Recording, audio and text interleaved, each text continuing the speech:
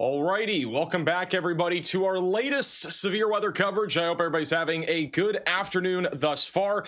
We have a pretty big day of severe weather ahead. We now have a new risk of severe weather for today, an enhanced risk of severe weather with all hazards on the table, including very large hail, damaging winds, and even the risk of a few tornadoes. It is expected to be a pretty active late afternoon and evening here across the Ohio Valley in the Midwest, so there's going to be a lot to talk about. Currently, we have 7 severe thunderstorm warnings. We have a tornado watch in effect for parts of the Ohio Valley, and then we also have a severe thunderstorm watch in effect for parts of the Midwest. For those that live here in Illinois, Indiana, or Ohio, it feels like deja vu because we just had an event like this only about 2 weeks ago where we had that large tornado hit Kankakee in Illinois. It ended up being almost a 1 hour long tornado. This is a bit of a different setup though, and we are talking about widespread potential of severe weather, but it should not be nearly as significant. However, there is still a risk of damaging winds, very large hail, and even the possibility of a few tornadoes, and an isolated strong tornado is going to be on the table. So let's jump into what's happening out there right now. And I do want to point out real quickly, going over to storm chaser Nick Gorman,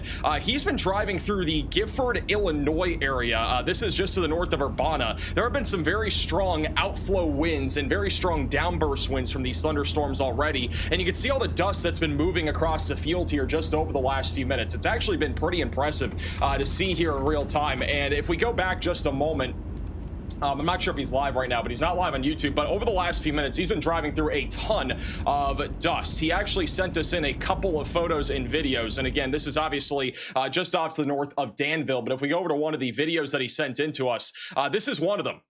And this is pretty intense conditions. Like this is what we're looking at right now, back over to the north of Urbana near Danville. And so very strong downburst winds right now are surging out from all these thunderstorms that are currently developing. And so we have this large field of dust basically going across the roadways. So if you're traveling right now near one of these thunderstorms, this is a real concern right now with all the wind that is, again, coming down from the storm. This is what we call downburst winds. They spread out, and that eventually will lead to the risk here of low visibility. And obviously in that case, it's only maybe about a tenth of a mile of visibility if you're lucky, so it's not great. This is also another video that he sent in to us. This is also from basically the same vicinity, and we also just got a new warning. There's a tornado possible tag. We'll talk about that in a second. Here's another video though from basically the same area, and notice how you can barely see anywhere out in front. You can see the power lines, but right down the road you can't see anything. So if you're traveling out there right now in the Midwest, this is a very real concern, especially if you are near fields that have a lot of dust. Obviously it's very early into spring,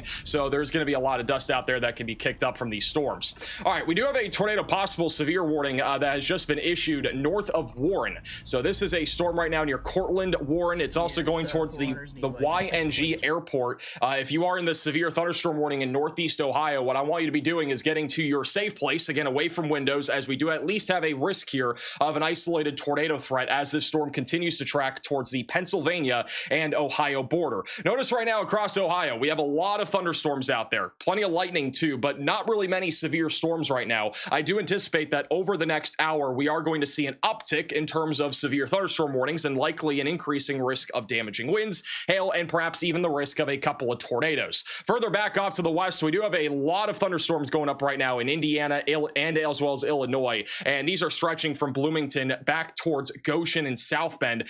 Generally speaking, the most significant storms right now are north of Logansport back towards Urbana, where the risk right now of damaging winds around 60 miles per hour and also the threat of large hail as large as the size of ping pong balls is currently falling. I do expect that this hail risk is going to continue to increase over the next hour. Most of the storms that are out there right now are still elevated. They are north of that lake breeze. They're north of our outflow that is shot out from these storms. And so a lot of these storms aren't really rotating right now. A lot of them are producing more of a 60, 70, 80 mile per hour damaging wind risk, less so of a tornado risk right now. However, that could change over the next hour as storms continue to evolve. And then further off to the west, this is where storm chaser Nick Gorman is and a bunch of other storm chasers. We have a bunch of storms that have been firing up right along this outflow boundary here, and you can see all the storms here. They're all moving west to east, and most of these currently are hail producers. But as you can see, again, with storm chaser Nick Gorman, there is just a ton of dust and dirt that is being kicked up from the strong downburst winds. So there is obviously a real concern here of low visibility for anybody that is driving out there. I don't see any features with this particular particular storm right now that make me think we're going to see a tornado in the next 15 to 20 minutes.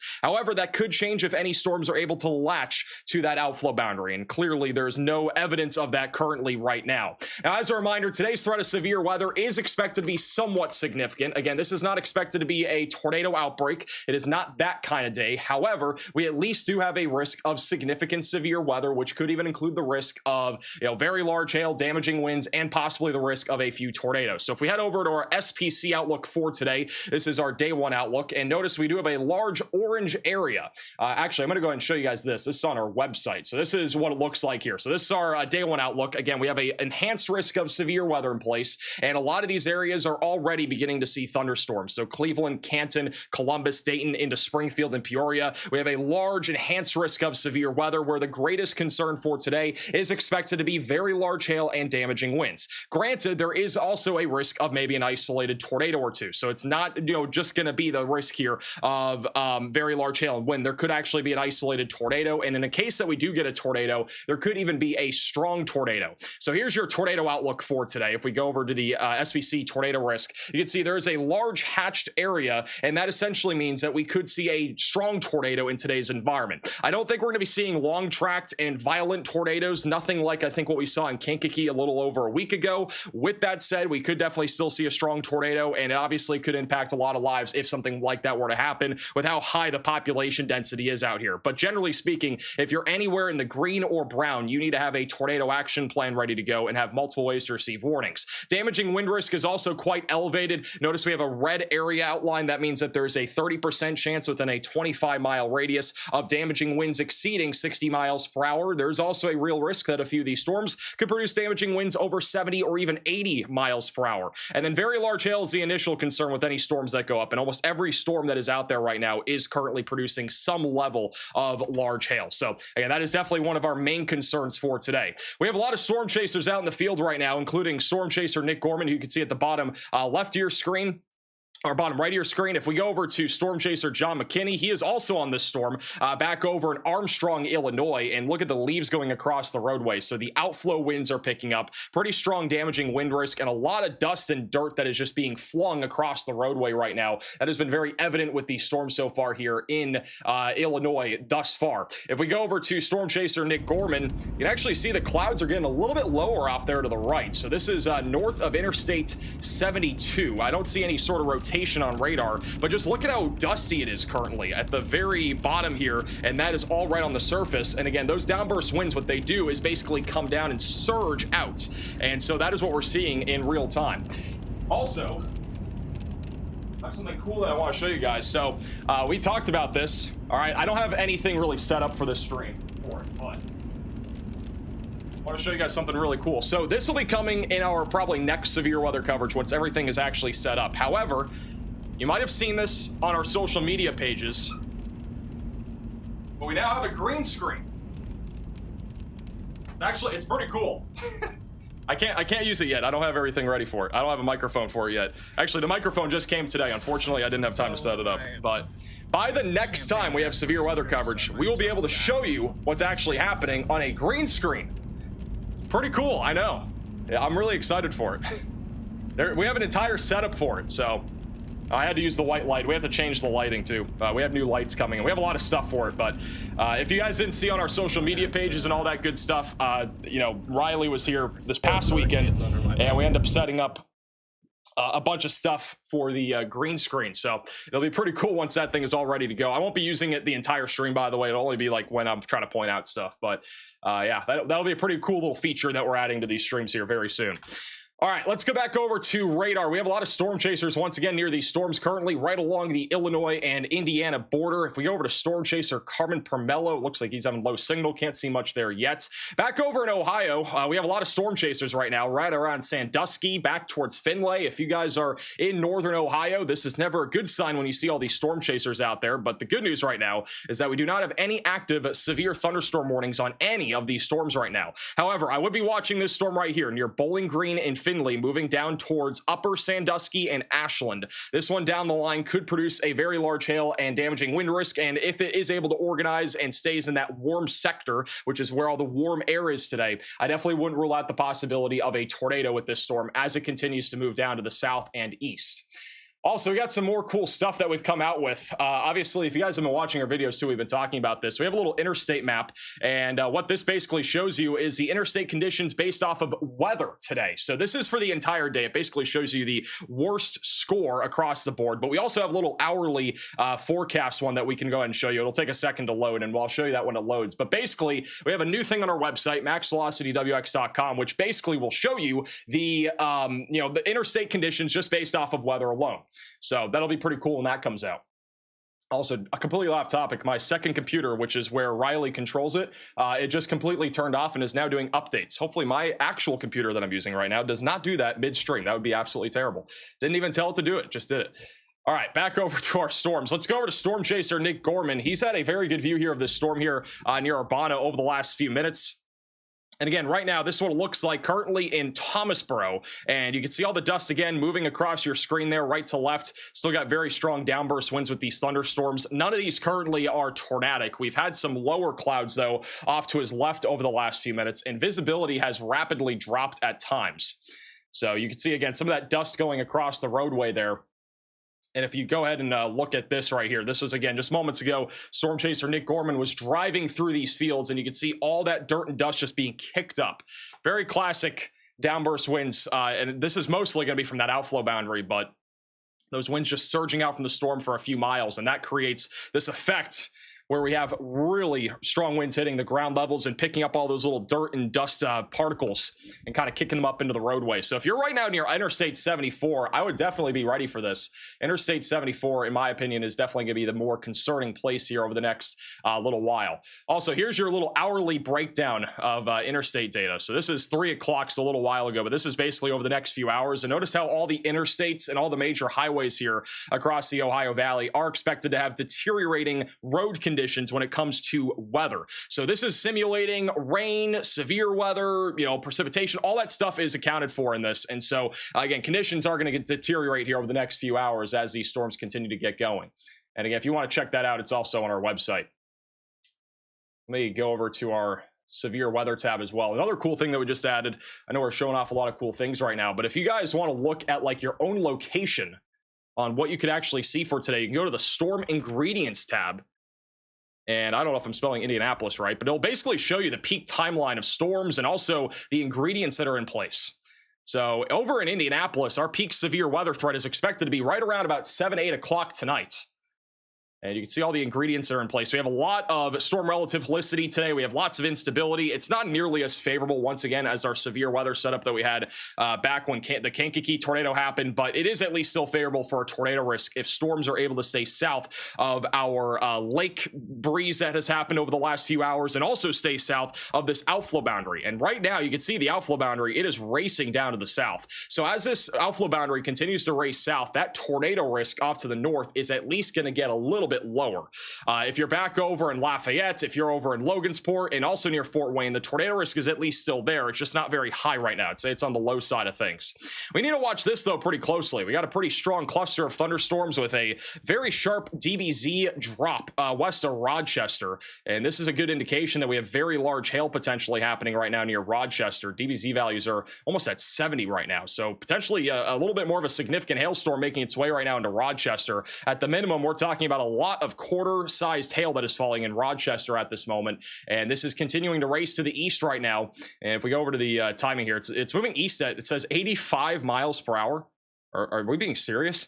Is this cluster of storms, apparently according to this warning, which actually might be, that's actually accurate, this cluster of thunderstorms right now is moving east at 85 miles per hour.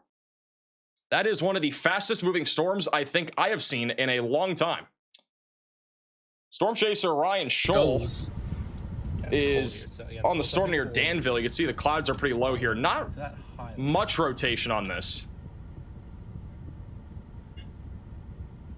I mean, there's always a chance that these storms get their act together, potentially.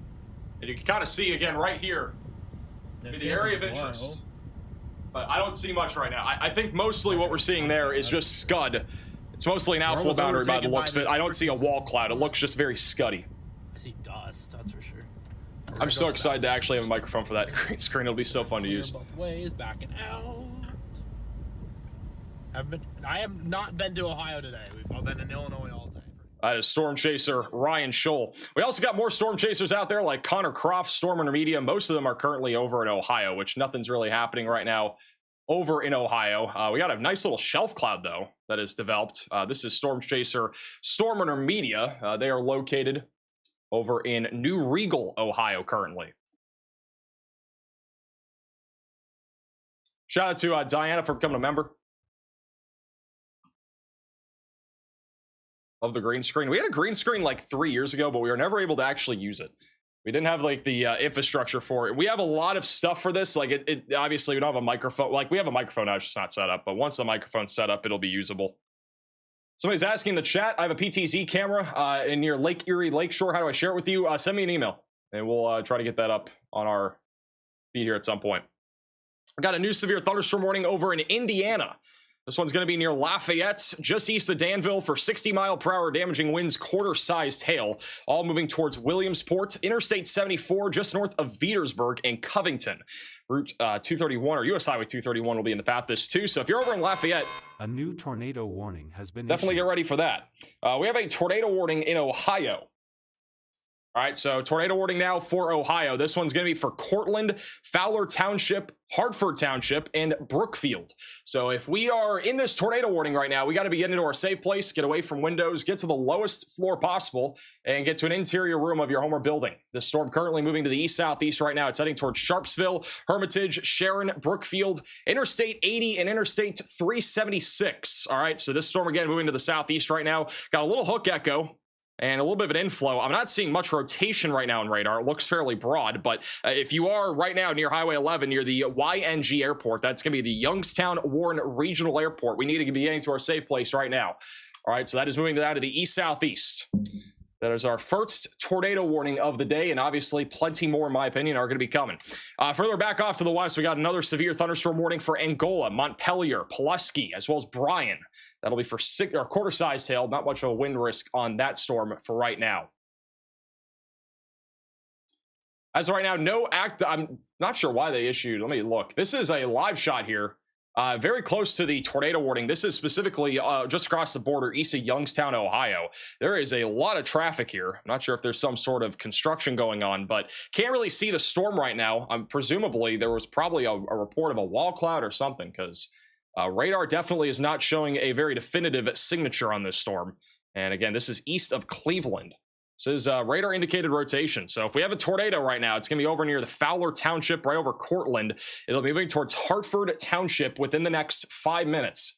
So if you're in Hartford Township, Ohio, we got to be getting to our safe place right now. If you're over in Reynolds Heights, Greenville, Hermitage in western Pennsylvania, I'll be getting ready for this storm.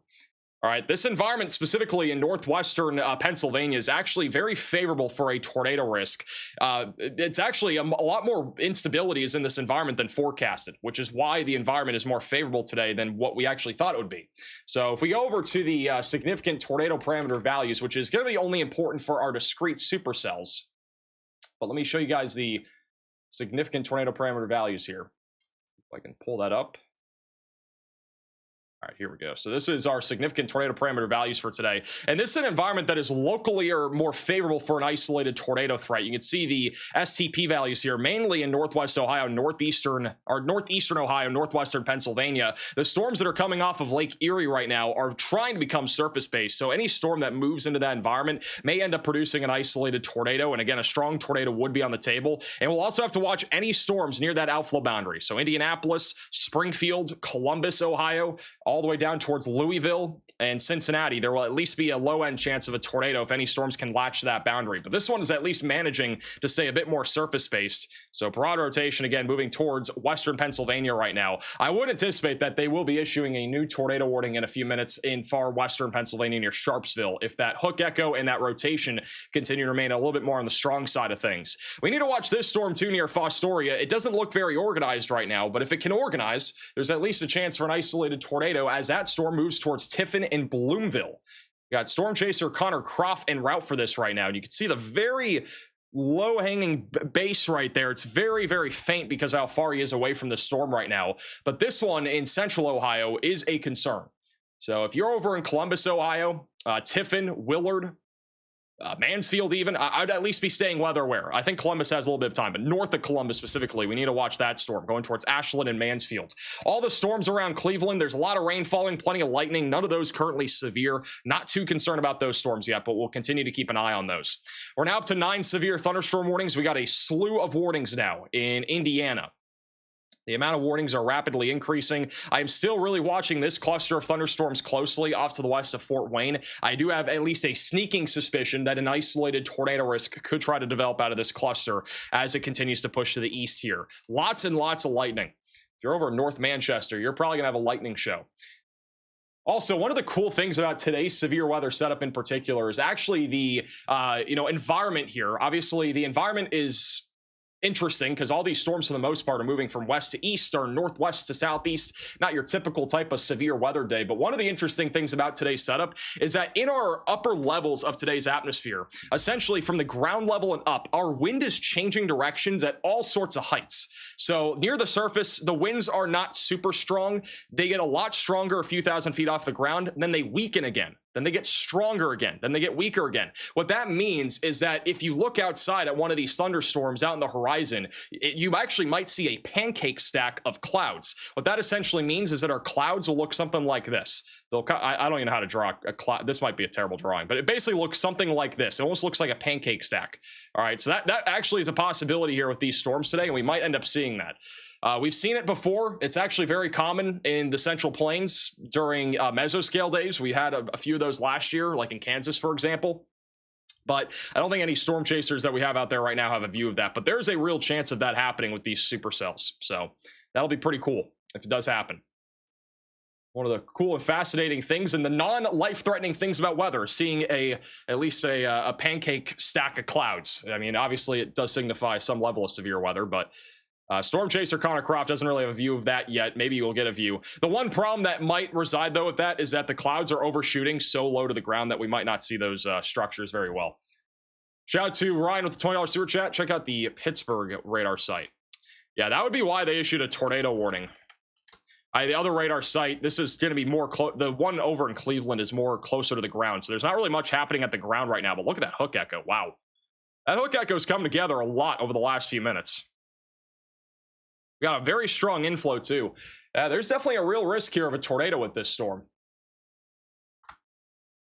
This is a very interesting storm right now. There's no doubt about that.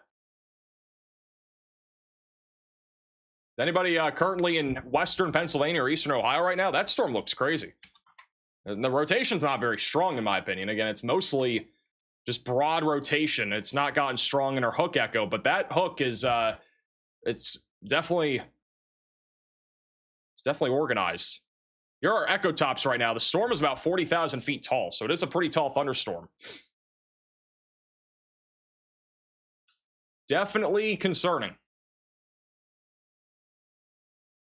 Definitely concerning. We're going to go and put a Storm Chaser Connor Croft bottom left of your screen. He's looking at that supercell over in northwestern Ohio near Findlay. That one's also towering up to about 40,000 feet. So these storms are definitely getting taller right now. We have a pretty strong storm in northern Indiana, northwestern Ohio right now, going towards Mount Pelier, Pulaski, Stryker, and Bryan. That is producing quarter-sized hail, lots of lightning. We got some thunderstorms also in southern Michigan. The good news right now is that none of these are currently severe. They're all strong storms with some small hail and gusty winds. Got a little bit of rotation, maybe trying to develop near Frankfurt. This storm needs to go further south. We got an outflow boundary once again kind of shaped up down here near Interstate 74 right now. If these storms can catch up to that outflow boundary, there would be a more elevated risk of a tornado. This is a view of that storm in northwestern Ohio. From Storm Chaser Connor Croft, you can see that base a little bit there on the left. Yeah, that might actually be over there. Getting close. Right there. We gotta fix the lighting, but looked red as a lobster there for a second. Alright, here's our base, guys. Starting to get a slightly deeper hail core on the backside of it, so we give it a little bit of time, might actually find On right of your screen is what that storm looks like. Doesn't look that crazy, but it's trying. A new tornado warning has been issued. All right, we do have a new tornado warning now in Pennsylvania. All right, so new tornado warning in Pennsylvania. That is going to be that same storm that we were just talking about. Again, this thing looks pretty nasty. It actually might be producing a tornado. This thing has gotten very organized over the last few minutes. So if we are in Mercer, Grove City, or west of Slippery Rock, Pennsylvania, you have to get to your storm shelter, basement, closet, or bathroom right now. You got to get to your safe place. This is a very dangerous storm right now that is moving down to the east-southeast, and it actually could be producing a tornado. You can see the hook echo. If we go back to the Cleveland radar site, that is a very tight hook and a very strong inflow. And again, if there were a tornado right now, it would be right near the Hartford Township. Velocities have gotten much stronger over the last few minutes. So this is a very dangerous supercell right now. Sharpsville in Pennsylvania. If you're in Hermitage, Sharon, we got to be getting to our safe place now. Again, get away from windows. Lowest floor possible. Get to an interior room of your home or building immediately. It's a very dangerous storm right now moving down to the east-southeast, and it could definitely produce a tornado at any moment.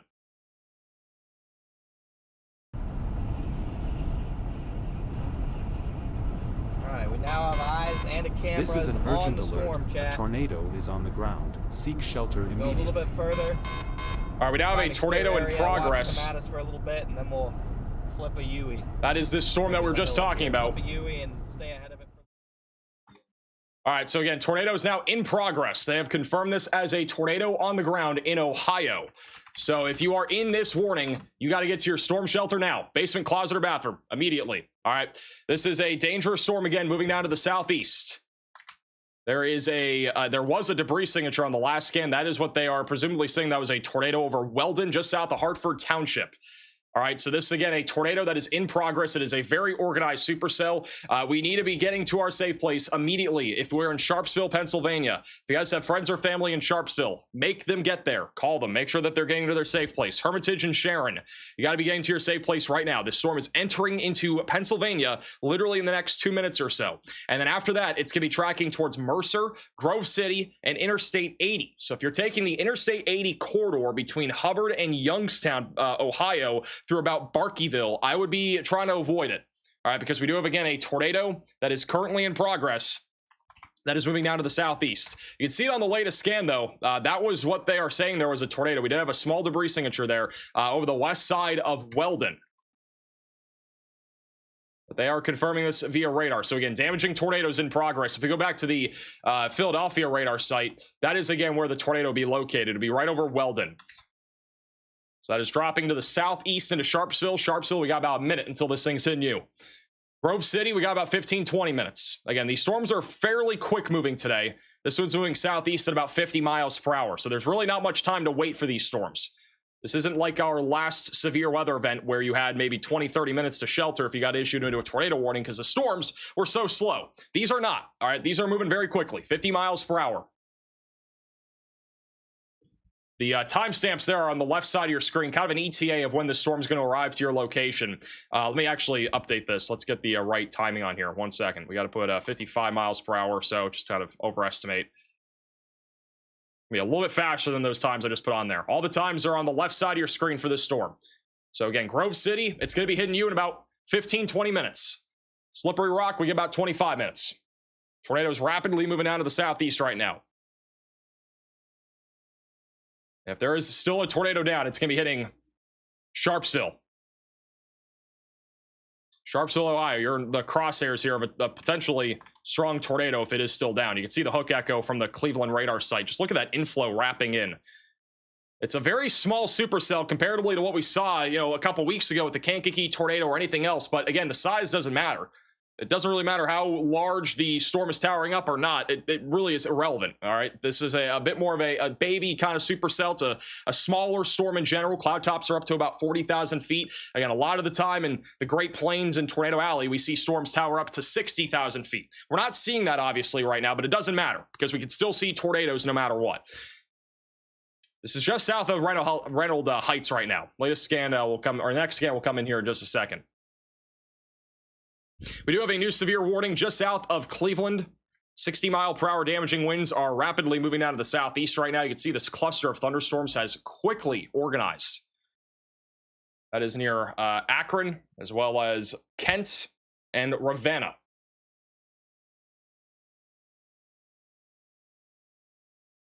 And we are watching this storm very closely near Fostoria in northwestern Ohio. Connor Croft, bottom left of your screen, is looking at that. That one has begun to rotate, so we are keeping close tabs on that. We have a new damage report out of Bruce Lake Station, Indiana, of a large tree down on State Route 17 and 1227 north. That is from this cluster of thunderstorms that is now moving towards Fort Wayne. So if we're in Fort Wayne, Indiana, if you're in Peru or Huntington, get ready for some falling trees, maybe in some flying trampolines too, as these storms continue to move down to the south and east. Over north and west of Indianapolis, we got several large thunderstorms going up right now. Most of them are producing quarter to $half size hail, 60-mile-per-hour damaging winds. Lightning, obviously, is a big concern here, too. Nothing currently tornadic, as this outflow boundary has continued to race down to the south, but definitely still not ruling out a isolated tornado if one of these storms can catch up to that outflow boundary. Going back to our tornado warning here in Pennsylvania and Ohio. Latest scan, not seeing anything definitively saying or showing that this is definitely on the ground right now. Let's go back to the Pittsburgh radar site. And this is our rotation from the Pittsburgh radar site. It is still broad. There's no greens and reds touching each other here. So there's not really a definitive couplet anymore like we did have a few minutes ago. But if we did have a tornado, which it's still possible there could be a tornado, it would be over the west side of Sharpsville. So this is moving into the west side of Sharpsville in Pennsylvania. Hermitage will be in the path of this in about a minute. This is near Bull Park. There's also a golf course that is basically in the direct crosshairs, assuming we still have a tornado here. The Craynax Lawn and Garden Center. There's also the Argaines Lounge, Eaton Park, Golden Corral on the north side of Hermitage. In the path of this, also the Applebee's Grill and Bar. Lowe's Home Improvement Store, too, on the west side of Hermitage. If there is a tornado, it'll be coming up into you guys right now. The latest scan, if there's a tornado, it's right over Sharpsville. Very strong inflow still coming into the supercell. Not seeing a debris signature, which is always a good sign. That means that there's likely no tornado, but can't rule it out fully.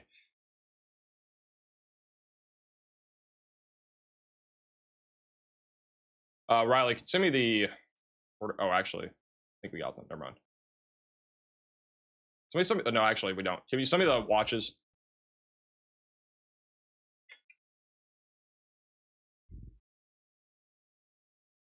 Most of Indiana's in EST.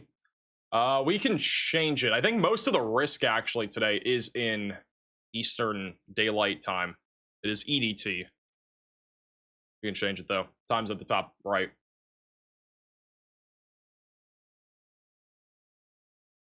Back to our tornado warning. The confirmed tornado warnings in Ohio. And that one's probably going to be canceled here in a moment. If there is a tornado again, it's now going to be in Pennsylvania. So it's going to be over Sharpsville, near Lamont Corners. It's coming up on that area right now. Mercer, it's going to be approaching you guys here soon. It's right now near US Highway 62. The RV Village Camping Resort is in the path of this. And guys, if you are in an RV park, if you are in a trailer home, mobile home, anything like that today, you should not be staying there if you are under a warning of any kind. All right, it's not safe. When we have damaging winds of exceeding 60 or 70 miles per hour, when we have a tornado that's on the ground, it's going to probably heavily damage that building, if not possibly destroy it. So you do not want to be caught in a warning here today, or even this evening, where you are living in one of those places or just staying there for the night and you get under a tornado warning, you have no clue what to do. Because at that point, a ditch is safer. It's not very safe to be in a mobile home if you're under a tornado warning or a significant severe thunderstorm warning. By the way, in northern Ohio and northwestern Pennsylvania, we do have a tornado watch that is in effect until 11 o'clock Eastern time. Right now, it's about 7 o'clock Eastern. We're approaching 7 o'clock. So we got about 4 hours for this risk. I think everybody in this chat and anybody watching the stream can handle 4 hours. It's not that long. All right, so if you're in northern Ohio, northwest Pennsylvania, as long as you are included in this tornado watch, you need to be staying weather aware and having ways to receive alerts. All right, a couple tornadoes are possible. Scattered hail to the size of 2 inches, and then scattered damaging winds up to 80 miles per hour is likely. And I'm honestly more concerned about this damaging wind risk with the storm that is currently making its way across Akron and as well as Kent right now. You can see the velocities here. They've gotten a little bit brighter, which means the winds are picking up. On radar, they're measuring about 50 miles per hour, but they could continue to get stronger. We also have a severe thunderstorm watch. This one includes almost 8 million people. That one goes also until 11 o'clock, but this one's in Central Daylight Time. So it'll basically go until 12 o'clock Eastern for Fort Wayne, Indianapolis, Champaign, Springfield, all the way into Quincy, where a couple of tornadoes, scattered tennis ball-sized hail, and also scattered damaging wind gusts up to 80 miles per hour are likely. Luckily, school is mostly out. I think most of the only activity, it would only be out after school activities, I think, right now. So I don't think there's any ongoing, school anywhere. I think it'll be mostly after school activities. So most of the school buses are hopefully off the roadway. This storm over to the northwest of Indianapolis looks pretty significant right now. See the velocities. They are surging right now near Frankfort. You got an outflow boundary right here. Wind is surging from this storm right now near Interstate 65. We got to watch this one really closely because it is producing a major threat of wind right now near Lafayette. Just east of Lafayette. There are some cameras out here that I'm trying to see if we can get pulled up. But there could be a serious wind threat right now, and if there's any sort of large fields, it's going to kick up a lot of dust and reduce visibility very quickly. Frankfurt would be the one place, and it looks like that camera is currently down. There are some near the highway that are working, so we'll keep an eye on those. Riley has an update. Go ahead, Riley. Hey Max, looks like this tornado warning was actually observed because a funnel cloud report that just came across the nearest ASOS station. So hopefully there was never a tornado on the ground with this, but there was at least a funnel cloud with it. Alrighty, thank you, Riley, for the update. So by the sounds of it, we had a tornado warning, or confirmed tornado warning because of a funnel cloud. Over the last few minutes, the rotations remained on the broader side of things. The hook echo is not nearly as defined. If we have a tornado, they're going to be right over Hermitage, moving towards Carbon, Bethel, Indian, Run, and New Wilmington. We also have a new tornado possible severe thunderstorm warning. It's a really large warning. Montpelier, Bryan, Archbold, Napoleon, Providence, and Defiance. If you're in any of those areas, we got to get ready for this. All right, 60-mile-per-hour damaging winds, half-dollar-sized hail, and a tornado possible tag is on this. I'm watching this right here near Blakesley. Got a hook and also an inflow, and there's actual rotation on this. Most of the back end of this thunderstorm is elevated, which means the clouds are going to be further off the ground. They're not really going to be producing any sort of tornado threat, but right near where that outflow boundary is, which is likely about here, you could see that storm there, the hook echo. It's actually forming, and we could actually get a QLCS tornado with this. Also, look at this. This is a pretty crazy look at a rain shaft right now. From storm chaser Nick Gorman. He's over in Urbana near Champaign, Illinois. That is all the rain that is coming down from one of these storms that's gone up, and the downburst winds are spreading that out a little bit. Not seeing any major signs of hail right now, but the one big concern with these storms today is going to be large to very large hail.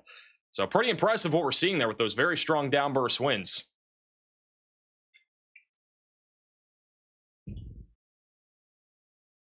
We have about a dozen storm chasers out here today. Here's that latest scan on this storm in northwestern Ohio. That little area of rotation brought down on the latest scan, but it's probably going to try to cycle and produce a tornado. Again, going towards Providence and Napoleon right now. Going right along Interstate 8090, moving to the east.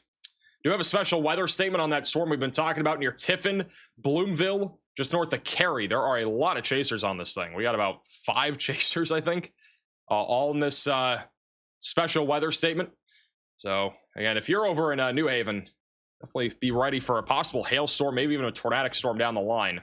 Storm Chaser Storm Intermediate is driving through this thing right now, and it's raining. Don't see a whole lot of hail right now. It's mostly rain right now. Going back to our tornado warning in Pennsylvania, the latest scan.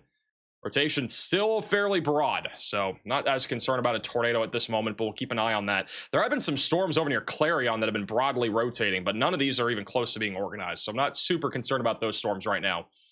But we'll continue to keep tabs on them in case they do anything as they move into central Pennsylvania. Hey, Gage, for the super chat. I think it's a cool feature, and it basically sweeps around the map. Whenever it updates, it'll basically update in real time, so I think it's worth it. But I'm also a weather geek. I think anything's worth it when it comes to weather. I mean, if you guys haven't seen our website, obviously, I think I think the weather geek stuff has really come out in the last like few weeks, because we've like all these pages that you see on the website here under the weather tab. I have added freezing temperature outlooks, perfect weather outlooks, a misery index. Somebody recommended doing that. Aviation weather. We have road conditions.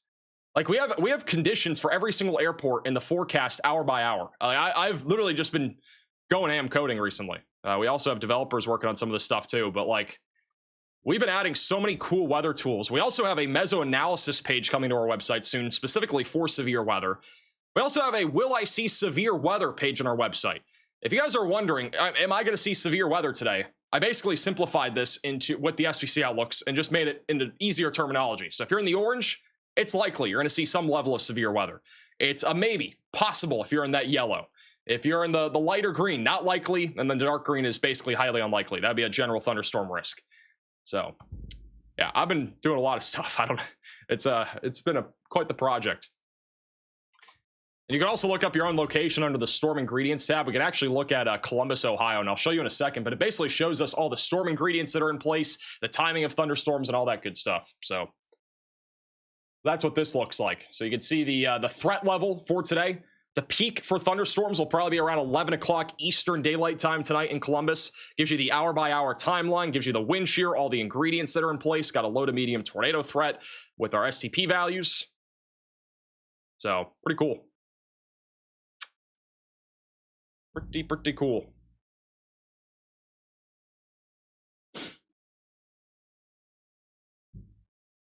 Replace maybe with possible. I probably will. I think possible makes more sense. The severe thunderstorm warning near Akron is still ongoing. Again, 60-mile-per-hour winds are the greatest concern. We do have a much stronger area of wind developing just west of Kent State University. About 60-mile-per-hour damaging winds right now are moving to the southeast. I would expect a new severe thunderstorm warning in a moment, heading down towards Rootstown, Brimfield, Atwater, and Hartville. All right, so that's all moving to the southeast right now, eventually going towards Sebring. We have a brand new severe thunderstorm warning. This one has a tornado possible tag. That'll be for Portland, Bluffton, Decatur, just north of Marion near Interstate 69 for 60-mile-per-hour winds, quarter-sized hail. This is quickly moving out to the southeast right now. Not really a whole lot of rotation on this at this moment, but there is a boatload of lightning on this storm.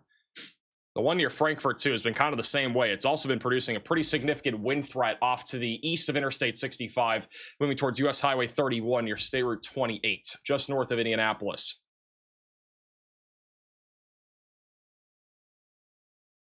Here are some of the videos that we got from earlier, not too long ago, from Storm Chaser Nick Gorman, just before we went live over in eastern Illinois. And this is one of the concerns today. I know some people in the chat have been saying, I just saw a tornado, or I saw some crazy dirt being kicked up. Not sure what this exactly was. And again, what you're looking at here is not a tornado. It is the downburst damaging winds that are coming down. A new tornado warning has been issued. So that is what's going to lead to very low reduced visibility, down to maybe a couple hundred feet if you're lucky. So it can get very dangerous when we get downburst damaging winds out in these fields, because it gets very difficult to actually see stuff. New tornado warning north of Crawfordsville, northwest of Indianapolis. That is a area of rotation there, north of Interstate 74. If you're in this tornado warning, you got to get to your safe place now. Get away from windows, get to the lowest floor possible, get to an interior room of your home or building. Storm Chaser John McKinney's bottom right of your screen. He is currently located near Covington, and he's moving directly towards that storm. So if you're over in Indianapolis, we got to be staying alert right now. All right, these storms are trying to organize. They're right along the outflow boundary. I'd be watching this one too, near Frankfort. Any storm that's able to latch to this outflow boundary is going to try to wrap up and produce a tornado. And with today's environment, there is a lot of rotation in the atmosphere. We got very strong and very high amounts of storm relative helicity, which is basically rotation in our atmosphere. Significant tornado parameter values, they're around 1 to 3. They're not super high, but they're at least high enough and capable enough to produce a risk of tornadoes if any storms are discrete. So again, we need to be staying alert right now anywhere in this circle over the next hour or two. A more heightened tornado risk is trying to develop with these storms moving to the east-southeast. But that one in particular, that rotation's gotten a lot tighter over the last few minutes. I know it's off the hook echo, but we definitely could see a tornado, maybe in a land spout there near Wingate. We got several storm chasers that are not too far from this. John McKinney is the closest one. Let's see if we can get the traffic cam up on here.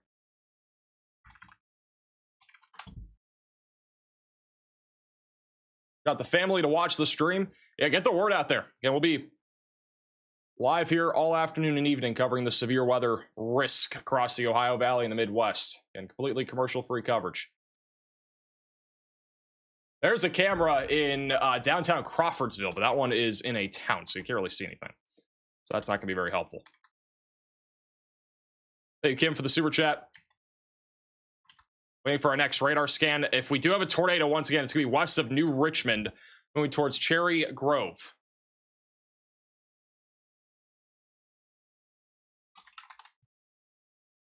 Is there a tornado on the ground in Mercer County? There's not anything confirmed as of right now. That tornado warning actually was canceled. So they've gone ahead and fully canceled the tornado warning in Pennsylvania. There is a little bit of rotation currently south of Sugar Creek, Pennsylvania. There's a little bit still near Mercer. So I'd still be staying aware if we're in Mercer, Pennsylvania, or south of Sugar Creek near Monroe, because these storms, again, are still rotating. And if any of them are able to mature and organize again, like the one north of Sharpsville was about 15-20 minutes ago, there is a real risk of an isolated tornado. But gusty winds, some small hail will be the main concerns. The one near Akron, south of Kent, there's a little hook developing on this storm now, right on the south side of Kent State University. It is now outside of our severe thunderstorm warning polygon, but we need to watch this one. It's a very tiny storm. It's a very populated area, though, near Rootstown. Go over to the Echo Tops.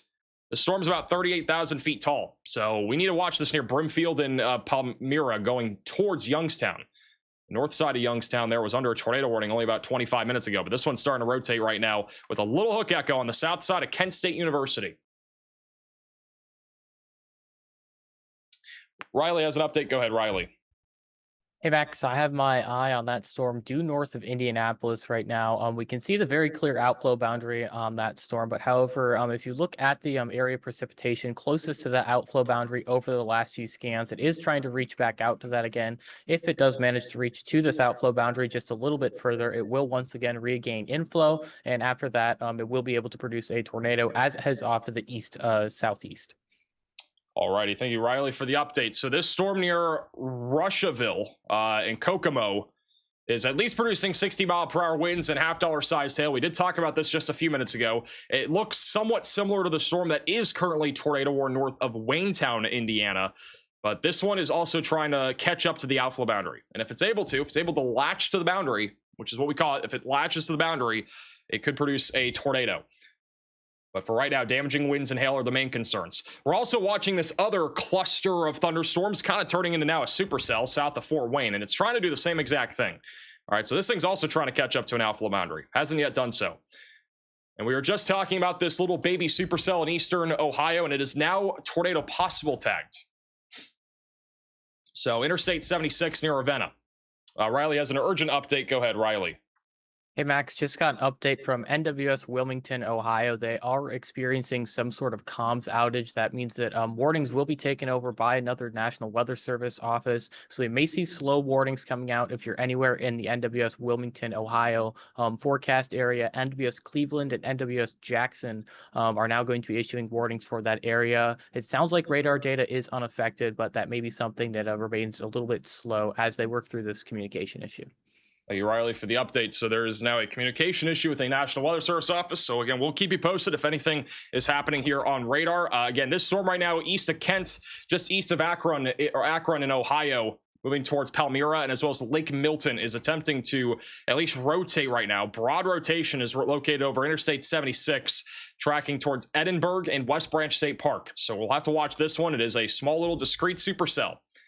Anything discrete is never good. So hopefully that thing is not going to organize. The storm over near Tiffin, Ohio has completely died. So that one's is struggling. That's what it looks like out there right now. Storm chaser Connor Croft, very low visibility, only got about a mile of visibility. Very moist in this area. Temperatures and dew points are obviously very close together. But on top of that, there's just a lot of rain falling, so visibility is going to be a little bit reduced. Another severe warning north of Indianapolis. This one's going to be for Thorntown, Lebanon, south of Frankfurt. That'll be for 60-mile-per-hour damaging winds, quarter-sized hail. There's also a tornado possible tag on this. And again, they issued a tornado warning about 10 minutes ago or so for this area of rotation. This one's going to be hard to keep up with for any storm chasers. John McKinney is racing to stay on this, but look how fast it's moving. It's moving 60 miles per hour to the east. It's going basically as fast as you can drive on Interstate 74. So John McKinney is trying to catch up to it. He's trying to see if we can get a view of it, but it's going to take a couple minutes with how fast these storms are moving. We had some sort of emergency response. Oh, I guess we missed it. But apparently there was some sort of emergency response over New Regal, Ohio. Not sure if that's related to weather or not, but fine, Riley. Thank you, Concepts for the super chat. Watching in Cook County, Illinois. Keep us posted. We'll keep you posted. We had a decent little hailstorm move through the southeast side of Cook County earlier. Right now, it's mostly just strong storms. We actually got a big storm right now on the southwest side of Chicago. Look at that thing. Not rotating or anything like that, but hail is definitely a concern with these storms. Probably got a lot of P to nickel-sized hail falling near Bolingbrook, going towards Oaklawn and Orland Park. Just about a week or two ago, we were covering a possible tornado there near Orland Park. We have a new damage report out of Bloomington, actually specifically in Normal, Illinois. According to broadcast media, there was a snapped power pole. Got a lot of quarter-sized hail reports as well. This is what it looks like on that tornado warning cell. Storm chaser John McKinney has a little view there of a lowering on the left. That's the area of interest. So he's trying to zoom into that.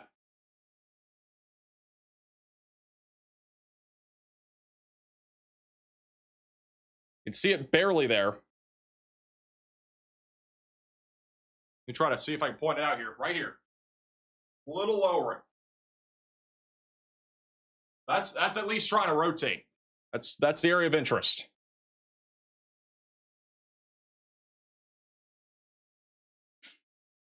You can see a little bit more clearly now there in the middle. That would be the area of rotation here on this tornado warning northwest of Indianapolis. We got about 5 minutes left on the tornado warning. You can see the surge of wind. That would be really the biggest concern right now is the damaging winds. Bro, unlocked a new area? I did. Again, we're working on stuff for this. I'll be able to actually be on the green screen for longer and actually talk to you guys on it, but that's not going to be until this weekend. So by our next severe weather stream, it'll be much more advanced. It's very basic right now. Locked in on it right there, maybe. I think that is the feature that we are. So that's the area of interest. So keep an eye on storm chaser John McKinney. You can see on radar right now, very strong winds moving into Cherry Grove, north of Crawfordsville, Indiana. Velocities are actually up to almost 80 miles per hour. So there is a real risk right now of significant damaging winds moving in the direction of Indianapolis. Is anybody in the stream right now tuning in from Indianapolis or in the central Indiana area?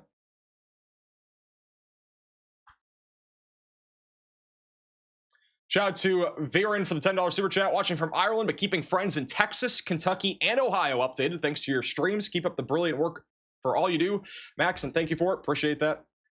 Glad you're keeping your friends and family safe out here. Good news is Texas isn't in the risk, but we do have Kentucky and Ohio to watch for. I don't think Kentucky's going to see much. That would be late tonight.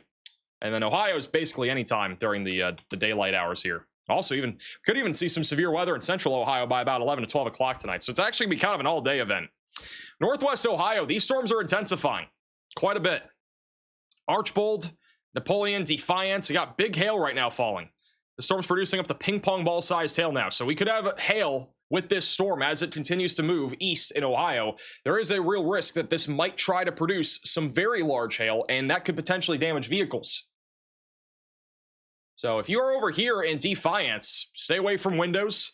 The other thing, too, is when these hailstones are falling out of the sky, they're not going to look like basketballs like I'm drawing here, but they'll be falling out of the sky. The winds are going to be pretty strong with those 60-mile-per-hour winds. That hail is going to try to propel into windows. So your window could end up shattering from a hailstone flying from left to right if the hail gets large enough. So Defiance, Napoleon, we got to be ready for that. That's US Highway 24. This storm shape looks kind of crazy over here south of Fort Wayne. producing some pretty large hail right now south of Huntington. We got a little correlation coefficient drop, mostly $quarter to $half size hail, probably a high quantity of hail falling going towards Bluffton and Byrne. Got a lot of lightning, got an inflow coming into the storm too. Velocities aren't super strong, so tornado risk is not very high right now, but we will keep an eye on that. Got about 2 minutes left on this tornado warning near Cherry Grove. We'll see if they issue a new one. I would say probably not. I think they'll probably at least just keep it a more significant severe thunderstorm warning, but we'll keep an eye on that. Again, that one's going towards Noblesville and Fishers in about half an hour. I do want to remind you guys that, again, these storms are fast. They're not moving slow today. Most storms out there are moving east at 60 to even in cases 70 miles per hour. This one right now over south of Fort Wayne, this one's moving east at 65 miles per hour. So these storms are ripping right now from west to east. They are moving so fast. So you're not going to have a whole lot of time between you getting issued into a warning to when a storm's actually hitting you. So keep in mind that with how fast these storms are moving, you got to be prepared ahead of time. Because like this storm right now north of Indianapolis, right, it's only about 45 miles away. It's only about 45 minutes out with the current speed it's going. So there is a real concern that these storms are moving so fast that some people might end up being caught off guard. Riley has an update. Go ahead, Riley. Hey, Max, have an update on that communication outage from KILN. It is actually starting to impact radar data. It's impacting 4 different radar sites. So the main WSR 88D from KILN will be offline, as well as terminal radars TDAY, TCMH, and TCVG. So basically anyone in southern Ohio, we're now in a radar dead zone, and even parts of southern Indiana as well. There's no radar sites that are operating and no expected return to function. Thank you, Riley, for the update. That ain't good. So we have 4 radar outages right now in central and southwestern Ohio. This has nothing to do with your radar app. It has all to do with the radars not working that are on the ground. Keep in mind, these radars, they're actual beams and towers that are on the ground. They're not like a virtual thing that was made up. You know, this isn't, I don't know, some random thing that you would find in a video game. This is actual stuff. So it's actual data being transmitted, and it's not being transmitted right now. So we have problems with radar sites. Luckily, we don't have any storms in this area right now, but if these storms were to impact these areas, it's going to arrive in about maybe 2-3 hours. So not necessarily a good thing, because we'll have a much less ideal look at radar essentially.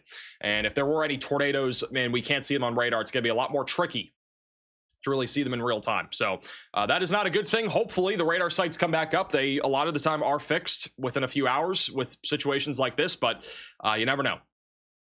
4 separate radar sites all out though. These ones here, these are all terminal radar sites, so they cover localized areas. This is really the big one though. That one covers a much larger area. And to begin with, you know, central Ohio has a huge radar hole. That radar site there in Columbus means a lot. So hopefully it comes back. All right, tornado warning has now been canceled, or at least allowed to expire here north of Indianapolis. We still have a pretty significant area of wind right now surging down to the southeast, moving towards State Route 32. Lebanon and Thorntown are in the path of that right now. We are keeping an eye on the storm near Mount Pelier right now in eastern Indiana. There's actually a little rotation right now south of Lancaster. It's not super strong, but a little bit of broad rotation. Just crossed over Interstate 69. That is going towards Nottingham, Pennville, and Geneva. Portland's also in the path of that. So if you're over here near the Ohio and Indiana border, we should be getting ready for this storm. Damaging winds and hail are the main concern. There's at least an isolated risk here of a tornado as this storm continues to race to the east-southeast. Storm chaser John McKinney is approaching this really crazy-looking storm right now near Crawfordsville. Got a little bit more of the structure now. Again, visibility is not ideal, but you can see those large cumulonimbus clouds towering up.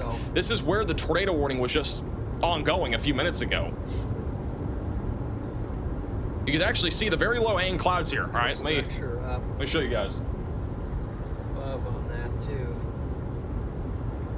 This is the best looking. You can barely see it right here. I've seen. A very low cloud deck right there.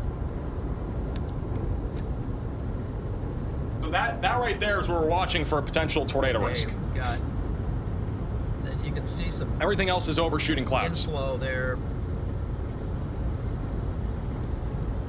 coming from the dark cloud underneath, and then. So that is definitely, again, this is a storm that we need to keep very close tabs on. They have just issued a destructive severe thunderstorm warning for this storm. Here. All right, we have a destructive severe thunderstorm warning for this storm now. That is for 80-mile-per-hour damaging winds, quarter-sized hail. There is a tornado possible tag on this. So we have 80-mile-per-hour winds with this storm right now. This is a very dangerous situation right now for Crawfordsville. This is, again, a destructive storm right now. Moving to the east-southeast. If you are in a mobile home, you got to be getting to a ditch or a sturdy structure. There could be very significant damage with this storm. It is basically going right along Interstate 74 right now. Storm chaser John McKinney is very close to that area of wind, so we'll see it here in a moment. Moving towards Thorntown and Lebanon. Keep in mind, again, this storm is moving east at about 60 miles per hour. That is very fast moving. A new tornado warning has been issued. This is a very fast moving storm right now. And my program just broke. 1 second. We also have a new tornado warning in Alexandria. All right, so this could be north of Indianapolis. Brand new tornado warning. If you're in Tipton, Elwood, or Alexandria, you got to be getting to your safe place now. Get away from windows, get to the lowest floor possible, and get to an interior room of your home or building. Got a little hook echo here. Strong area of inflow coming into the storm. Rotation isn't super strong here, but keep an eye on this. It was rotating a little bit more a couple scans ago. So Tipton, Elwood, and Alexandria. You got to be in your storm shelter, basement, closet, or bathroom. Get away from windows and get to the lowest floor possible. This is, again, radar indicated rotation moving to the east-southeast. We have a severe warning for Bluffton and Montpelier. We're still keeping an eye on this. There's a broad area of rotation that has crossed over Interstate 69, moving towards Geneva, as well as Portland right now. So that storm might try to do something too. I am very concerned, though, for the Indianapolis area. This significant storm producing 80-mile-per-hour winds is heading right towards that area. Generally speaking, this storm will arrive to the north side of Indianapolis in only about 30 to 45 minutes. Thorntown, this is going to hit you in about 10 minutes. You got Lebanon in about 7:37, so it's a little under 20 minutes from now. So yeah, this isn't good. North side of Indianapolis, we got significant damaging winds coming your way right now.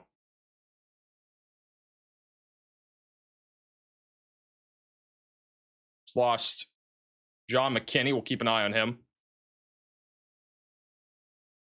John McKinney should be back in a second. Got Carmen Pomelo bottom right, too, who's on the back side of the storm. Thank you, Ann, for the $10 super chat.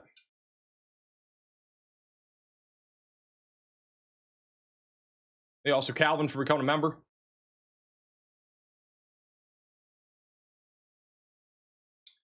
Real quickly, back over to Ohio and Pennsylvania. We have had some storms rotating. The main one that we've been watching is the one near Grove City, Pennsylvania. Still a broad area of rotation. That one went over Mercer. This one did produce possibly a tornado, if not at least a funnel cloud earlier. It was tornado warning near Sharpsville, but this storm is not as organized as before. We're still watching a low tornado risk near Grove City, Clintonville, Eau Claire, and Harrisville, just north of Slippery Rock. Outside of that, in northeast Ohio, we had a organizing supercell west of Boardman and east of Akron, but that one has actually weakened over the last little while. Large cluster of thunderstorms from Cleveland down to Mansfield, mostly gusty winds and small hail. The storms in northwestern Ohio have been pretty intense with damaging winds, large hail. There's also a tornado risk that does exist with these storms. They are pretty intense right now, though. Bowling Green, Findlay, Ottawa, Fremont, and Upper Sandusky. We got to get ready for this because it's a very intense cluster of thunderstorms producing numerous to widespread damaging winds, hail, and also the risk of an isolated tornado or two. We're up to golf ball sized hail right now near Napoleon. South of Fort Wayne, we got an area of rotation that is still trying to wrap up right now near Montpelier, going down towards Portland and Geneva. So this storm is still trying to produce a tornado. And then down near Alexandria, this one here is still, it just got tornado warning a few minutes ago. Broad rotation over Tipton, moving towards Elwood. That one's still trying to do something too. I just realized I do not have our radio program open. If anybody's trying to communicate with me or not. Probably a good idea to be on this.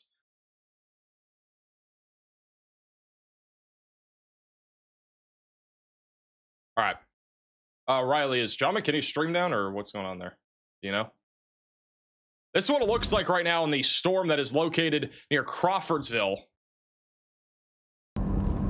So this is the one that is producing 80-mile-per-hour damaging winds. And again, you can see that large shelf cloud that is extending out. right along Interstate 74. This is a very fast-moving storm, so obviously it's going to be hard to keep up with for any chaser, but storm chaser John McKinney and Carmen Permello are currently on it. Hey, Blue Cat for the sewer chat. We got marble-sized hail and the wind suddenly crazy loud and completely stopped 4 minutes after south of Pleasant Lake at 640. Was that tornadic? Probably not. Guess you're talking about Pleasant Lake, Indiana. If you're talking about this area, this is just a large cluster of thunderstorms. I mean, there's actually a possibility there was a tornado, but it's hard to tell. I mean, this is, again, with any cluster of thunderstorms, damaging winds usually the main concern, but we can get embedded tornadoes in the line. And with the radar sight view that we have right now, it's not ideal to see any tornado with this, but you can actually see the inflow down here. You can see another little inflow notch there and a couple little hooks. And so those are where we could see tornadoes embedded in this cluster or line of thunderstorms. But again, generally speaking, it is hard to really see a tornado in real time with a line of thunderstorms. We end up having over 20 tornadoes the other day when we covered this large, moderate risk of severe weather in the Ohio Valley. We had like 20 tornadoes, I think, and we didn't see a single one on radar. We only saw one visibly, and then outside of that, everything else, there's no debris signature or anything. So QLCS tornadoes, those are very difficult to actually see on radar in real time. Also, shout out to Ann for the $10 super chat. Where in Ohio are the radars out? All the radar sites here in central and southwestern Ohio are currently out.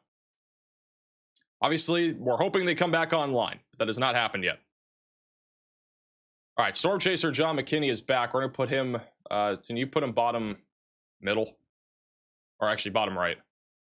Put him slot 3 when he comes back. So Storm Chaser John McKinney is back. He is on this destructive 80-mile-per-hour severe thunderstorm. See the shelf cloud there on the left. He's kind of going almost underneath it right now. Wow, look at that. That is a beast of a storm. So this one was tornado warned not too long ago.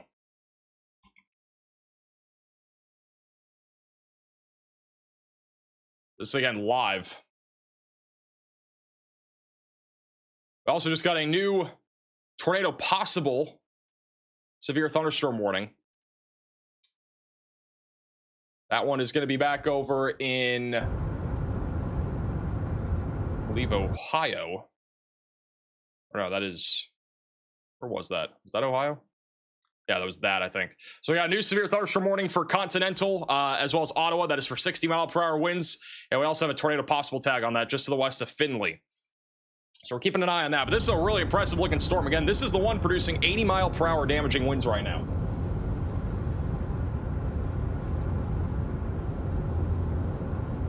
Not really a definitive area of rotation, but we'd be looking here. Right down here for a possible tornado threat. That's the area to look for. Otherwise, it's a large shelf cloud. Going on it. All across the screen here. So down under that base there at the bottom, that's the area of interest. So it's kind of pointing down there at the lower half there. That's the area of interest for maybe a possible tornado threat. Otherwise, it's mostly elevated. Don't have a definitive wall cloud right now, but that's the area of rotation we'll be looking for.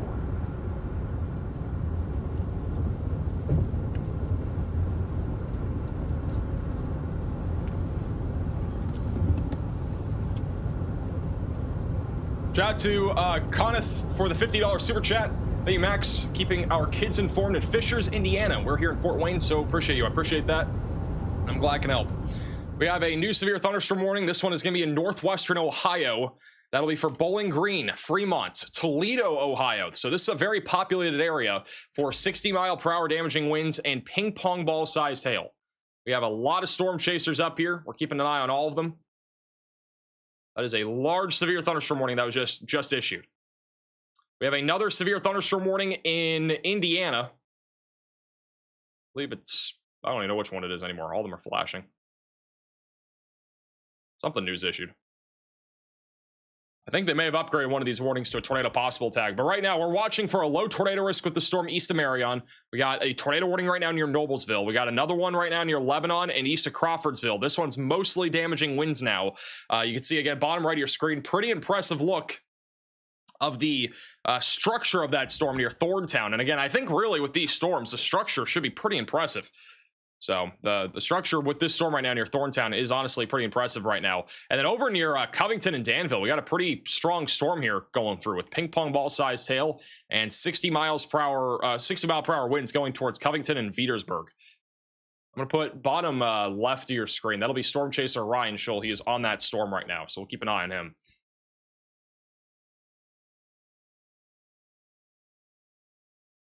As a reminder, our risk of severe weather today is a level 3 out of 5. It is an enhanced risk of severe weather. All right, so we do have an elevated threat of severe weather for today. Actually, before we do that, look at this. That is impressive. It's near Thorntown, Indiana. I'd say more than anything, that is just kind of scary looking clouds. But that looks interesting. It's getting a little rough coming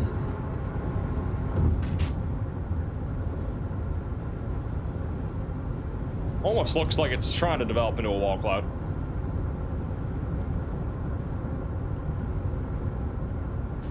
Not really a whole lot of rotation on this Just storm. west of Indianapolis right now. And so is this storm. I would call this scary looking clouds more than anything. Also, that thing that looks like a funnel on the top right, I'm pretty sure that's some sort of reflection. It's not a funnel. Do anything bad as it coming into Indy.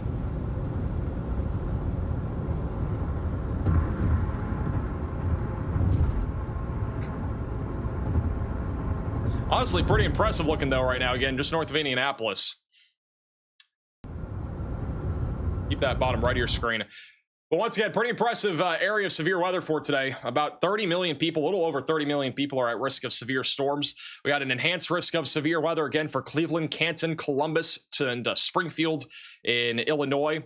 The damaging wind risk again is really the big concern for today. If it loads here, but it's a large hatched area for damaging winds, which does not look like it wants to load.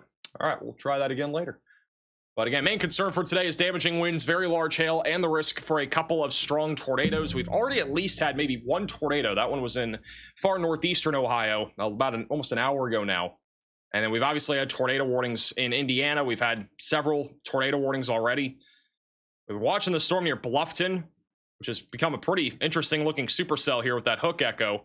It's fully wrapped here near Mount Pelier, but the rotation's still on the broader side of things. The one big problem with these storms right now is the outflow boundary, and there's also a pretty sharp temperature and dew point difference, basically meaning the spreads near the ground are not great. Our temperature is really hot. It's like in the low 80s. The dew points are around 55, 60. So it makes it hard for saturation to get closer to the ground, making our cloud tops or our cloud base lower. And so the higher our cloud base is, the lower chance of a tornado there is. And right now they're not overly low to the ground, at least over in this particular area. So that one's struggling a little bit, but if it can organize, it is moving southeast. We've had some rain, cool air get out in front of it. And if that happens, it'll cool down the atmosphere and we could see a tornado risk make its way down into western Ohio here in the next hour. That supercell will be tracking towards Columbus, Springfield, and Dayton. Let's see if we can see anything on this cluster of storms. Wow. Somebody put, or actually I can do it. That is a really impressive view of this storm here. It's over near North Baltimore in Ohio. Look at that shelf cloud right there. So this is the leading edge of our damaging wind threat in northwest Ohio. We had a view of it there for a second. We'll keep it bottom middle of your screen, but that's a pretty impressive view of that storm right now.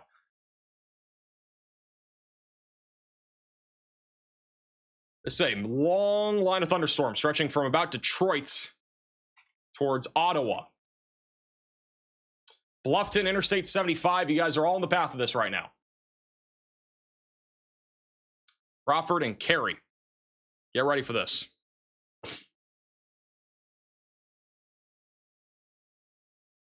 Thank you, Veer, for the super chat. Just force my friends in the States to sign up for your alerts. Thank you again for helping keep them safe. I appreciate that. Thank you for the super chat. Thank you also, Ben, for becoming a member. 70 miles per hour. It's probably near 70. The warnings here are all for 60 near Toledo and Bowling Green. Is anybody tuning in right now from Toledo? Is it really windy out there? I know we got, Toledo getting hammered right now, at least with some heavy rain, lightning. I think the more intense area of wind, though, is going to be south of Toledo. It's probably going to be this right here. We also got a very large hail core north of Ottawa, going towards Bowling Green and Findlay. If you've never seen the underneath carriage of a line of thunderstorms or a shelf cloud, that's kind of what it looks like. You can see the overshooting cloud tops there at the top right. And kind of underneath that, that's the shelf cloud. Some people are saying in the chat that hail is falling in Toledo. Also, if you guys have photos and videos from these storms, you can send it in to us on our website, maxvelocitywx.com, excuse me. You click the submit a report button and you can submit a photo or video. And you might even be shown on stream. Look at this.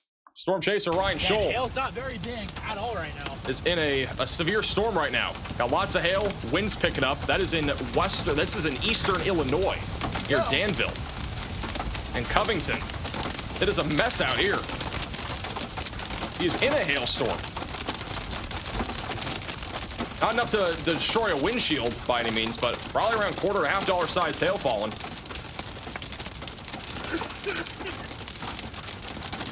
This is an intense little core, dude. All that hail, look at the wind pushing right towards his car. There's a mess out here. This is the storm going right along Interstate 74 towards Waynetown and Crawfordsville. Wow!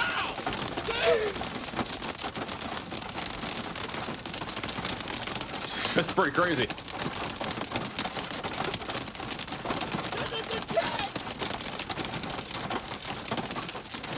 Storm chaser Ryan Scholl is going crazy. Can't even see anything anymore.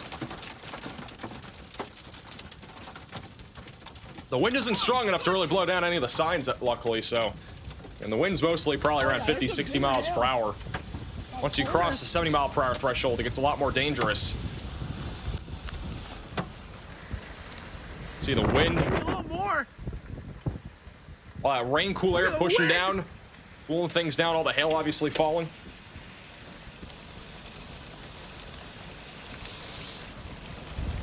Holy crap! This is nuts! Hey, Robbie, for the $20 super chat. Look at this! St. Mary's, Ohio, starting to get a little windy. Hope the hail stays minimal. Hopefully it does.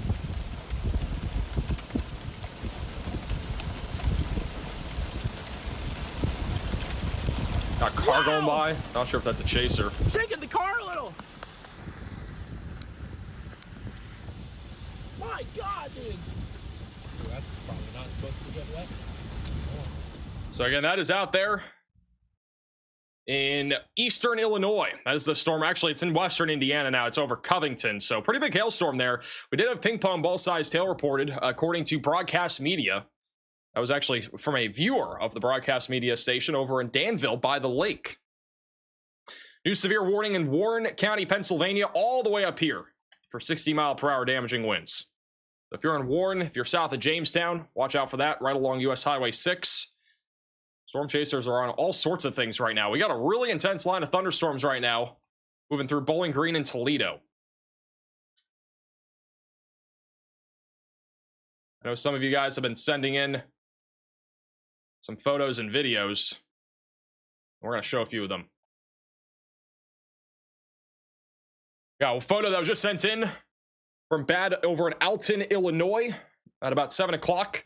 Unstable looking atmosphere on my ride home from work. Never seen pre-storm mammothous clouds before, or mammothous clouds before. Also, this over in Bryan, Ohio. This is actually on that storm that's currently going through Bryan. I think it just hit like 5-10 minutes ago. That's some huge hail, guys. Oh, hell no, over in Northwest Ohio right now. That's ping pong, maybe even golf ball sized hail. Guys, we got big hail right now in Northwest Ohio. That is a cluster of thunderstorms. It's not a discrete supercell. It's a cluster. It's producing some big time hail. It's over in North Union, Indiana from just a few moments ago. This is when it was tornado warned. Look how low the clouds are to the ground. Obviously hard to tell if there was a tornado or a land spout or something along those lines. We did have a tight area of spin on radar earlier. Could have just been side lobe contamination, but also, according to our Max Alert, over 140 people have gotten Max Alert calls today in this area. That was about 45 minutes ago, so we probably got more getting sent out. So sent in from Bort over Montgomery County, Indiana. And that was once again, I believe, inside of that tornado warning not too long ago. Wow. Montgomery County, Indiana has some crazy structure. Incredible looking storm here. Doesn't look too tornadic, but it looks pretty crazy. Got a little bit of tiny hail over in Williams County, Ohio. It's also sent in from the hospital in Elwood, Indiana. Very ominous skies. Got a lot of photos that were sent in. This is over in Crawfordsville, too. You can actually see the inflow tail just barely going into the storm. So a little bit of an inflow tail there earlier. Wow. This is what I'm talking about. When we get these downburst winds from a supercell or any storm, even from an outflow boundary, they send off all this dust and dirt, especially in the fields. And there is a ton of it over there. Storm chaser Nick Gorman was driving through some of that earlier. If you guys were in the stream earlier, he was driving through it. Getting pretty gnarly. Over in Toledo, Ohio, we got a little bit, probably about quarter-sized hail in Toledo. It seems like the hail is more significant near Bryan. From Kim over in Defiance, Ohio. Pretty large hailstone there. That was the largest hail I've ever experienced. It was crazy loud. So we got some ground truth of possibly some of the biggest hail that at least that person's seen over in Ohio. Indianapolis, skies are looking pretty ominous. Got the overshooting cloud tops making their way there. Wow, this is over in Wabash County, Indiana. Little gust-nado. This is not a tornado for the record. This is a gust-nado. So sometimes happens when our outflow boundary is moving through. It's kind of out in front of our supercells. It's not attached to the base. It was only about, how long ago was that? Only a few minutes ago. This was sent in 3 minutes ago, so it's probably in the last 15, 20 minutes. Not every day do you see gust-nados.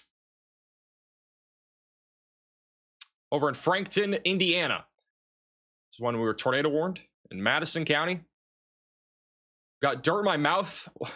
I'm not surprised. That is a crazy look at that storm over in Kokomo, Indiana. Look at all the dust. It literally just looks like a dust storm out in the horizon. I wonder if that's still happening. Do we have any chasers near these storms? Might be a ton of dust being kicked up still. A lot of you guys are sending in a lot of dust being kicked up. This is over in Defiance, Ohio, too. Almost looks like it snowed. A lot of ping pong ball sized hail there within the last 15, 20 minutes. And again, if you guys have any photos or videos, you can send it in to us. Links on your screen. It's also the QR code. You can scan it if you're on a TV. Feel free to send us in photos and videos. Also, another photo there from Defiance just a moment ago. Crazy stuff. We got a new tornado possible. Severe thunderstorm warning. This one is near Yorktown, Muncie, Eaton, and Winchester. That is going to be for 60 mile or 70 mile per hour damaging winds, quarter-sized hail. And there's also a tornado possible tag on that. So I do not think they're going to continue this tornado warning. It goes for 5 more minutes. We'll have to wait and see. The storm near Lebanon has mostly become a wind threat. That one's not really rotating as much anymore. The outflow boundary is a little bit too far to the south. So the tornado threat is struggling just a little bit. Got pretty significant hailstorm still happening near Covington. We had golf ball sized hail reported over in Danville. That was only about 20 minutes ago or so. So we've had some pretty significant hail there. Got a little discrete supercell that's making its way into western Ohio currently. That's going towards Salina, Sidney, and eventually going towards Troy and Greenville. So watch out for this storm. If you're near Portland, Bellefontaine, and Kenton, there's at least a low-end tornado potential with that as it continues to move down to the east-southeast. Look how fast these clouds are moving currently in northwestern Ohio. They are ripping. This is with that line of thunderstorms. Tons of lightning, too. We got storm chasers all over this. Storm chaser Jacob McMillan is with that cluster of storms, too.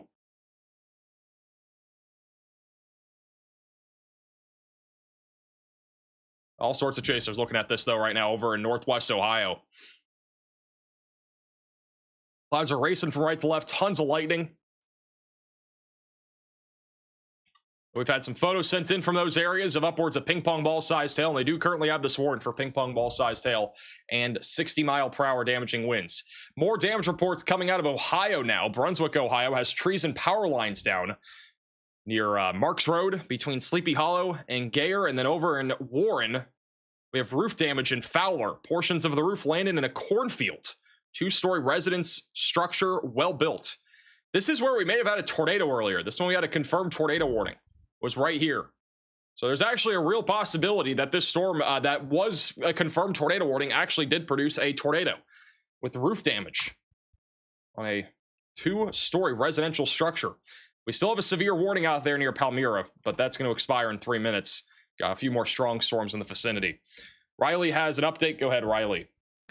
Hey Max, I actually wanted to talk a little bit about that storm that is moving into western Ohio here. So I'm going to go ahead and slide the radar back. Quite a few scans here, and let's talk about the presentation of what this supercell used to look like on radar. So this is our boundary right here that we've been talking about all day, where storms have to reach this in order to have some sort of tornado potential. And when you look at this storm, it's really, really messy, and the leg that it has, or the dog leg at this point in time, which is now become the hook gecko, is very long, and there's not much of an inflow notch. This is actually something that's been changing as it's getting a little bit closer to the front. And if we take a look at the presentation of the storm now, not only is that hook a little bit shorter, a little bit more round, the forward flank of that storm is also starting to rotate around. This is indicating that this is a more healthy supercell, and if it's able to sort of move off to the south a bit, it's going to stay clear of its own forward flank downdraft, meaning that it won't be interfering with its own cold air. One of the things we usually talk about is how storms have to turn right in order to have tornado potential.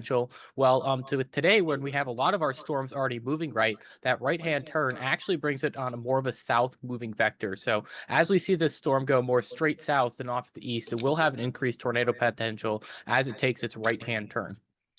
All righty. Thank you, Riley, for the update. So that's a little insightful update on this storm that is currently near Portland, Indiana. It's going to be moving towards Salina, Ohio here over the next few minutes, and then tracking towards Sydney. So I'm definitely concerned about this storm. If it does actually try to produce, it's going to be still in a pretty favorable environment for the next few hours. Granted, we are kind of in a not a great position right now. In about an hour, these storms are going to be moving into a radar site area that has no radar sites active. So we're going to have to be using satellite and possibly MRMS radar, which is not nearly as high quality as the radar sites that we have, because there's a communication outage right now in Southwest Ohio, and that has basically led to 4 different radar sites being down, all 4 of these. So hopefully they're up within the next hour, but if not, we are going to have some possibly some problems when it comes to being able to see what's happening on radar. They just issued a bunch of new severe thunderstorm warnings, and they have also just gone ahead and allowed that tornado warning to expire in Indiana. So 2 new severe warnings in Western Ohio. This will be back over near Salina, St. Mary's, New Bremen, Minster, and Fort Loramie for 60-mile-per-hour winds. Ping pong ball sized hail. There's also a tornado possible tag on that, and then 60-mile-per-hour winds near Fort Shawnee and Lima. And pretty nasty out here in northwestern Ohio. Findlay is starting to see a lot of lightning right now. Got a little lightning show. And as the sun continues to set, the lightning show is going to get a lot more defined out here. Apparently there's something on 1. Wow, look at this. This tornado page over in Upper Sandusky got cool structure. Got a little pancake stack that's developed. That's kind of what we're talking about again. When the winds change direction, or not direction, but when they change speeds as you go aloft, when they go to strong, weak, get that kind of pancake structure shot. Jacob McMillan is driving through a lot of rain.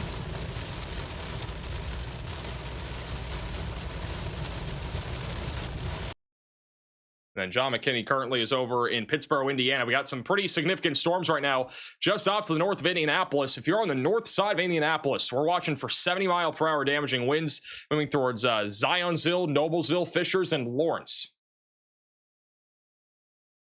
Moving to the east-southeast, Interstate 69 will eventually be in the path of that.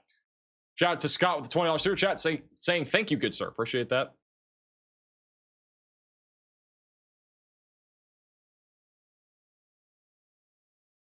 Back over in Muncie, this was the storm that was tornado warned. It is back down to a normal severe warning. I don't see a whole lot of rotation on this right now. Mostly a damaging wind risk if you are in Muncie and Yorktown, 60 to 70-mile-per-hour winds. Also, quarter-sized hail are going to be possible. We're still really going to have to watch the supercell moving into western Ohio here soon. It has a trail of quarter to $half sized hail, even some spots picking up golf ball sized hail over the last half hour to an hour. Also got a few storm chasers still inside of the hailstorm over in Veedersburg, Indiana. That one's still producing around ping pong ball sized hail as that continues to track to the east. See if any storm chasers have a view of this here. Wow. Some put storm intermedia slot 2. Got a really cool structure here. This is over in northwestern Ohio. We got structure. That is a huge shelf cloud. Storm structure. This is a. We'll see That what is the a winds crazy are like. storm I'm not structure. excited to drive through this, but That shelf cloud probably goes for like 50 to 100 miles in northwest Ohio right now. So if you're in northwest Ohio, this is probably what you're going to see. Look at the structure of this stinker.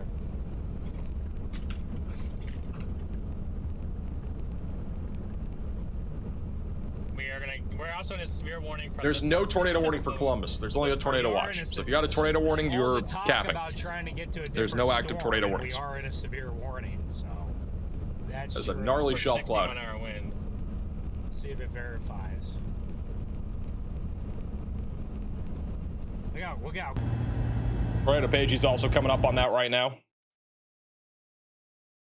Here, because we're moving. Well, it's because we're moving because it's moving.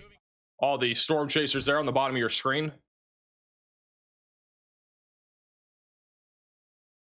Put Carmen Parmela in slot 3. He has a crazy hailstorm. Look at this. This is over in that Vetersburg severe warning. Look at all the hail coming down. Where is he parked? Where did he park his car? Is this a house or is this like a... I don't know what this is. Did you just find a garage to park in? Does anybody know what this is? I don't know if it's one of those like wash stations or something, but found a pretty clutch place to park. Car wash, all right. I say if you just found some random person's house with their garage open and just backed right into it, that'd be kind of funny.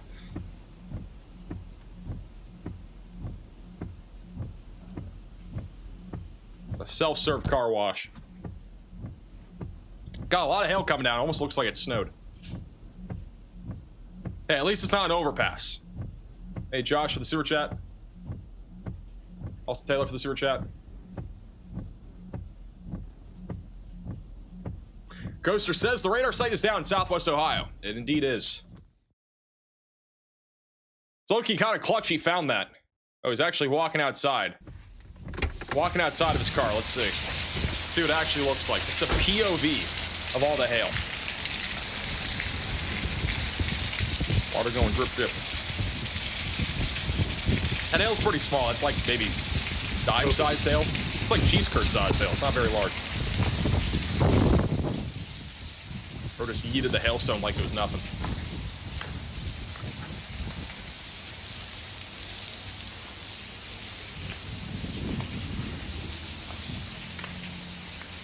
Shout out to Jacob with the $20 super chat.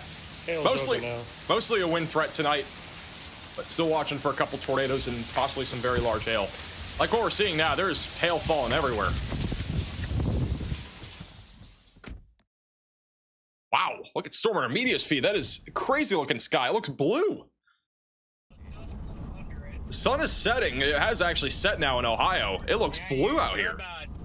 The clouds have completely changed colors. We got now this warning that they're in is now up to 2-inch sized hail and 60-mile-per-hour winds. Some of these trucks are empty. They're gonna. One of them might have a tip over. I know. It's a truck. I gotta get past them really quickly. Eliminate that. Clouds have changed colors over the last like 3 minutes. This is the worst time of day too because it's very dim. Is that truck tipped over? Yeah, that truck's tipped over right there. So pretty crazy right there. Clouds have completely changed colors. I got several storm chasers in that area. We got a new damage report of a semi-truck that has been blown over on US Highway 30 with possible injuries. So this is kind of breaking news out of Mill Point, Ohio. A semi-truck was blown over with possible injuries. You guys have any friends or family that might be driving out there, make sure that they're doing all right, because there's a lot of storms again producing significant damaging winds. We have to really watch this discrete cell once again for a possible tornado threat moving into western Ohio going towards Sydney.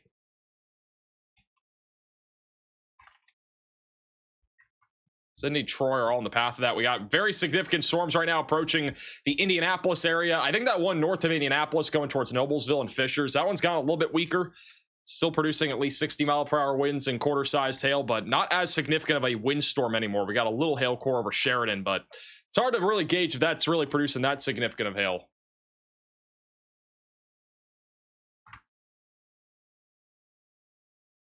Also, we got a photo that was just sent in from storm chaser Ryan Scholl, who is located in Covington, Indiana. Got some like it almost looks like an Easter egg. It's kind of the shape it has, a little oval shape to it, but that's probably about $50, maybe ping pong ball size tail. So he was in that not too long ago. He's saying it's about $50 size tail on the west side of Covington, Indiana. A lot of you guys have been sending in some photos and videos. We got a few more that have been sent in. It's a photo from Assumption, Ohio of that large shelf cloud rolling over. Again, I think storm structure is probably the most impressive thing about today. It's over in Anderson. Cracked my windshield in Bryan, Ohio. We got cracked windshields apparently over in Bryan. Low-key, I would invest, if you ever think you're gonna get like a big hailstorm, I would invest in like an inflatable pool or something. You probably put it right over your car. I don't know, maybe some blankets. Just get some like old blankets out of your closet. I mean, a lot of people, including myself, I have like probably 50 blankets and I only use like 5 of them. You have some extra blankets that you don't use ever. Might be worth risking them for a hailstorm. Maybe make some interesting contraption for it. Big hail over in Bryan. A lot of you guys are from Bryan sitting in this crazy hail. We got a lot of hail once again. This over in Huntington. Got a collection of $50 plus size hail.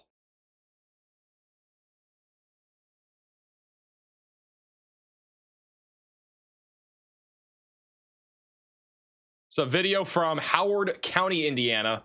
Look at all the dust being kicked up from those downburst winds.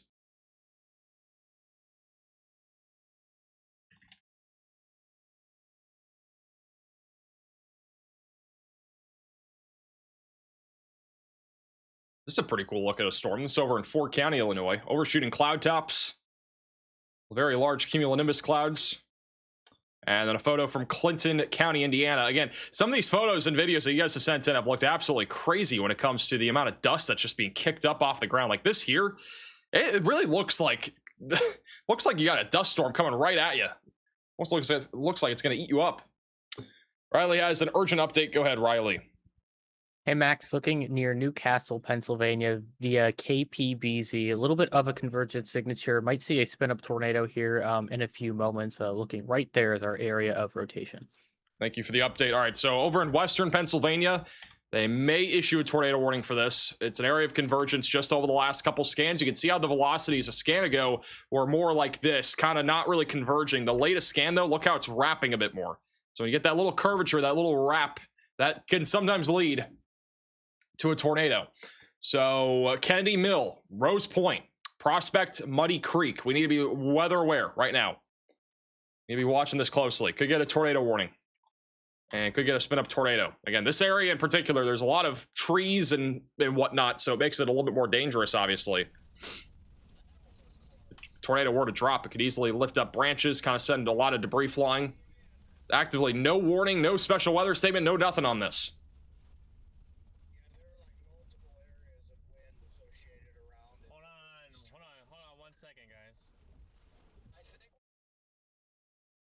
They sell vehicle umbrellas to prevent hail damage. Yeah, I don't know how expensive are those.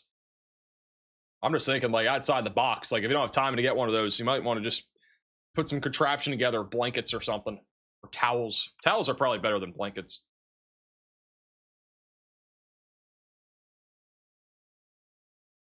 Hey, you Gage for the super chat. All my color tables, they're on our Discord server for Omega. Still no warning on this. We'll wait for another scan, but we need to watch that again in Ohio. Again, no active tornado warnings, but that one could get tornado warned. Got several discrete cells out here across Indiana and Ohio, none of which are currently producing a tornado, but the one that is, again, near Portland, Indiana, moving into western Ohio, that one still has my attention with a very definitive hook echo.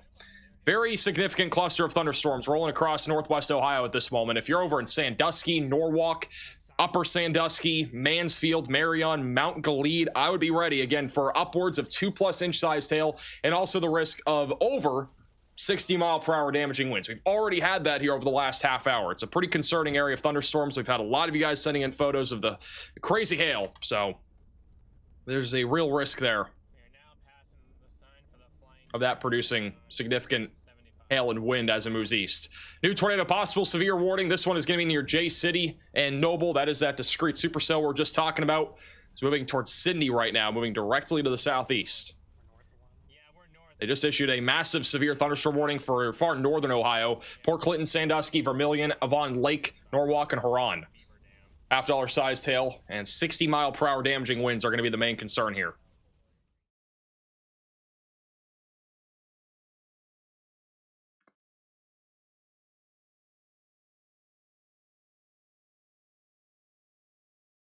Go back to the Pennsylvania storm. Let's see if it's still rotating.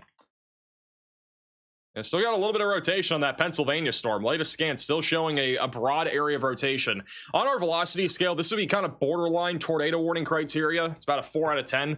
It's a medium area of rotation. It's going to be crossing over Interstate 79 in just a few moments near US Highway 422. The Moraine State Park, Muddy Creek, and Prospect are in the direct path of this. There's at least some rotation there right now. This area has already been hard hit by storms earlier. We had actually a tornado over near Cortland earlier, and there's now a new severe warning for quarter-sized hail and 60-mile-per-hour winds. Wow, look at that structure. I know it's dark and it's hard to see, but look at that structure right here on this line of thunderstorms in northwestern Ohio. That is an impressive look at this storm near Kenton. So this is the severe warning storm. That is crazy. Blanchard. Blanchard.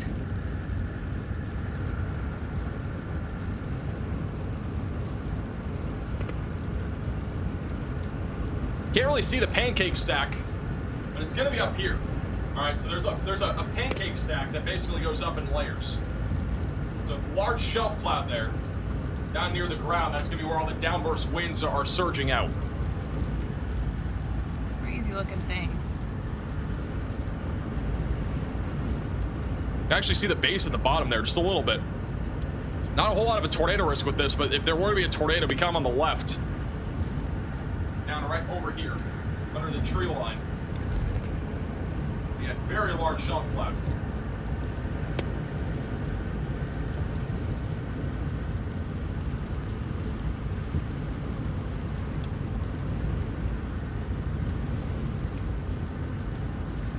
She's still pretty. Out of curiosity, on a scale of 1 to 10, what do you guys think about the green screen? We're gonna have better mic quality by the next stream. I got the mic today. I just don't have it hooked up. 10 being you love it, 1 you hate it. Just out of curiosity, what do you guys think?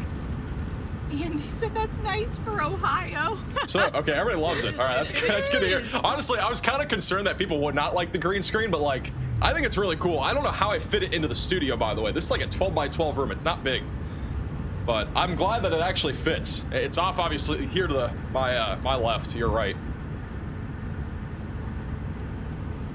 I can't wait for me to actually have a working microphone and stuff. It's gonna be so cool.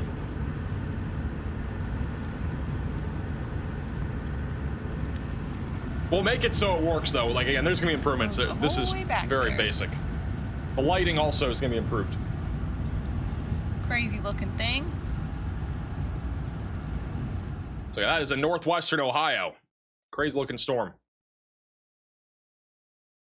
All right, let's go ahead and put... It is still at least somewhat daylight over in western Indiana right now. Sun hasn't fully set yet. Yeah, pretty strong thunderstorms once again all around Indianapolis. Green screen coverage. I'm not going to do green screen coverage the entire stream, for the record. Like, that's going to be something that we'll use like when it actually makes sense. I'm not going to be on the green screen 24/7. I don't want this to feel like a TV production the entire time either. I just think I think it's a cool feature to have, because like I can't point out things on a stream typically when there's a chaser that has something. So probably the more complicated version of it, but it was a pretty big investment. Granted, it is also a very large investment because we're getting like actual studio lights. We got a really expensive, like, I think it's a boom microphone. I can't remember what it's called, but it's a microphone that'll pick up my audio from basically anywhere. So it's a pretty large investment. We got enough space for it though, so it's gonna work. So it'll be cool. It's a shotgun mic. All right, and you might actually see it on videos like during our intros. There is a camera that you'll see sometimes that's gonna be off to the left. So pretty excited for it. Maybe I should try out maybe one segment on a video with the green screen. What do you guys think? Latest couple scans in western Pennsylvania. Rotation's gotten broader again, but definitely an increasing damaging wind risk going towards Pittsburgh. Could still get some embedded tornadoes in this line as it continues to push down to the southeast. If you're over in Cleveland, Ohio, we are not done with severe weather, by the way. I know we had severe weather not too long ago, but we're nowhere near done with severe weather. Still got a large line of thunderstorms making their way towards you guys right now. The biggest concern currently is 60 to 70 mile per hour damaging winds, a little bit of hail. There's still a possibility also for an isolated tornado in this line of thunderstorms. It is a nasty line that is moving east right now.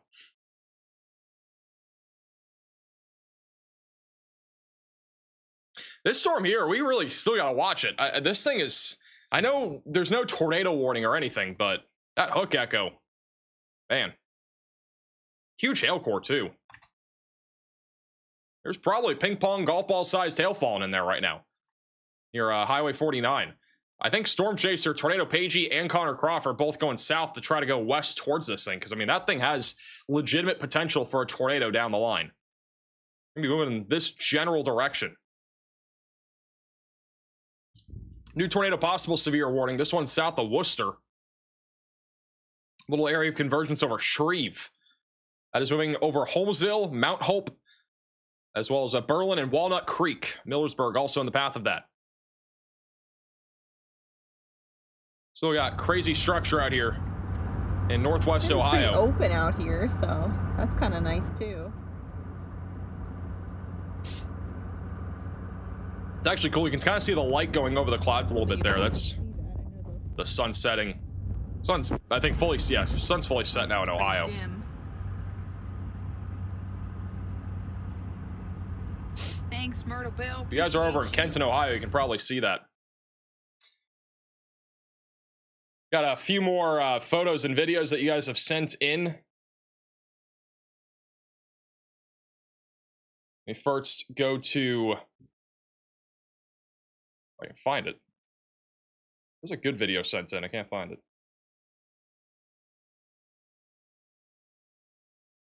Oh yeah, it was this one right here. This happened a little earlier. In case you didn't see it, we did have a gustnado. This is not a tornado, but a gustnado over in Wabash County, Indiana. Gustnadoes often are mistaken for actual tornadoes. They don't usually produce much in damage. These are usually just brief, weak spin-ups that happen with an outflow boundary. It's not usually underneath the base of a storm. This would be not underneath the base of a storm.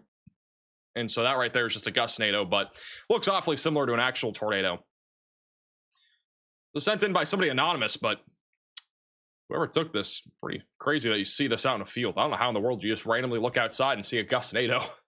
Not too often that just happens right in front of you. Got some other crazy photos sent in too. Let me go a little bit ahead here. We had these are some of the ones we already showed. This is a new photo that was sent in from Anderson, Indiana. Some ominous skies rolling in. This is over in Tipton County, Indiana. Sent in by Justin. Appreciate Justin sending this in. That is a lot of dust and dirt being kicked off the ground. And downburst winds surge down. They spread out. Sometimes they can kick stuff up too. That's kind of what's happening here. Just looks scary looking. Got a lot of hail over in Snyder, Illinois. It's right around $50 sized hail, maybe ping pong ball sized hail. Clouds over in Muncie, Indiana look pretty crazy.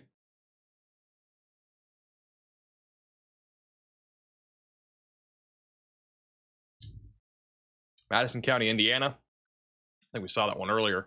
Here's another photo from Portland, Indiana, kind of in the Jay County area. Maybe a little inflow tail there going into that storm. Tipton, Indiana tornado. I don't think that I find it hard to believe that this is a tornado. However, if there is one, it's going to be buried in a lot of dust. It might be a little dust-nado, dirt-nado. It's still pretty crazy though, nonetheless. See all this dust just being kicked up. I mean, honestly, again, if there were a tornado, it would literally be dust wrapped. That's not something I say very often, but you can get dust wrapped tornadoes. Morton, Texas last year, we had a large, it was like a wedge or a cone tornado that we had on the ground for like almost an hour. And that thing got wrapped in dirt and dust so quickly, you couldn't even see it. If you guys have any photos or videos, QR code's on your screen. It's also reports.maxvelocitywx.com. We still have broad rotation currently near Millersburg, Ohio, moving towards Walnut Creek, Berlin, and Sugar Creek. We will have a new SPC outlook in about an hour, so we'll see if anything changes to the outlook. Again, today is an enhanced risk of severe weather. Hey, Max, it's Bryce. We have pretty big power flashes here and very strong winds. And okay, power flashes. in Ohio. Oh, there goes the power. Power flashes. All right, we got power flashes in Kenton, Ohio right now. This is live. What the heck? This is live in Kenton, Ohio. Very intense winds. Yeah. I'm glad we Knocking out power. The Wendy's is still open. Oh! Whoa! A new Whoa! tornado warning. That was a has been huge issued. power flash. Holy crap. This is over in Kenton, Ohio. Hey, Max, it's Bryce. We have That was super big bright. power flashes here and very strong. There's not a winds. tornado, And it's wind, but my goodness. Kenton, Ohio. Kenton, Ohio. That was the brightest power flash I think we've ever had on a stream. I mean, that thing was literally in front of us.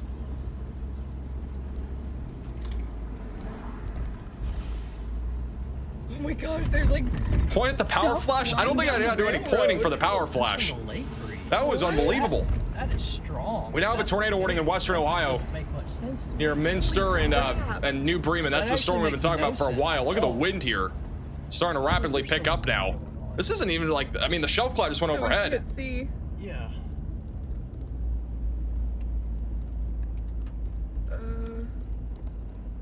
I mean, what in the world? You can see all the traffic lights. I think all of them are kind of out now. Look Got at all this power out stuff all flying across around. Kenton. What the heck?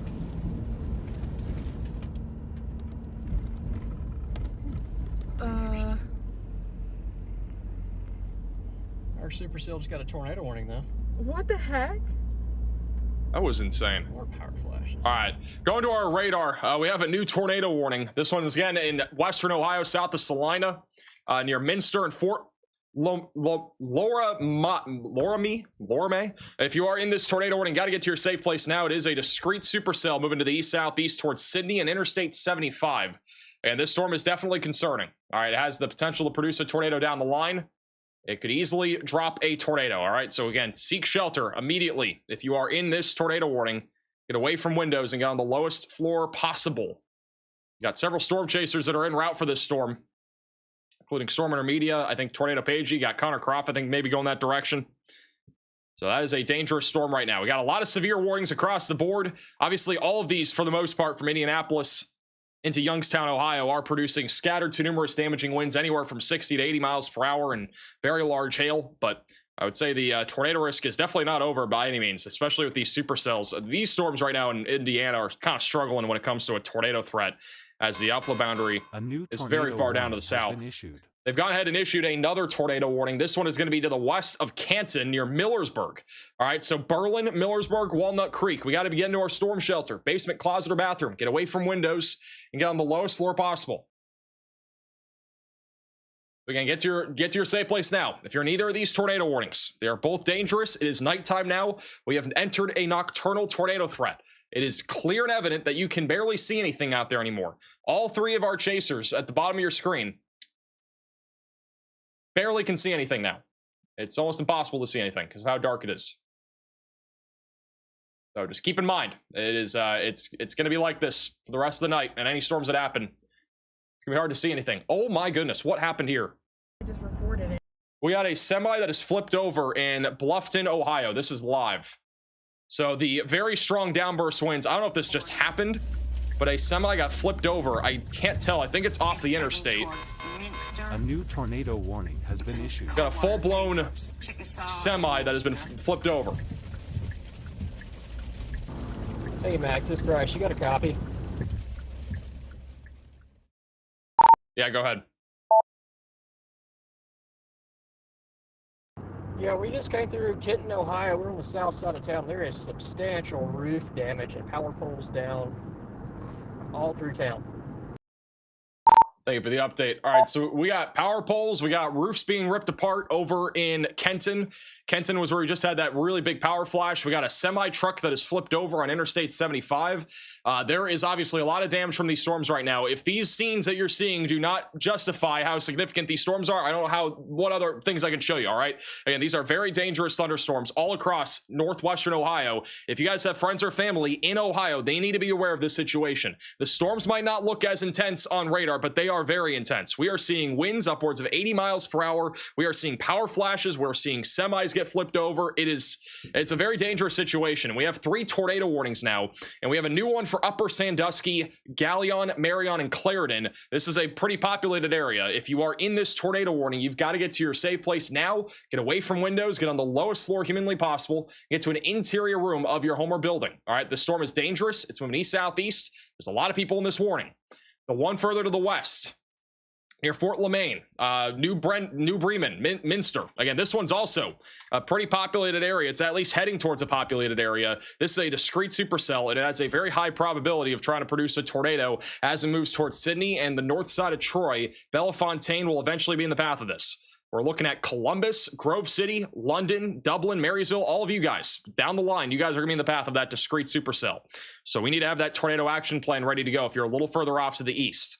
We got Storm Runner Media. We got Tornado Pagey heading down that direction. There is a report in McGuffey, Ohio, which is where Tornado Pagey was just coming from, that a roof was ripped off of a fabricated shed. So there's at least some roof damage happening over there. The tornado warning for Millersburg, Ohio. This one is starting to form a hook echo now. So that one's moving towards Walnut Creek, Sugar Creek, Strasburg, and as well as Dover, New Philadelphia. So we got very strong inflow, got a very defined hook echo right now over the north side of Millersburg, and this is currently tracking towards Strasburg, Beach City. If you are in this tornado warning, got to be in your safe place, all right? Interstate 77 eventually will be in the path of that too. Storms have gotten very dangerous here over the last little while.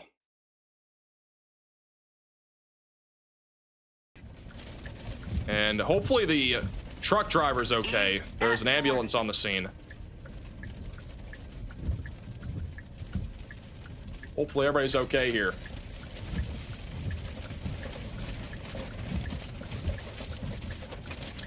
You got rain and hail starting to fall now. But ambulance is just... Ambulance has just arrived on the scene. 2 minutes ago, so... This is not good.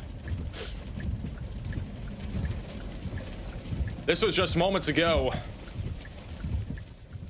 We just got video sent in from our storm chaser Carver Pomelo over in Danville, Illinois.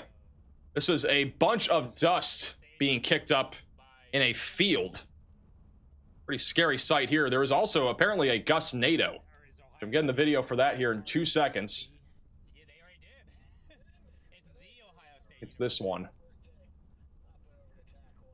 That's a gust-nado there. Over in Danville, Illinois from in the last, I think, half hour to an hour. Not a tornado, but it is a gust-nado. Appreciate all you guys in the chat too, wishing me a happy birthday. I got a bunch of text messages and people I gotta call back maybe in a couple. Go back to the 3-cam view here. Back over to our tornado warnings. I do want to remind you guys that, again, all 4 of our radar sites in central and southwestern Ohio are not currently operational. So all 4 of those radar sites are out for right now. So we are relying on the other radar sites, which are okay for right now. But at some point, we're going to be entering into an area that the radar coverage is going to be very poor unless the radar sites come back.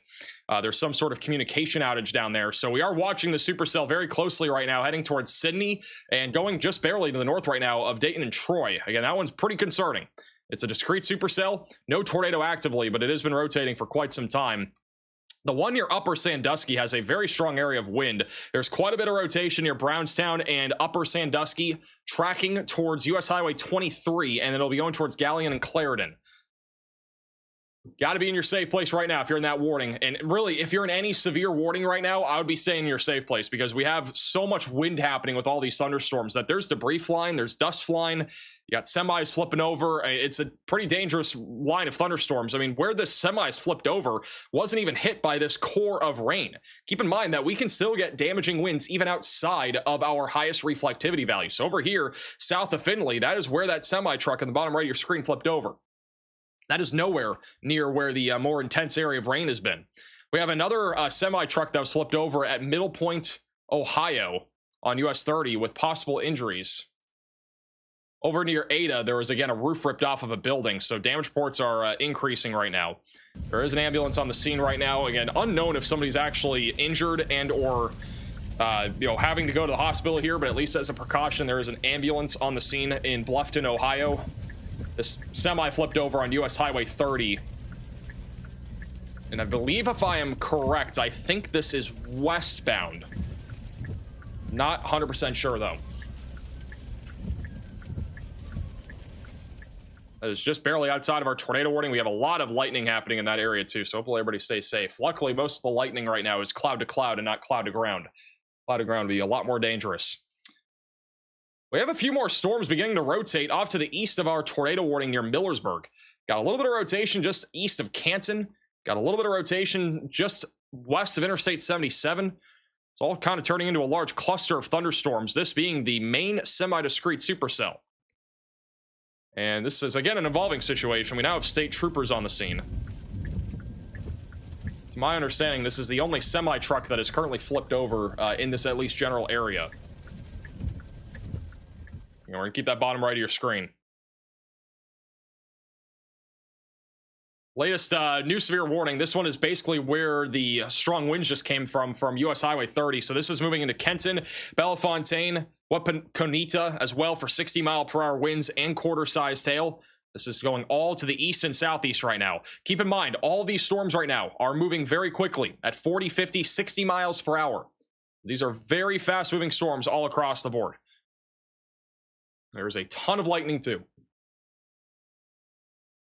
A lot of you guys also saying in the chat that you have a lot of lightning in your location. I saw something in Lafayette, Indiana saying there's a lot of lightning. It's going to be an ongoing trend here for the next few hours.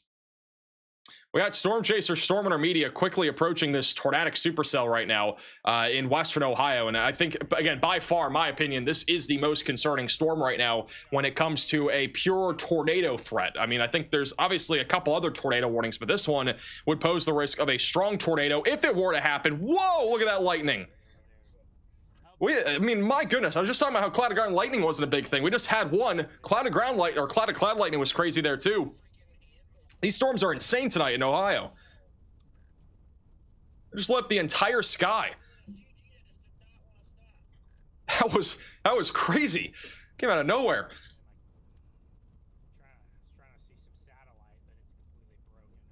I don't know what's going on tonight. We've had so many crazy shots of these storms now.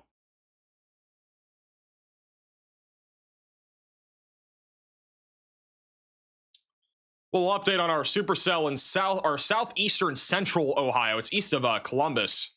Got a hook echo once again on this storm. Pretty strong inflow. The rotation is not tight, but it is strong. Right now, the rotation's about a 6 or a 7 out of 10 on our velocity scale. Latest scan's probably down to a 5 now. Not as strong. But this is moving towards Dover. If they issue a new tornado warning, Dover, New Philadelphia, Ohio, you need your tornado action plan ready to go.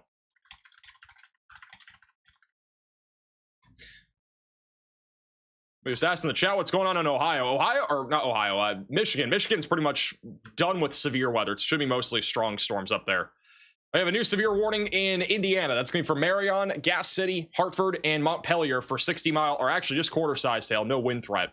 That's an area that did see severe weather about an hour ago. We have a new severe warning for Greenville, Union City, near Hagerstown, along the Indiana and Ohio border for 60-mile-per-hour winds and quarter-sized hail.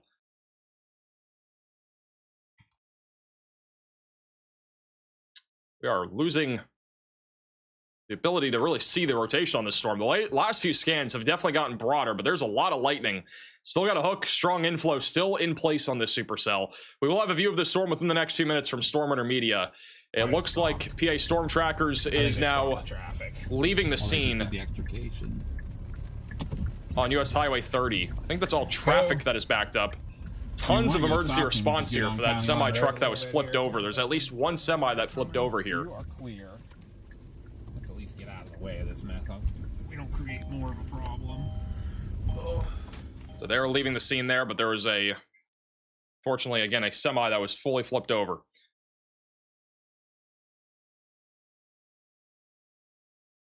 That is a lot of emergency response, though. There was like 4 or 5 cop cars, it looked like.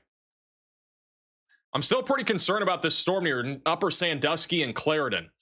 This is still tornado warned for the next 23 minutes, so you got to be in your safe place until about 8:45 Eastern Daylight Time if you are in this pink polygon. But damaging winds are a huge concern. There's clearly a lot of lightning, but I would not be trying to look outside for a tornado. Keep in mind, it is dark. It is hard to see anything. It is not worth looking outside for a tornado being out there. The wind is obviously a big concern here. There is, again, some rotation with this storm, but the damaging wind risk is definitely one of the bigger concerns that I have right now. We're probably looking at 60, 70 mile per hour winds right now, ripping to the southeast. Latest scan still showing a hook echo over Walnut Creek, Ohio. We'll see if they issue a new tornado warning. This warning goes for 7 more minutes. If they issue a new one, it would be for Beach City, Strasburg, Sugar Creek, and Dover. So I have that tornado action plan ready to go. Over in Pennsylvania, we have had some storms rotating out here, none of which are actually producing a tornado right now. We have a new area of convergence trying to come together near Prospect that is just to the north of Pittsburgh. So Butler, Herman, just to the northwest there, Saxonburg. We're going to be needing to watch that area of little rotation. There's a little hook that's even developing now. So these storms are still trying to organize in western Pennsylvania at this hour. The good news right now is Illinois, we don't have anything severe right now. We got more storms, though, that are firing up off to your west. And none of these are currently producing any sort of severe risk, but I do think hail and wind and maybe even low tornado risk could become a concern again.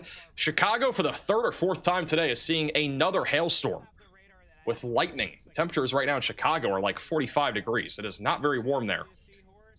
We also got a lot of storms going up right now in central Indiana. Most of these are producing gusty winds, some small hail. There's plenty of lightning out there near Logansport, Kokomo, Lafayette, just northwest of Indianapolis.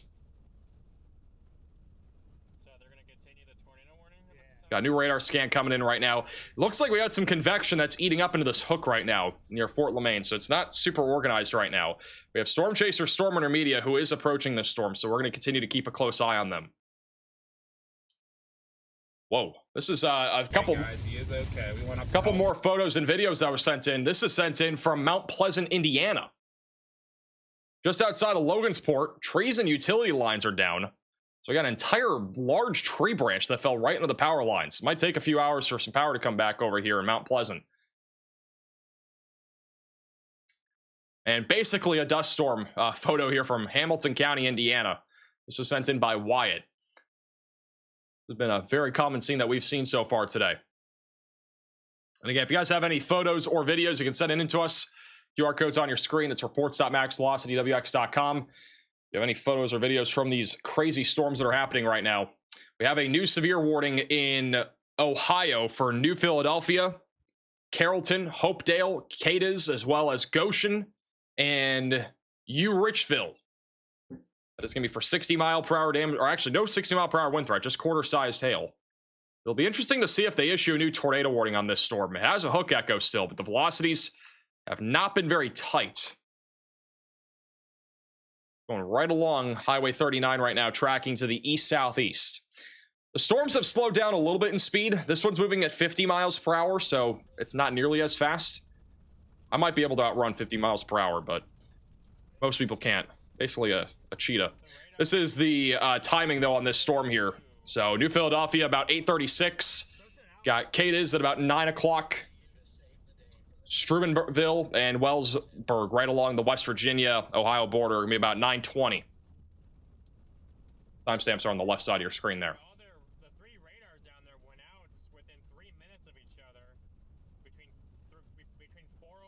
We have another damage report coming out of Keaton, Ohio. This is where we had power flashes in the town. Metal roof was blown onto US Highway 68 south of town. So there's been some pretty significant wind damage from this line of thunderstorms over here on the south side of it. It's really fascinating because, again, the reflectivity and basically when it comes to our rainfall, our higher amounts of rainfall are happening over here.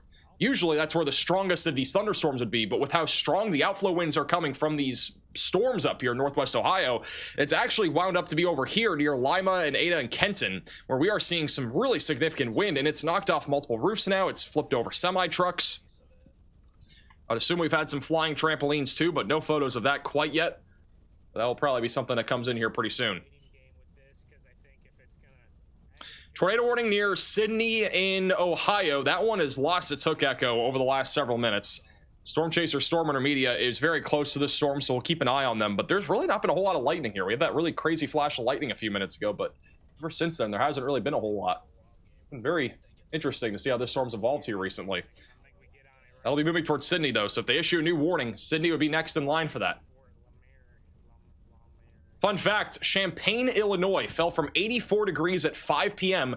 to 54 degrees at 7 p.m. So the temperature has dropped 30 degrees in 2 hours.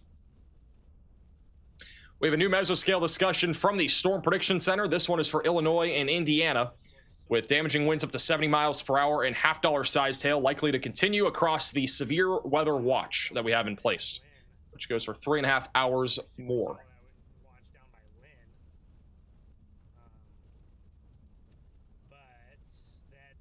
Also, this was a crazy video that was on stream again just a few minutes ago. This was the power flash that happened over in Kenton, Ohio. Just look closely on the right in case you weren't watching. You don't even have to really look closely. That thing lasted for like 3 seconds. It was probably the brightest power flash I think we've ever seen on a stream. That beats like hurricanes even. We've seen some really bright power flashes before, but that one probably takes the cake for the largest power flash we've had on a stream. That was only about 20 minutes ago. They have issued a new severe warning for Sydney, Minster, New Bremen, southwest of Russell's Point. That'll be for 70 or 60 mile per hour winds, golf ball sized hail. There is also a tornado possible tag on this. So the tornado warning here still goes for 16 more minutes. It does not look like they're going to continue the tornado warning, but we'll have to wait and see. So if you're in that tornado warning, continue to stay in your safe place until 7:45. The tornado warning that is in effect right now for Walnut Creek, this one will expire in about 35 seconds. And I don't think they're going to continue that one. Rotation's been broader, even though there is a hook echo. It might be a bit more of an elevated hailstorm right now. We have a very large hail core right now near Strasburg on the south side of Beach City. Look at the little scatter spike here too. So that's when you know this thing's producing some pretty nasty hail. Got a super chat from Enigma saying, do you see any worries for severe weather for central northern West Virginia near the Pennsylvania border? I'd be watching this storm. If you're north of Moundsville specifically, like right west of Pittsburgh, it's a very small sliver, but that would be where I'm watching. Down here, I'm not too concerned. But if you're in this like little triangle almost, that's where I'll be watching for a damaging wind and hail threat, maybe even a tornado. They have gone ahead and allowed that tornado warning to expire, so we're back down to 2 tornado warnings. Over the last few minutes, this storm north of Columbus has rapidly organized. That hook echo is concerning. This was a cluster of storms, and now it's trying to actually form a hook echo right over the Marion Municipal Airport on the northeast side of Marion. Does it look like a saucer that's like... This thing's pretty concerning here. You are near Mount Gilead. If you're in Lexington or Fredericktown, we got to be ready for this storm. If you're in the pink polygon, you got to be in your safe place right now. That hook echo is very large. And it definitely could try to drop a tornado. Yeah, that makes a lot of sense. I'm sure the inhibition's probably going up. But hey, if it looks cool. Hey, APC for the super chat. Is it Galad? Mount Galad?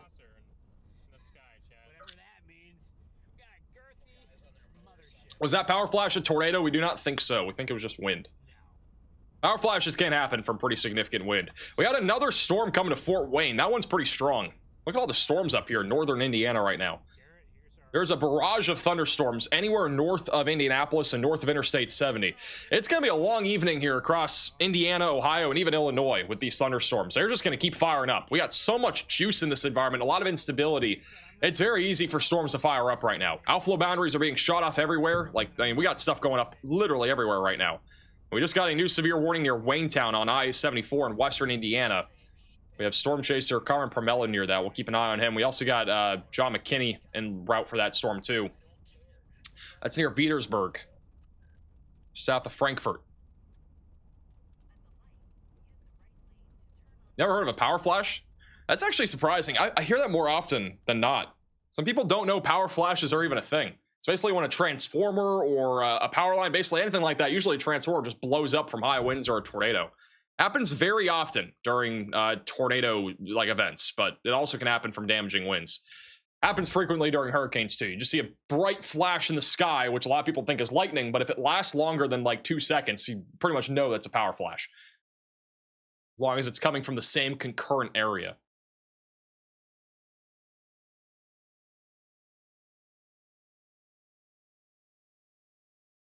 Latest scan, it's hard to, again, we don't have, unfortunately, the Columbus radar site would be a really good help right now, but our Columbus radar site's out. The velocities, again, are looking pretty strong for this storm currently over the north side of Clarendon, going towards Mount Galad. We need to really keep an eye on this. I would be, again, hunkering down right now if you're in this pink polygon north of Columbus. The rotation there is, again, still staying relatively strong, and it is a very powerful storm that is moving there through central Ohio. We have some pretty strong storms making their way towards Cleveland right now with mainly a 60-mile-per-hour wind risk. Cleveland, Parma, as well as Medina and Wellington. Significant cluster of thunderstorms rolling through you guys. We got quarter-sized hail right now near New Philadelphia, Goshen, and Cadiz and Hopedale. That one, again, no longer really producing much of a tornado risk. The rotation's gotten broader.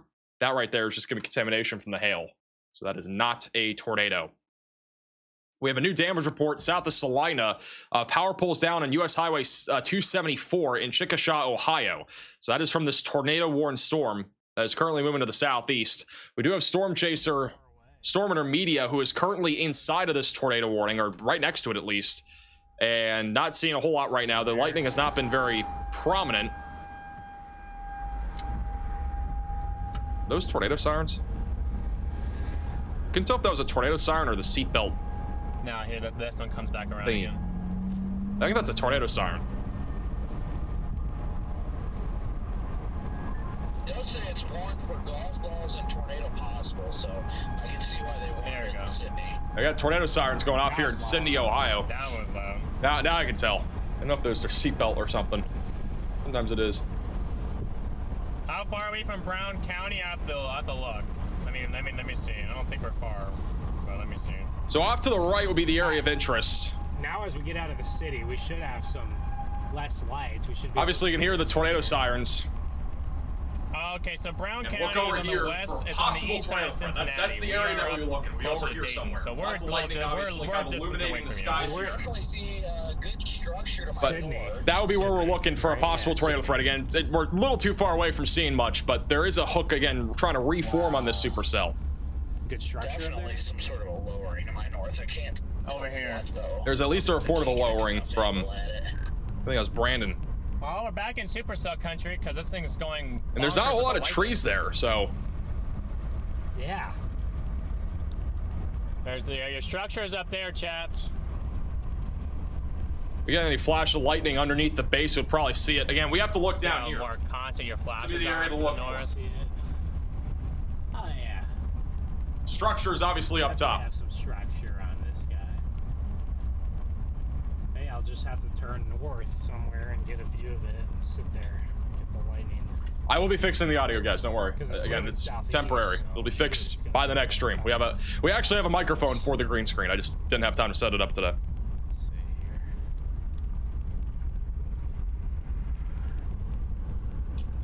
Oh, I have any good spots to look north right here. I think my spot to look north I passed. So let me So we'll be keeping an eye on them. Again, they are basically on this tornado warning right now near Fort LeMaine and as well as Minster. We are in a large radar hole, so we can't really take what we're seeing on radar for, we have to kind of take it for granted at this point because there is not really a way to clearly see the supercell on radar. So there was a report again from a chaser of a lowering. So there's at least maybe a wall cloud of some sort. Again, it's almost impossible though to see it because all the radar sites are down right now to the south. And that would be what we're relying on for the storm. And unfortunately, there's some sort of outage. So that's kind of limiting what we can see right now. We're still watching the tornado warn cell here north of Cardington. That hook echo is still very concerning. Latest scan, you can see the very tight area of rotation that's come together on this. If we have a tornado, guys, near Martell or Mount Galad, it's going to be on the strong side of things. If we have one. Again, we don't know for sure, but if there is one, it's near Highway 309 and 61, Johnsville, Interstate 71. You guys are in the path of this. South of Shelby.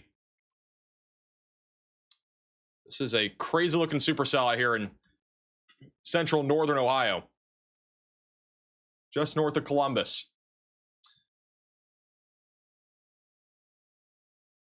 This is very close to the Marion Municipal Airport. It would have just passed by there. But Belleville will eventually be in the path of it, Millersburg and Mount Vernon.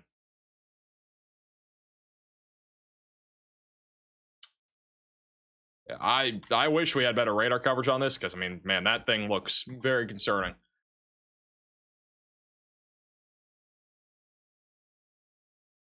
Hey, runner for the super chat, don't forget to subscribe for the latest forecasted commercial-free severe weather coverage. Bro is doing a promo for me to read on stream with this super chat. That's what it looks like on our tornado warning near Sydney. We don't want to be in the for tons of lightning. And we're estimating this one. Winds on this are super strong though. Oh shoot, this person must be looking at the storm right where I wanted to. Dang. Oh well. I'm just gonna, yeah, they are looking at the storm. I'm just gonna pull next to him and look at it. Look at the low clouds right above the car there. This is gonna be funny. Yeah, this rain tonight has not. No, he wants to look at it. I don't know if I would just park right here. I can imagine. Why? A new tornado warning has been issued. Okay. All right, we have a new tornado warning in Ohio, and I agree with this one for sure. This is, again, a very concerning storm right now, making its way down towards Mount Vernon, Howard, Danville, Fredericktown, and Carrington. Interstate 71, too. If you're traveling on I-71 right now between Lexington and down towards Sunbury, I would be just avoiding the area right now. All right, this storm, again, very concerning. We got a very defined hook echo on radar. If there is a tornado, it's going to be wrapped up in rain near Iberia, moving towards Johnsville and Interstate 71, heading towards Waterford and Batemantown. So if you are in this tornado warning, you got to get to your safe place right now. Get to your storm shelter, basement, closet, or bathroom. Get away from windows and get on the lowest floor humanly possible. But as many walls between you from the outside as possible right now. And you can see the hook here. I'm waiting for velocities to update. If there were a tornado, it'd be right in Climax. And then West Point, which is a small community here, just north of Columbus.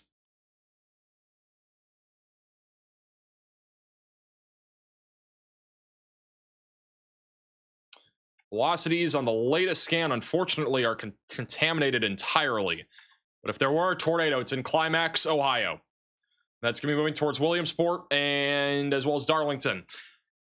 If I'm in this warning, though, like, again, I would be getting, if you have like a baseball helmet, for example, I would be getting to the garage and getting that baseball helmet or, biker helmet, whatever you got. If you have a helmet of any kind, I'd be getting it, and then getting to your safe place. Because if there is a tornado again with this storm, it is probably going to be on the strong side of things with how much wind shear we have in this environment. Looks like the velocities corrected themselves. So again, if there is a tornado, right there would be where it's located. Can't really verify with how far away we are from the radar site, but the velocities are still pretty strong here. Going right into Mount Galad right now, or Mount Galad. But if you got a basement, that's good. If you have a bathroom, a closet, and an interior room, that's good. You just don't want to be on the second story of your building. You don't want to be, next to a window trying to see if you can see the tornado, because if there is a tornado here, it's going to be rain wrapped. This is that storm near Sydney that's tornado warned. And then probably start heading north. Actually, you can see the shelf cloud there. From my vantage point, it looks pretty outflow dominant, but it's hard to tell. This right here. You can see the shelf cloud right here. Yeah, that's what I was That's the shelf cloud. Got lightning illuminating over the top. It literally got into the tornado warning box. Just if there were a tornado, it'd be at the very bottom there, just above the grass. But again, can't clearly see it. This is again on the one that's near Sydney, so not the same storm that we were just looking at near Mount Vernon. So it's the Western Ohio tornado warning.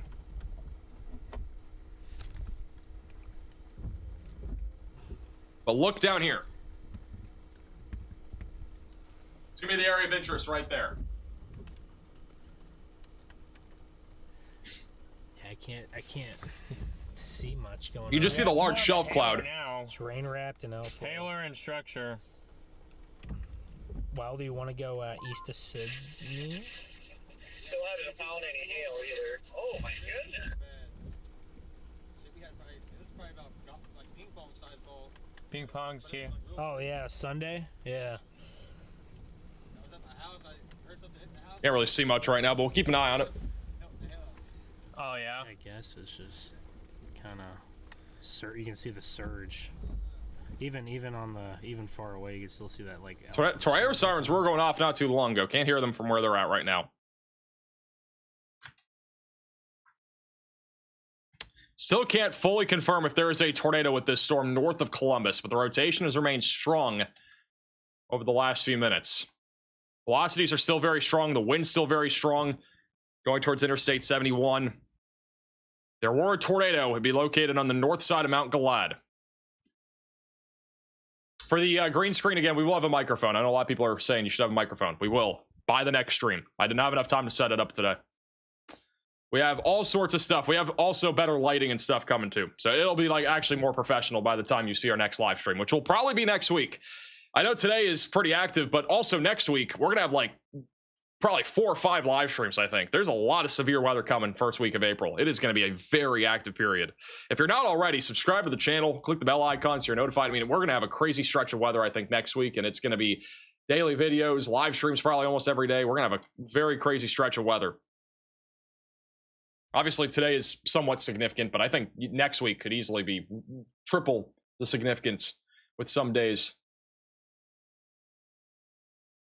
Thank you, Nikki, for the super chat. Tuning in from Eastern Ohio near the Youngstown area. Do you believe there's a chance for a tornado in our area? I would say the chances are low near Youngstown. I'll draw a line, and I mean, this is just approximate, all right? But I would say the tornado risk anywhere north of this line is pretty low at this point. It's not zero, but it's low because most storms up here are elevated. If you're south of that white line, you are still at a risk of at least some level of a tornado threat. There is still a risk north of that line, though, of damaging winds and hail. But south of that line, that's where the highest tornado risk is going to reside. Yes, we could still see an isolated tornado north of that white line that I drew, but it's a lower chance than what we're talking about with these other storms. Because these storms right now are in an untapped environment pretty much. Storms have not rolled through Columbus yet. They have not rolled through Dayton. So this is kind of a fresh area that these storms are going to be able to experiment in. The storm near Sydney it looks like the tornado warning is going to be allowed to expire in about 30 seconds. But for right now, again, does not look like they're going to issue a new tornado warning for Sydney in Ohio. This is, again, a live shot there of the storm, which the lightning has not been nearly as frequent over the last few minutes. But there has been a shelf cloud, so there's at least some level of damaging winds with the storm. There's probably a little bit of hail embedded with this thunderstorm, too. And there could be, again, maybe some sort of lowering, but we haven't seen anything definitively yet.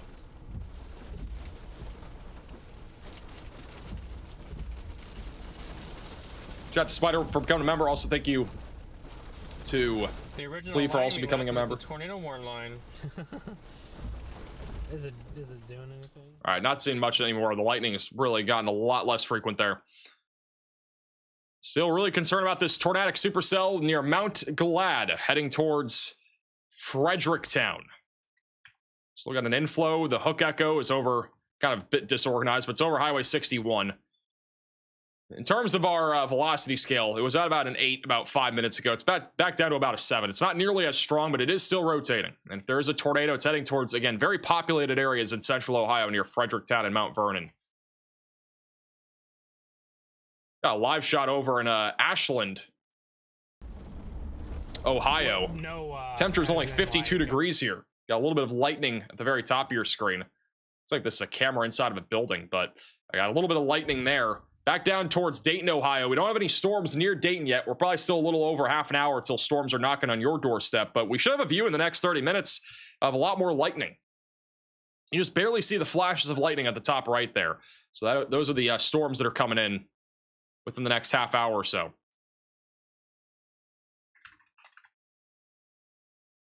Another radar scan coming in for this tornado warning. Latest scan still showing a very strong inflow. We still have a hook echo over the east side of US Highway 42, north of Interstate 71. I want to remind you again, if you're in this tornado warning, gotta be hunkered down right now. This is a dangerous supercell that is tracking towards Fredericktown. There's, I think, over 100,000 people in this warning right now, and you need to be taking it seriously. If you guys got friends or family in this tornado warning, please make sure that they are aware of this situation, as it is a dangerous storm in Knox, Morrow, and as well as Richland counties in Ohio. It's not something you want to be joking around about and playing Xbox with your friends right now in the upstairs part of your building. You want to be in your basement. You can save the Xbox games for 43 minutes. You're only in the warning for 43 minutes. We'll survive if we're in that safe place for 43 minutes. This is a crazy photo sent in from... I don't know where this is. I don't know where this was taken, but that's a lot of hail. How am I supposed to relax and enjoy iHearts when I got this going on outside? It's a lot of hail. Hail no. Too much hail today. We've had a lot of you guys send in crazy photos of hail. Got some more photos and videos that you guys have sent in from the last really half hour to an hour. We've had a lot of crazy hail photos today. This one is not golf ball size quite over near Columbus, Ohio, but it's probably around ping pong ball sized hail. Got a photo from Delaware County, Indiana, of a little shelf cloud rolling in. That is a crazy photo. Basically looks like a dust storm out here from earlier in Tipton County, Indiana. That was near Kokomo. Wow. Got cloud ground lightning strike in Noblesville, Indiana. Wild. There's a photo also from Delaware County, Indiana, of some cloud-to-cloud lightning there at the top of your screen. We've had some other photos too of like this, for example, of just dust being kicked up. And again, it is pretty dangerous out there, especially where we have damaging winds happening kind of in the fields like Illinois. If we get another severe storm producing damaging winds, we'll probably see a similar sight like this, where dust is being kicked up, dirt's being kicked up, visibility will drop significantly. We had Storm Chaser Nick Gorman drive through something like that earlier, so definitely a concern. We also got a video. This is what I'm talking about. Wow. This is just insane. Over in Kokomo, Indiana, you can't see a thing. That is all dust and dirt that is being kicked up from these fields and being tossed from the wind and just basically being elevated over the ground level. So it's leading to nearly zero visibility. Got leaves and stuff flying around too. Probably some dead crops and stuff flying around too. I mean, that's how low the visibility got here. I mean, that's crazy.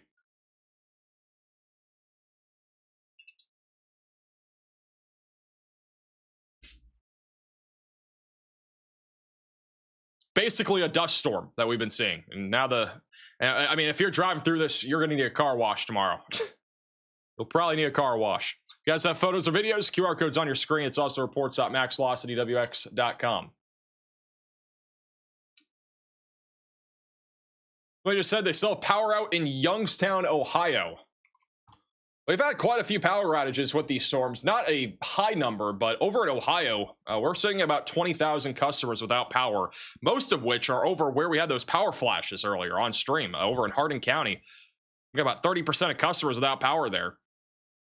Allen County is a little over 5,500 customers without power, so and 20,000 across the state, and most of them are in Northwest Ohio. Over where that tornado warning is, there is an isolated power outage in Holmes County. Pennsylvania also has about 11,000 without power, mostly near Lake Erie, though. Shout out to Brian with the $10 Venmo donation. Also, shout out to Jacob with the Venmo donation. Got a report in the chat that Mountain Glad, Ohio has no power, or at least power's out for part of the area, so there's some sort of isolated power outage there. And again, there is still a tornado warning in effect. So the rotation's not as strong as before, but there's still a very strong inflow, still has a hook echo, and at the minimum, we're talking about significant damaging winds heading down towards Mount Vernon right now. So yeah, if you are in this tornado warning, still take it seriously. This thing's producing significant wind. If any of the photos and videos that you guys have seen today don't prove it justice to how significant the storms are. I don't know what's going to, because we've had power flashes and semi-trucks being flipped over in several places. There's at least 3 or 4 different reports of flipped over semi-trucks. There's a new report coming out of Logansport, Indiana, that there's damage to a house. There's also some damage to part of a roof. 1 mile northeast of Logansport. A tree downed as well. There's a few trees down in that area. Luckily, most of the storms at this point in Indiana are not as severe, but they are everywhere. About 50-60% coverage of storms currently north of Indianapolis. The only severe warning currently is directly northwest of Indianapolis. That is going to be for quarter-sized hail. Got a good amount of lightning, too, near Interstate 65. That's tracking towards Zionsville and Fishers. No active warnings in Illinois at this moment. Again, all the storms right now are strong, but we've had a lot of storms up near Chicago today. Got another little hailstorm making its way through Shanahan and as well as Joliet.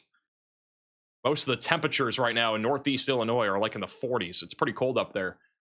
I don't know if you guys saw this, but today over in Chicago, we had a lake breeze. We talked about this in the video today that we had on our channel, but we had a lake breeze. And so the temperature, specifically in Chicago at about 12 o'clock today, was about 40 degrees.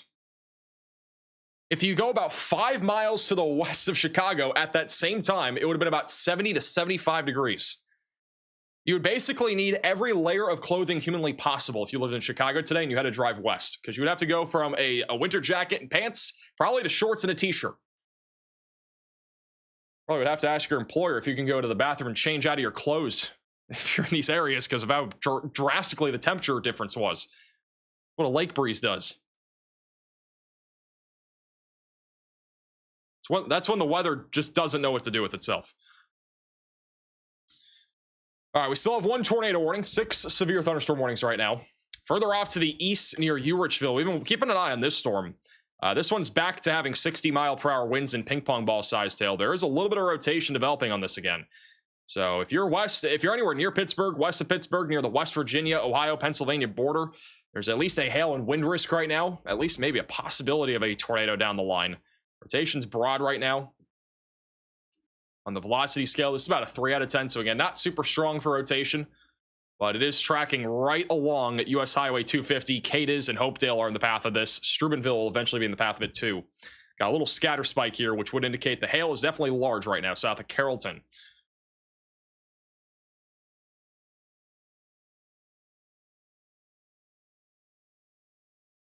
Thank you, Freedom, for becoming a member.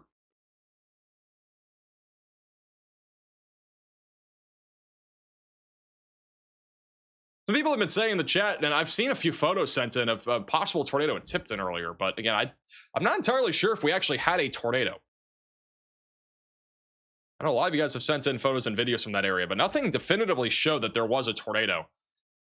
This is what it looked like in Tipton. I mean, like this is literally just sent in. I mean, this was from earlier, obviously, but that is a look at maybe a tornado buried back in the dust underneath the base. Storm caused a lot of damage in Tipton, though.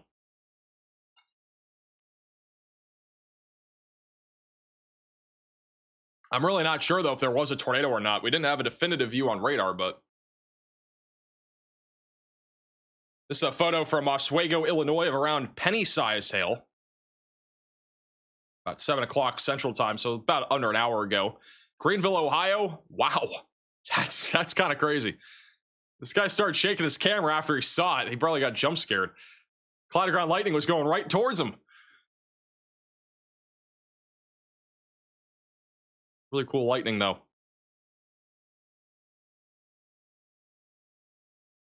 That's actually wild. Oh my goodness. We got a flying trampoline, guys. First one of the day, at least from what we've seen. Flying trampoline alert over in Fishers, Indiana. That thing is sticking to the power pole. That's actually wild. Now, obviously, we do have a flying trampoline meter, which I gotta find it, but a flying trampoline meter for this exact reason. Now, in terms of our risk today, it's like a high risk, but this is what it would look like on the trampoline scale. That looks awfully similar to either the extreme risk or the gone forever risk of a flying trampoline. but nowhere near the worst we've seen. That honestly is probably the worst I've ever seen. It was like well up into a power pole. But that right there is something. Got a photo out of Mount Glede or Gled. Keep mispronouncing it, over in Ohio. The hail is extremely large here. That is actually really large hail. I mean, that's a penny right there. That's probably around 2-inch hail. There's still a tornado warning there for that area, but 2-inch sized hail, most likely. If you had a measurement, definitely set it in. Putnam County, Ohio got hammered with hail too. Got actually some damage to the siding of this building because of the hail. It's another concern when it comes to the hailstones that have been falling today, and that's why this storm is just so dangerous. It's not necessarily because of the tornado threat, but that right there, the hail threat, all the hail hitting the side of the building there, just ripping off part of this house over in Putnam County, Ohio. That's a lot of hail.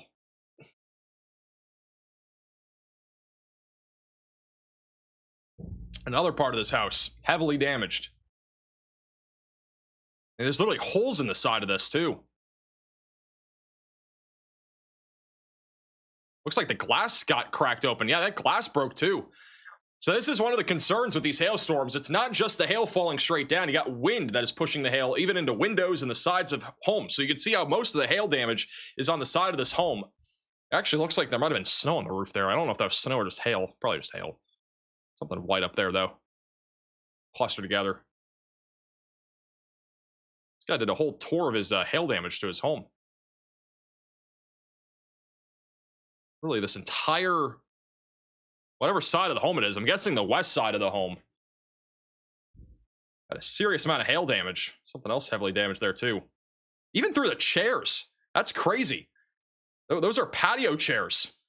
I don't know how large this hail was. I mean, it had to have at least been golf ball size if it was doing that kind of damage.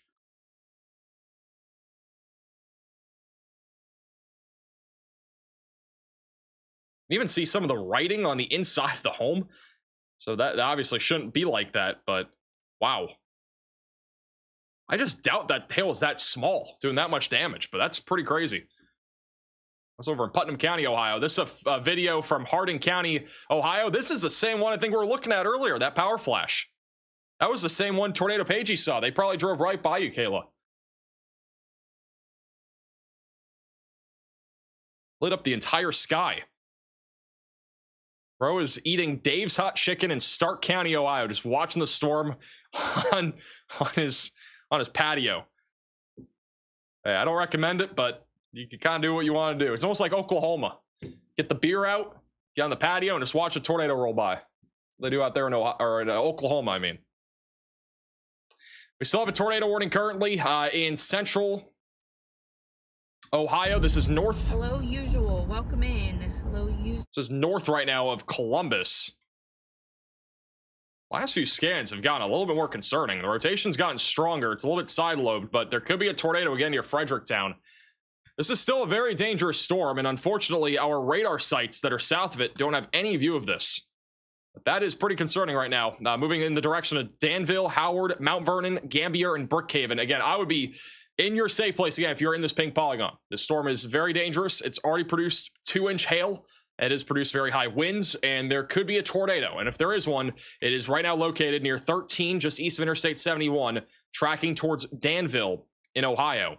The one that is west of Pittsburgh, we need to keep an eye on. I think this is mostly going to remain a hailstorm. It does not really look too much like a tornadic storm right now, but the tornado risk is at least low, heading the direction of Wellsburg and Steubenville. The storms that are off to the west of Columbus are going to be heading towards that area here pretty soon, mostly looking at a damaging wind risk. Still low tornado risk. Quarter-sized hail is also a possibility. But these, again, could intensify as they move east. But yeah, this storm, again, near Fredericktown looks crazy. Again, I wish we had the radar site up in Columbus because we'd have a better view of this, but it definitely looks concerning.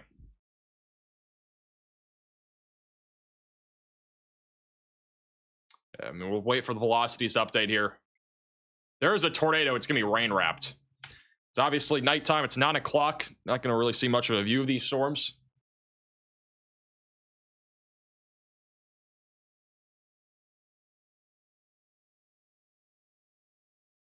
Very concerning storm right now. Latest scan's a little bit broader, which is good, but it's still very concerning. If this thing does drop a tornado, it'll probably be on the strong side of things.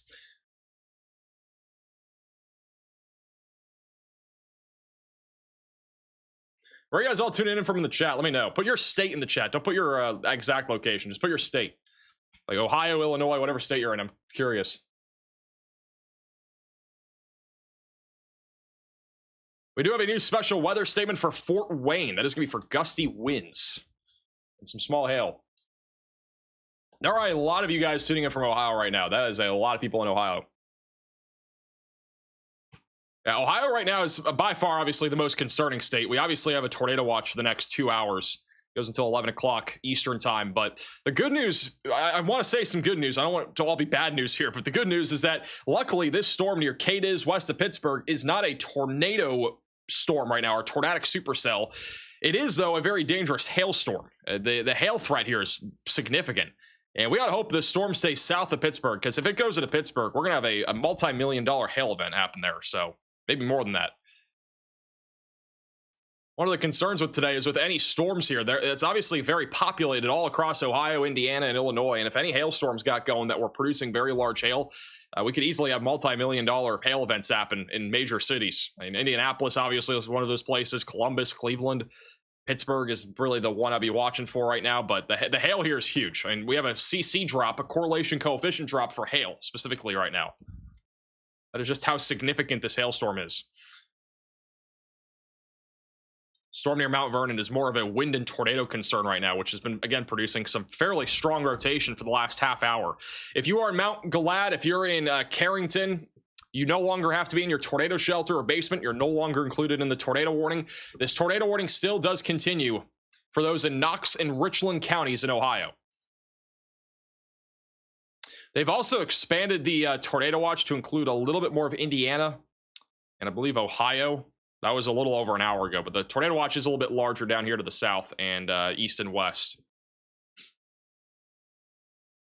The Storm Prediction Center just came out with their new SPC outlook for tonight. And there's really no major changes to this. They have maintained the enhanced risk of severe weather for Peoria, Springfield, Muncie, Lafayette, Columbus, Canton, and Cleveland, and even Toledo. There's still a 5% hatched tornado risk in place. All right, so if you're in that hatched area, there's still a risk of an isolated strong tornado this evening. Damaging winds are also a pretty significant concern. Damaging winds 75 miles per hour or higher are going to be a possibility. And then very large hail is still on the table. No major changes, though, to the SPC outlook. So there's still an ongoing risk of a lot more storms and a lot more severe weather as well. We've had a lot of storms going on over here, even in Illinois. Though these are not severe, there's a lot of storms going up, and this will be the next round of storms to watch for. We got one new round of storms developing in central Illinois. We got another one in northern Ohio, or northern and central Indiana. And those ones are mostly hail producers right now. But down the line, we're going to get much more storm activity, which could lead to more severe weather too. So it'll be interesting to see what happens because we got more and more storms going up. These ones down here near Springfield need to be watched for closely. I didn't even know I had this pop up on stream. The heck? Has this been popping up throughout stream? Has anybody seen this? I didn't know I had a pop-up that popped up on streams. The main place is at risk. Okay, that kind of surprised me. I don't know if that's been happening throughout the stream. Anybody seen that, or is that the first time? That was kind of random. Huge shout out to Jennifer with the $100 super chat. Excellent coverage as usual. Looking forward to seeing the chroma key put to use. Love to see a member's video featuring your production setup. We'll definitely work on one for sure. That was the first time. Well, that is interesting. I didn't even know we had that on stream, so that is a new one. Latest scan showing a little bit more rotation again near a mighty Ohio. If we have a tornado again, it's going to be rain wrapped. Heading down towards Danville. If you're in Warsaw, Newcomerstown, you need to be ready for this storm as it continues to track to the east-southeast.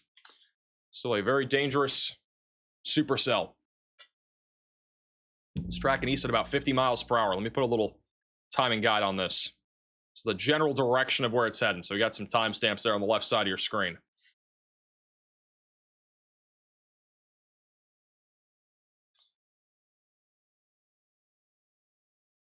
Warsaw about 9:25. for that storm. They have gone ahead and issued a tornado possible severe warning. So that'll include Oakton, Newcomerstown, and Warsaw. So 60-mile-per-hour winds, half-dollar sized hail, tornado risk does exist. The storms up near Cleveland have mostly been weakening. There's still a lot of lightning, got some damaging wind potential still if any of those storms can organize. We have a new damage report out of Brunswick, Ohio, that trees and power lines are down on Marks Road between Sleepy Hollow and Gayer. Actually, I think that was from earlier. So that's an old report that I'm reading. We got storms quickly approaching Dayton, Ohio. There's a camera actually in Springfield, Ohio, and you can see the wind picking up out in front of this line of thunderstorms right now. Not sure if there's any view of the sky. I know there's one in downtown Springfield here. And you can see the camera shaking a lot more here. This is at the Clark State, I believe, University here. Hey, Caleb, for the super chat. Love watching your live streams. Appreciate you tuning in.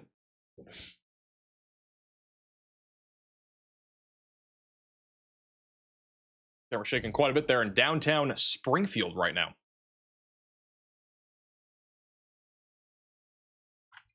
We got a ton of thunderstorms. Again, I mean, there's just such a high number of thunderstorms that have gone up. I can count about 50 to 100 different updrafts currently in Indiana and Ohio. Like, you could literally mark every single storm in updraft that has gone up. All of these are different storms. There's about 50 to 100 of them. This is just one large clump of thunderstorms there. And they're everywhere right now. And none of these are severe in Indiana, but quite impressive how many storms are out there. Hey, Shane for the super chat. Thank you also, Kozo, for the super chat. Morrow, Tucky. What is that supposed to mean? Coshocton, thank you. So Coshocton is in that tornado possible severe warning. Got another photo / video that somebody sent in. I wish this was not so zoomed out. This thing is like in the void. I don't know if I can actually, I can't zoom that photo in. That's a cool photo. You guys got to really get your reading glass on for this one because I can't even really see it, but that's a really cool shelf cloud over in Will County, Illinois from earlier. Ideally, if you're sending in a photo, don't make it so it's like 2 pixels large so we can't see it.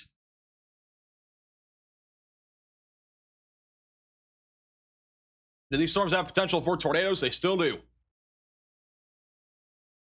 Have I had supper? I've not eaten anything since like probably 3 o'clock. We are live.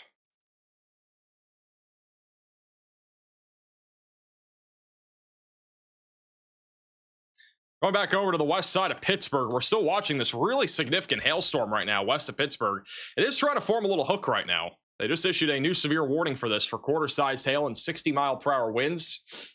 Steubenville, Wellsburg, Washington, and Cannonsburg all included in this, all along the Ohio, West Virginia, and Pennsylvania border. You can see it's trying to form a hook echo, a little inflow near Jewett. But biggest concern right now is going to be that large hail threat near Amsterdam. Moving to the east-southeast. Over near Fort Wayne, we got some pretty strong storms rolling through right now. They are not severe. Velocities are pretty weak right now, but gusty winds are moving through Fort Wayne. Back into Indianapolis, we have another area of strong storms approaching you guys. That'll be for gusty winds and maybe some pea-sized hail. Tracking to Noblesville, Fishers, and Anderson. And actively, there are no warnings or special weather statements or anything across Illinois. We have a lot of thunderstorms out there. Tornado warning still continues until 8 or 9:30 Eastern time here for Mount Vernon, Howard, and Danville. If you're in any of those 3 locations I just said, you need to continue to stay in your safe place. Fredericktown in Ohio, I would not be as concerned. I would still stay in your safe place for a few more minutes, but I think you'll be good at about 9:15 or so Eastern time. Because at this point, if there were a tornado, it'd be on the east side over here. Riley has an update. Go ahead, Riley.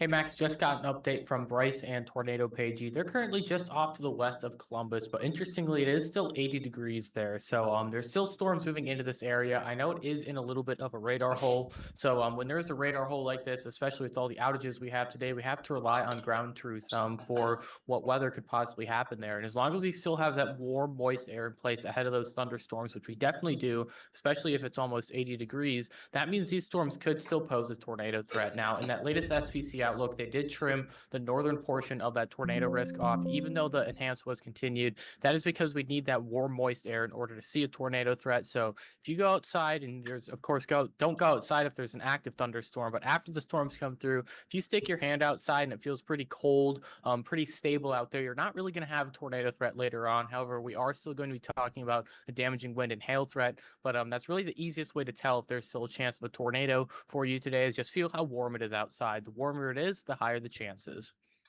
Good points. Thank you, Riley, for the update. Yeah, so again, that is one of the biggest things I'd say with today is that, again, it's obviously very warm in a lot of areas. We talked about this earlier, but like over in Chicago, for example, it was 40 versus 70. Again, the area where the temperatures are warm and cold is a drastic, sharp divide. Let me show you guys what it looks like on a model, for example. Actually, we can do observations, I think. Yeah, we can do the latest analysis here just across the Ohio Valley, but look at the temperature difference here. So we got 70s and 80s. That's warm, unstable air. This is in our warm sector. That's where severe weather would still be on the table, at least significant severe weather. So anywhere up in here where my cursor is basically, there is still a risk of significant severe weather when it even comes to a tornado risk. But north of that red, up here, like north of Indianapolis, Chicago, Cleveland, we could still see severe weather, but the tornado risk could be lower, be more of a wind and hail threat. But you can see how it's evolved over the last few hours. How quickly those temperatures have dropped and fallen to the south. So pretty impressive. I'll have a new radar scan in a moment. We still have some rotation right now near Howard. We're keeping an eye on that. You can actually look at some of these radar mega cyclone ports too in southwestern Ohio. You can see the temperature is actually 78 right now in Clark State. So that's still warm, favorable temperature, and dew point's right now 57. There are a couple storms out here. Granted, we are in a large radar hole due to the fact the radar sites are down right now in southwest Ohio, but you can at least still see that the conditions are at least ripe for a possible tornado and hail risk, and maybe even some wind as well. We have more damage reports coming out of parts of Indianapolis near Goldsmith, Indiana. Damage to what appears to be a pole barn and trees down on Division Road, including on one road. That was at about 6:18 or 7:18 Eastern time would be the exact time there. Got a lot of power poles down as well across parts of Indiana and Illinois.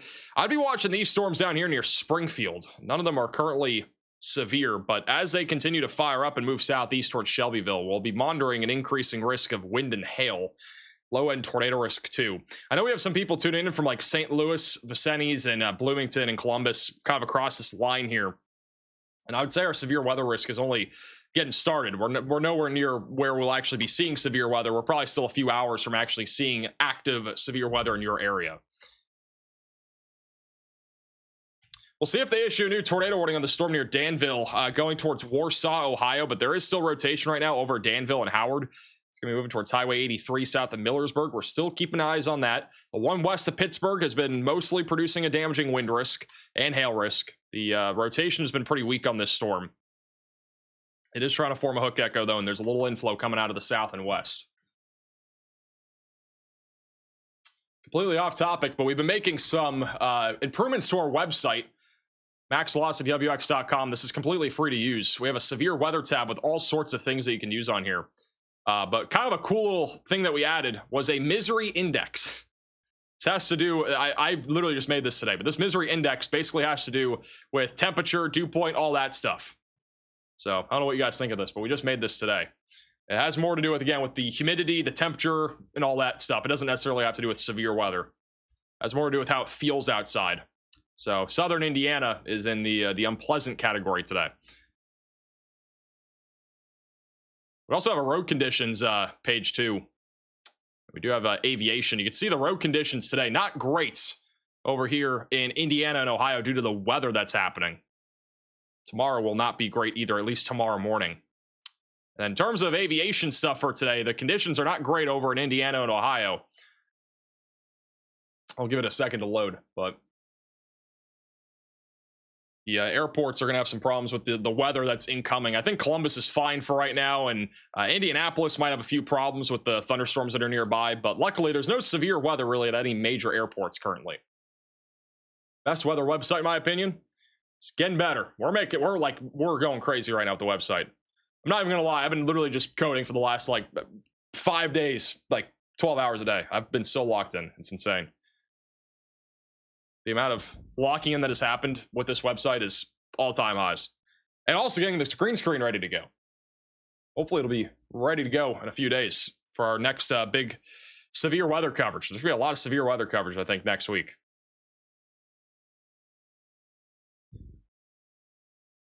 Tornado Pagey is currently located near Plain City, Ohio. And we got several storm chasers still out there. Most of them are not near that tornado warning that is in effect, but they are pretty close to London, which we do have some supercells that are trying to make their way down there. They are in an area, again, where there's a radar hole. So ground truth is what we're going to need out here in Southwest Ohio to identify if there's an actual tornado or anything like that, like along those lines. So them being west of Columbus at least helps. Storm Intermedia is back over in Sydney, just to the west there again of Columbus, but they're kind of away from the thunderstorms. PA Storm Trackers is in Marysville, Ohio. They're going towards Delaware and Dublin. And again, whenever there's storm chasers nearby, it's not usually a good thing. In this case, probably not the best thing. Granted, our tornado warning, I don't think has a single storm chaser on it. At least that's live. Actually, I can go over to the, I think there's a way I can put on spotter network on here. So all the green dots that you see, these are storm chasers that are out there, at least on spotter network. There's not a single one right now in this tornado warning. The closest, I think, spotter dot is behind where the rotation is, and that's about 27 miles to the west. That is the closest chaser to the storm right now.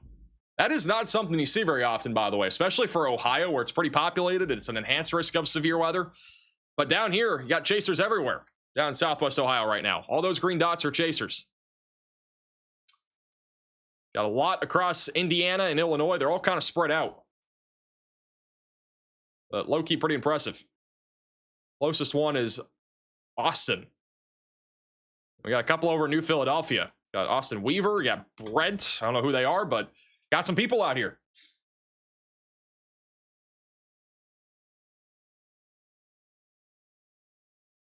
Very interesting. Shout out to Timothy with the $50 super chat. Put some numbers in the chat for Timothy. Really appreciate that. You also Dree for the super chat. I appreciate that, Dree. Yeah, I've been locked in. It's a lot of chasers. There are a lot of chasers. And today was, I would say we had more chasers on the Kankakee tornado than this one. Like, there's a lot of chasers out there. They're very spread out. But Kankakee, we had hundreds of chasers within like 10 miles of each other. It was crazy. Everybody was on one storm. Today, it's a pretty diverse area. It's a little bit more centralized towards Southwest Ohio. You know what we should do is make something where we have a map that shows you the chaser convergence.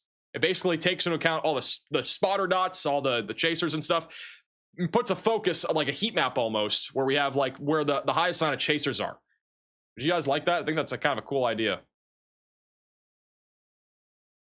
Hey, Neva for the $10 super chat. Indianapolis have any more tornado concerns tonight, or mostly hail and wind? I'd say mostly hail and wind.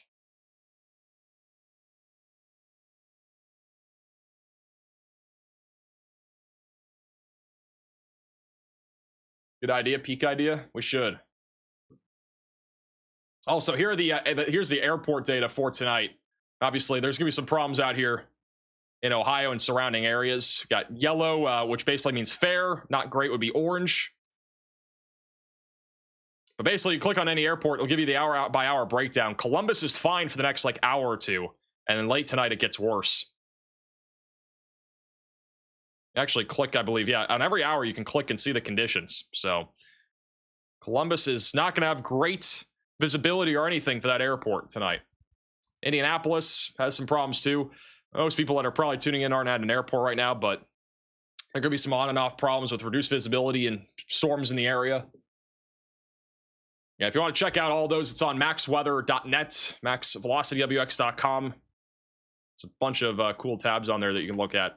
It doesn't appear as if they're going to issue a new tornado warning for the storm near Danville and Howard. Still looking at mostly lightning, some 60-mile-per-hour damaging winds, quarter-sized hail. Got a ping-pong ball-sized hailstorm making its way towards Wellsburg and Steubenville, right along U.S. Highway 22. Washington, Pennsylvania, and Cannonsburg. If you guys have a car outside, I'd bring it inside. We've already had some car damage today from hail, and could happen out here also southwest of Pittsburgh.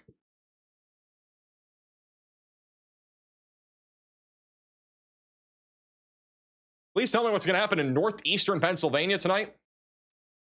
I don't think much is going to happen up there. There's no risk of severe weather in northeast Pennsylvania. It's just strong storms. But anywhere in the green, yellow, or orange, you still got to be staying weather aware. Keep in mind, about an hour ago, they did issue the new SPC outlook, and they maintained the enhanced risk for this entire area. So there's at least a risk of still having hail, wind, and even an isolated tornado, even behind this large cluster of thunderstorms. So I wouldn't get too ahead of yourself here. If you're over in like Indianapolis or Springfield, we're not technically done with severe weather. Especially since we have all of these storms out here, but we also have more storms that are going up off to the west. Granted, a lot of those storms are not going to be as favorable for tornadoes. They're still favorable for wind and hail. Lower tornado risk would exist further down to the south.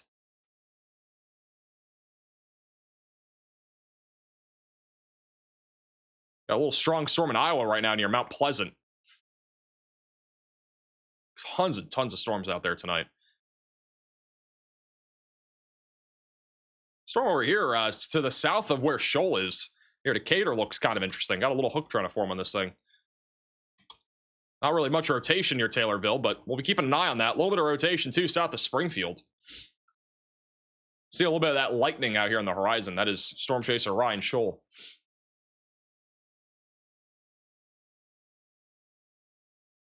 Hey, you know, for the super chat. Hey, we're going to do even more. We got a lot of stuff planned.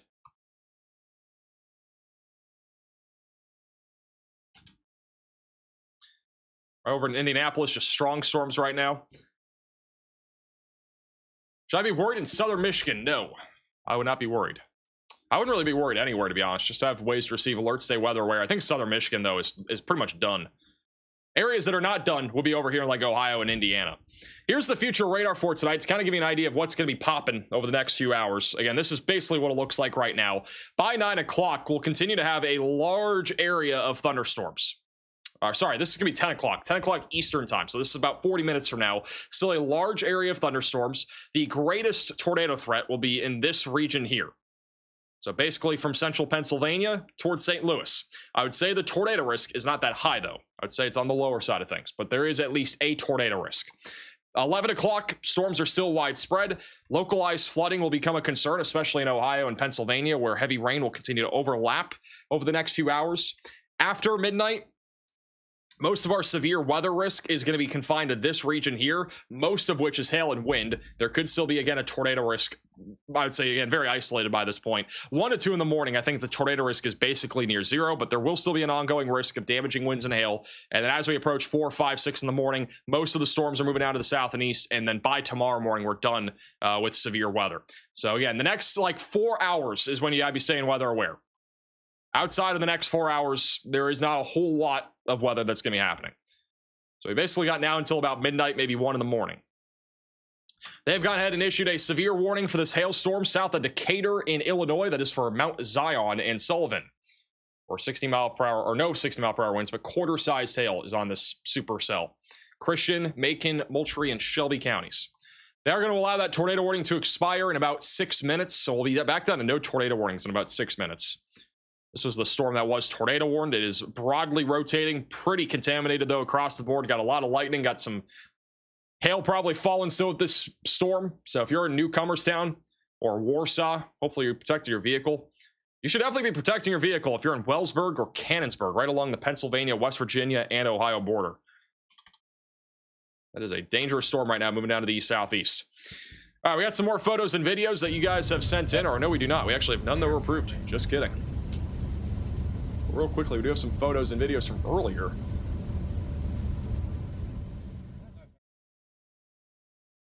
This was a lightning strike that was on stream earlier from Stormrunner Media. Probably one of the craziest lightning strikes we've seen on a live stream. And this is earlier. Like literally lit up the entire sky. Cloud to cloud lightning, and then it turned into a cloud to ground lightning strike on the far left. Right there.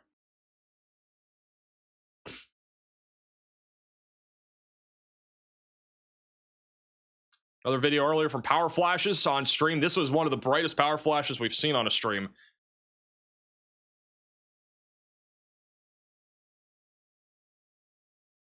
Give it a second, you'll see it on the right in case you're just tuning in and didn't see this earlier. That was over in Kenton, Ohio.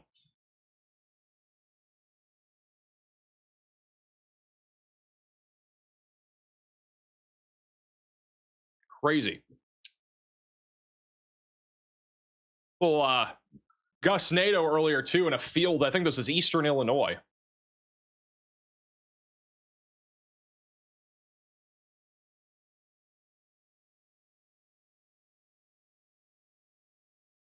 Some storms are intense, and as soon as they get to Pennsylvania, they fizzle. Are you really complaining about that? I mean, if you like storms, I guess there's reason to complain.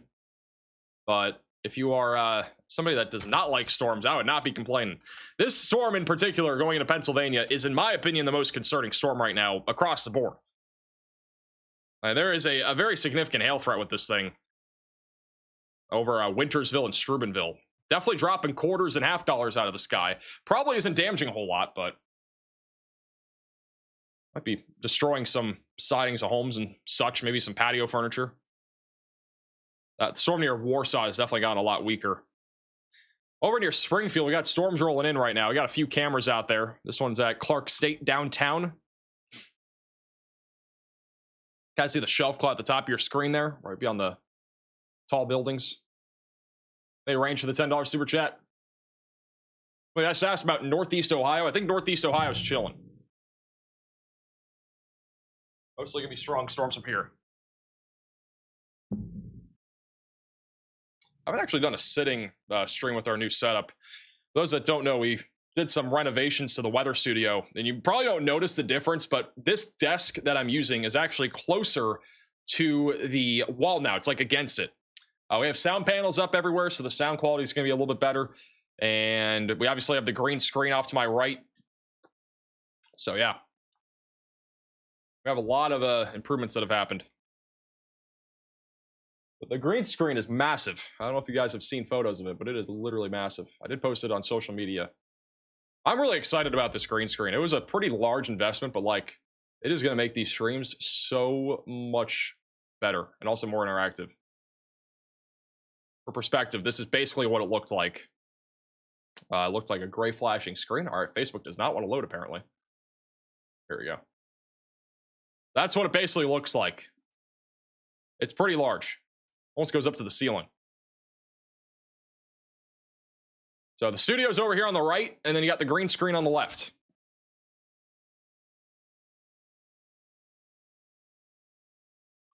So yeah, that would be the camera. That is not the same camera anymore. We got a better one, but we'll also have like a little teleprompter right here. That way I can actually see what is actually happening on our stream, essentially. For those that wonder, I do not use a teleprompter for anything. I literally just, the only reason why I would have one would be for another screen to be on the camera. Every TV network has a teleprompter for like, you know, it'll basically be like a large box where you can see what's happening on like, you know, basically what I'm looking at right now, like what you guys see on the stream, I'd be able to see that over on the teleprompter. Wouldn't have words on it. It would just be this. So I don't know if I could ever use a teleprompter. I just cannot. Almost impossible. I like freestyling my forecasts and stuff. Hey, Danielle for the super chat. Shout out to James for the $10 super chat too. Quarters and $half dropping from the sky. Money doesn't grow on trees, must grow in the clouds. And we might have some profit happening over here in Wellsburg. No, but in all seriousness, again, this is a pretty significant hailstorm. It just, again, not very large hail. It's not at that threshold. Again, very large hail is 2 inches or greater. But right now we have around ping pong balls, which is about, 1.5 inches in diameter. It's not super large, but it's definitely on the larger side of things for this area. We don't see large hail that often out here, so at least not to this degree. This is our hail chart. I didn't even know we had this on our website. We have a severe weather timing section apparently being built. This is our little hail chart down here. So this is where we're at right now. Ping pong ball sized hail. I think the largest hail that we've had today was around tennis ball sized hail. So we've been kind of in this category. And again, very large hail starts right here. Starts at 2 inches and then works its way up. We had DVD sized hail in Illinois a couple weeks ago. It's pretty historic, especially for the Midwest. Shout out to Andrew with the $25 Venmo donation. Reporting from Ohio, Godspeed. Thank you for your coverage. Appreciate you tuning in. The tornado warning in Ohio has officially been allowed to expire. So we have no tornado warnings anymore. We still have an ongoing area of broad rotation coming up towards Newcomerstown in central Ohio over the next 15-20 minutes. A storm near Springtown or Springfield in southwestern Illinois, northeast of Dayton. There's about 3 different storms here. I do want to remind you that we do not have a radar site that is actively able to see these. So these 4 radar sites are all down due to some sort of outage. Unfortunately, it was not good timing for today, but all 4 radar sites are down. Let's hope nothing actually ends up being tornadic down here, because if we have a tornado warning down here, we'll literally have to be relying on what tornado page he's looking at, because they're the only storm chaser relative to these storms right now. And currently, there's not really a whole lot of lightning. Hey, Tony, for the super chat. The hailstorms over here in Illinois have grown immensely over the last 15 minutes.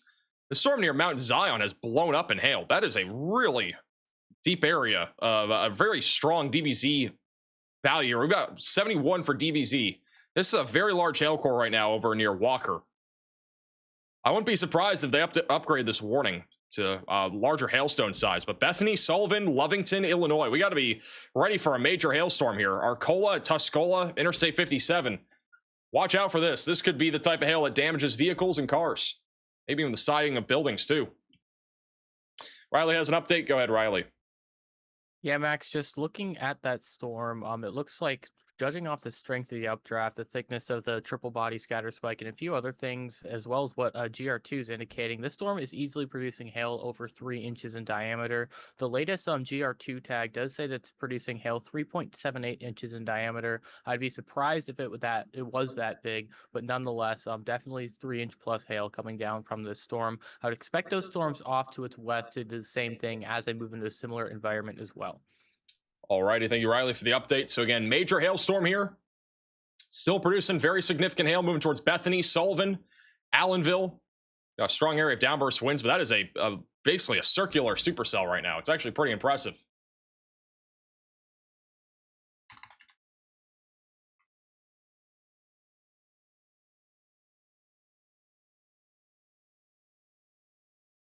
I would not be surprised if this thing got upgraded, though. It has not been upgraded yet.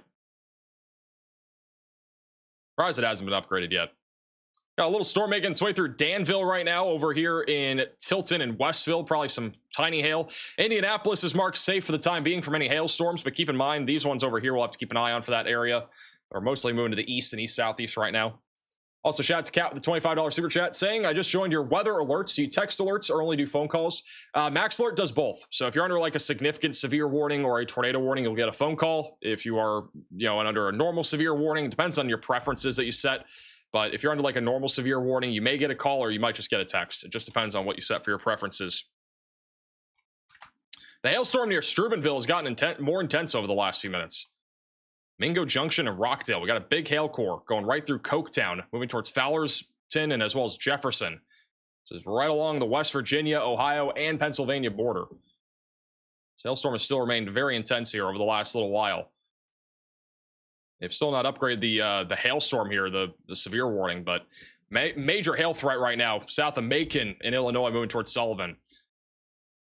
Also got a cluster of thunderstorms that has gone up from basically Bowling Green, Missouri, all the way into Ottawa. This should be mostly gusty winds and lightning, but could see an isolated hail or wind risk with that area of storms. We have another photo or video that somebody sent in. This one is sent in from Logansport, Indiana. Wow. That is crazy. Got an entire tree that fell on top of this van. Goodness. That is scary.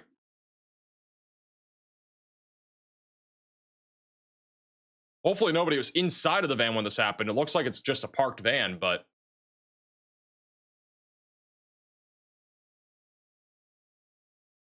that's pretty crazy. Hey, Dio for the super chat. That storm over there near Newcomer's Land, I think, or Comerstown is like mostly just hail and wind. Not too significant. Got another photo from Mackenzie over in, don't know how to pronounce that county, but over in Ohio of some quarter-sized hail.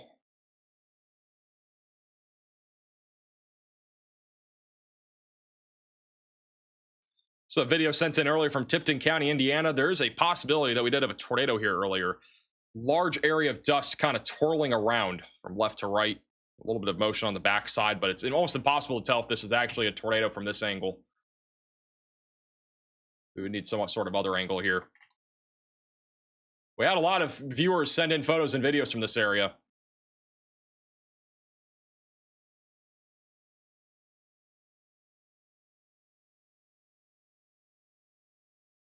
Oh, my pen to work again. Obviously, had semi-truck slipped over on today's stream. We've had tons of hail, all sorts of problems. Wow. Well, this is a crazy hailstorm. We're now up to 2-inch sized hail, and that is a really thick hail core. Southwest of Dalton City, going towards Bethany and Sullivan. A major hail threat right now in southeastern Illinois, south of Decatur. I mean, this storm might be producing hail even larger than that, but at the bare minimum, this storm is producing some really significant hail. This thing is absolutely going crazy. That, again, is all hail right there. They have upgraded this warning to 2-inch sized hail. So it is now producing lime-sized hail. We have some storms that are also going up near Taylorville, Kincaid, Pawnee, and Interstate 55. Those are mostly producing gusty winds and lightning, but there could also be some hail with these, and I think these are going to be the next ones to watch for a hail risk. Low tornado risk, too, with these storms down here.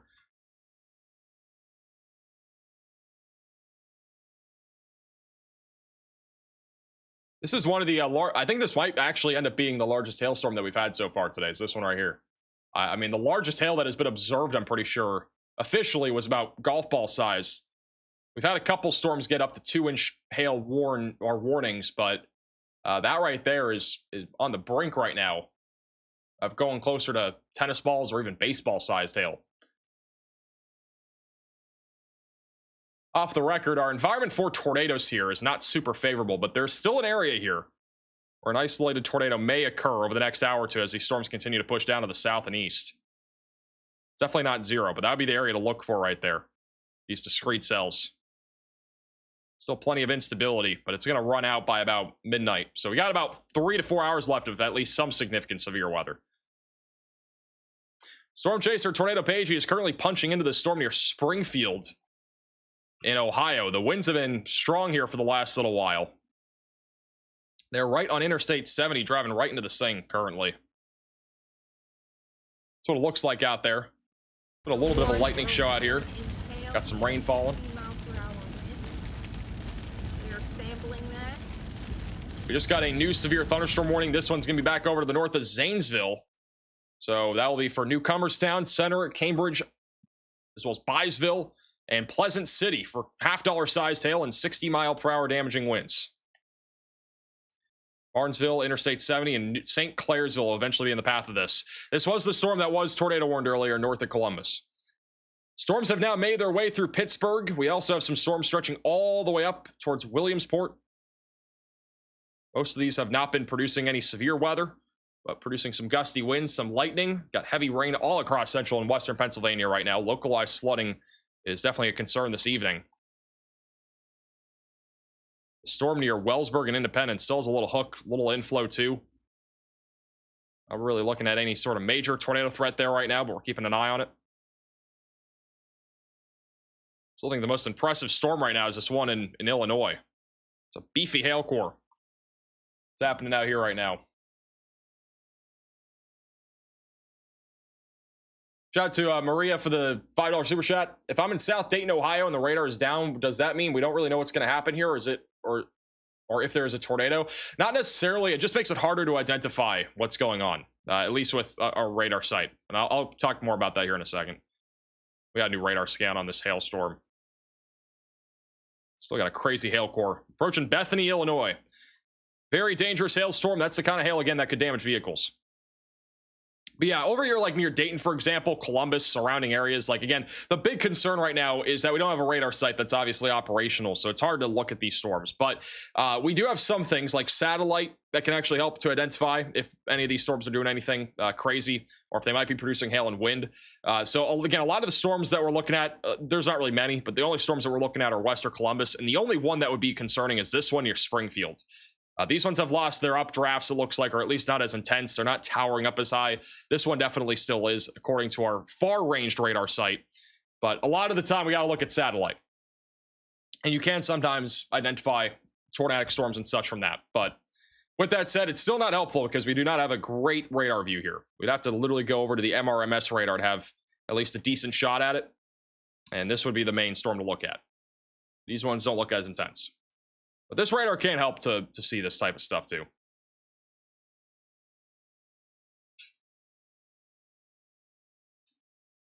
This guy hates Fort Wayne. I don't hate Fort Wayne. We talked about Fort Wayne multiple times. Not really much happening in Fort Wayne. We just got a lot of strong thunderstorms off to your south and west, but nothing severe. Why is there a big box over Indianapolis? That's a special weather statement, which is going to expire in 4 minutes. That is for that cluster of thunderstorms moving towards Winchester and Muncie, which also has a lot of lightning right now. We have a new flash flood warning for Pittsburgh, Pennsylvania. Low-lying areas are at risk of flash flooding here. Over the last couple of hours, we've had around 2 to 3 inches of rain just in the last hour. So within the last hour, upwards of 3 inches of rain has already fallen. So flash flooding is already ongoing or is expected to begin shortly.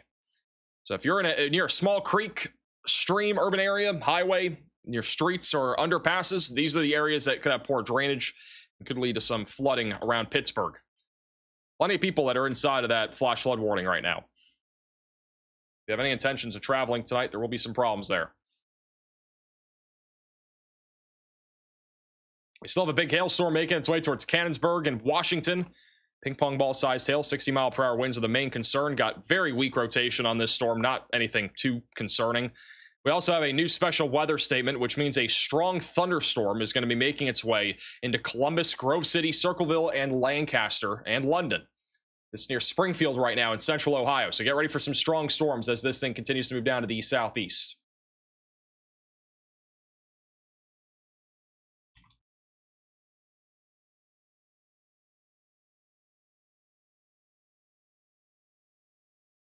Still have a very big hailstorm right now making its way towards Sullivan. How crazy that was. So it looks like over in Springfield, Ohio, inside of that severe thunderstorm warning.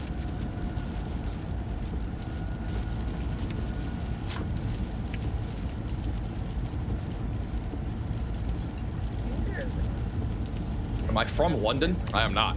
I live in Florida. Miles? Florida man. Okay. Max isn't talking about your area. It is a good thing. I would agree. If I'm not talking about your area, it's usually a good thing. I can't talk about every place. It is difficult to do that. But I try as best as possible to cover every area. We got a lot of thunderstorms going up right now in far western Illinois and eastern Iowa. Large cluster of thunderstorms stretching from Cambridge down to Memphis. Gusty winds, lots of lightning, some small hail possible. These storms are moving east at about 55 miles per hour. Mainly looking at nickel-sized hail up there. We've had a lot of storms near Chicago today. It looks like Chicago might finally be winding down from strong storms. If you're in Fort Wayne, we got we got like 3 or 4 more storms coming your way over the next 2 hours. It's been literally a train of thunderstorms up there. I feel like Indianapolis has been the one lucky place today when it comes to severe weather.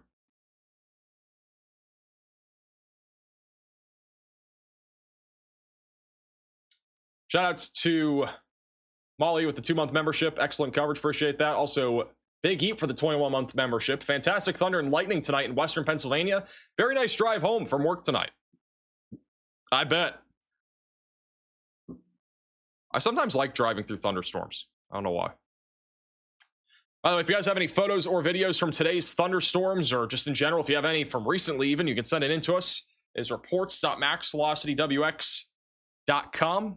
The QR code's on your screen. We've had some pretty crazy photos and videos sent in. This one was, again, a big power flash earlier in Hardin County, Ohio. And this is still an ongoing concern with any thunderstorms out there that are producing damaging winds. There's only 3 warnings that are active, and I think 2 of them are currently warned for at least 60-mile-per-hour winds. But this is something that could easily happen, and that could knock out power. We've had some power outages this evening across Ohio and Pennsylvania, very few in Illinois. And if you have a trampoline, hatch it down. We've had some flying trampolines tonight too. It's over in Fishers in Indiana. We also had some pretty crazy lightning. I was over in Greenville, Ohio. say the least, the storms have been pretty crazy so far today. I know some people have been saying like this does not seem to be a big day. It seems like it's a bust. I wouldn't really say so. I feel like today has actually been a pretty significant day of severe weather, despite there not being any sort of large tornadoes. You don't need a large tornado for it to be a significant day of severe weather. Keep in mind, the tornado risk is a 5% hatched tornado risk. So that means there's a risk of strong tornadoes, but again, it's not a guarantee that we're going to see strong tornadoes. How do you sign up for your weather alerts? You go to maxalert.net. There's also a link in the description. I think the link is pinned in the chat too, but if you want to sign up for MaxAlert, you can check it out on maxalert.net. And for those that don't know what MaxAlert is, it's basically a way that I will call you if you are inside a tornado warning or a severe warning overnight tonight in case you're under a warning. It's very cheap, affordable. It's like literally like $1 a month. It basically costs like a McDonald's meal a year, but it could be an extra way to keep you weather aware and staying alert during severe weather events. We got plenty obviously coming this season. And guys, next week is going to be huge. Like I think we're going to have a ton of severe weather events happening and we'll be live all over them. But like again, the severe weather is just getting started. We're currently in March. Look at this next week. By Tuesday and Wednesday, severe weather is going to make a return to the Midwest Ohio Valley. Big time severe weather around April 2nd and 3rd probably. We're going to have several large storm systems, though, and I think a lot of severe weather is coming. So, we'll be live all over it with our team of chasers. All right, Riley has an update. Go ahead, Riley.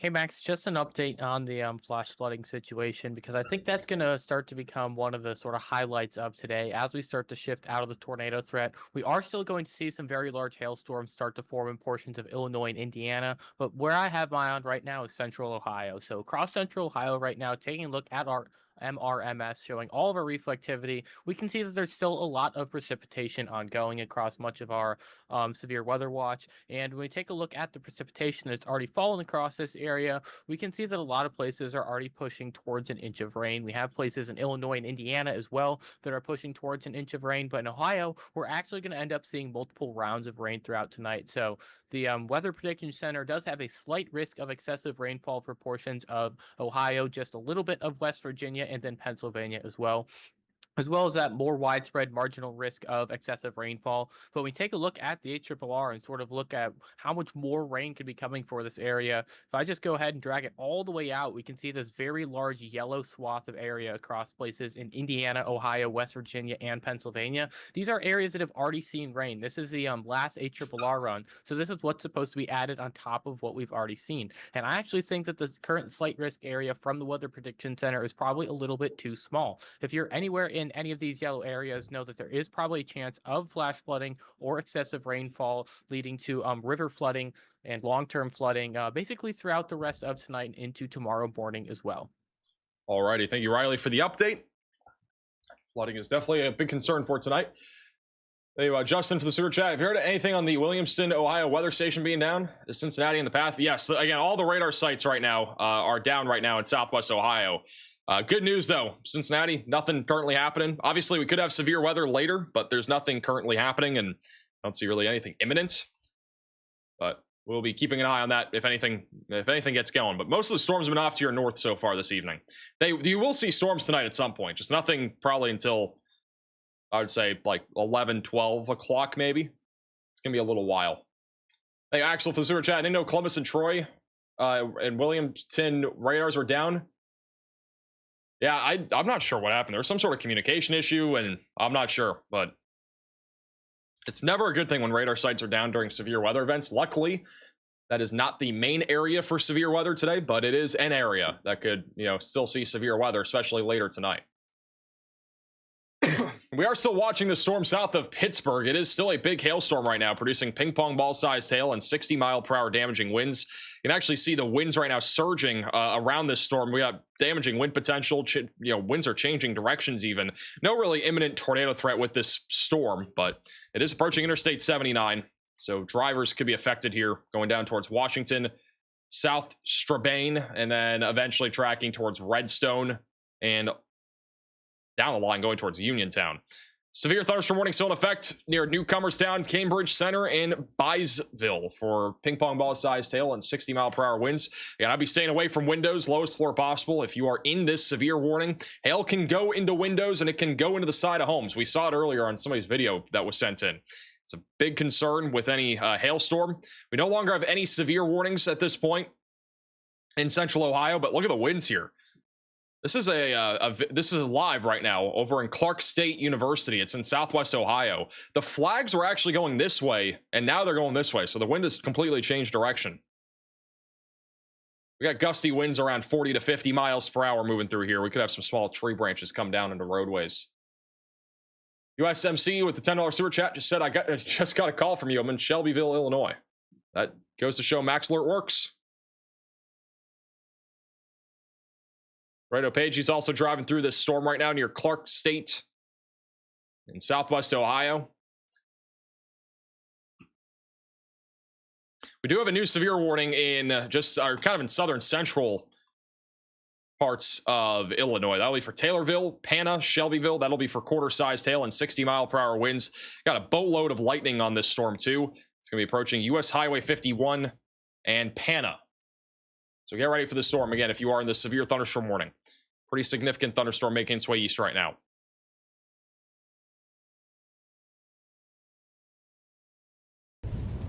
Here's a wide view of all of our thunderstorms right now. We'll go to the MRMS radar. But they are pretty widespread. Even though not all of them are severe, there's a lot of thunderstorms out there this evening.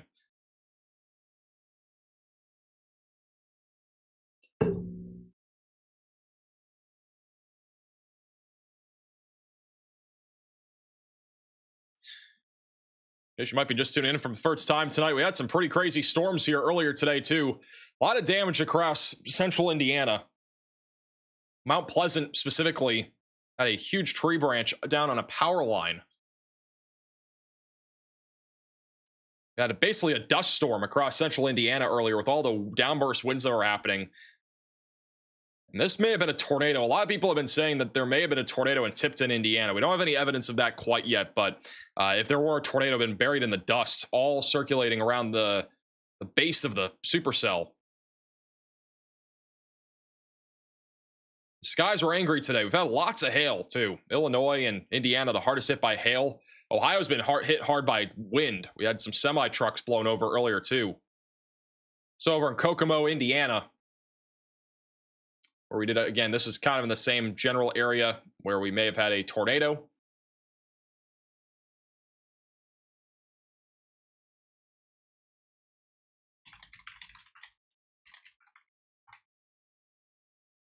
A few more photos from earlier, too. Very cool cloud structure today.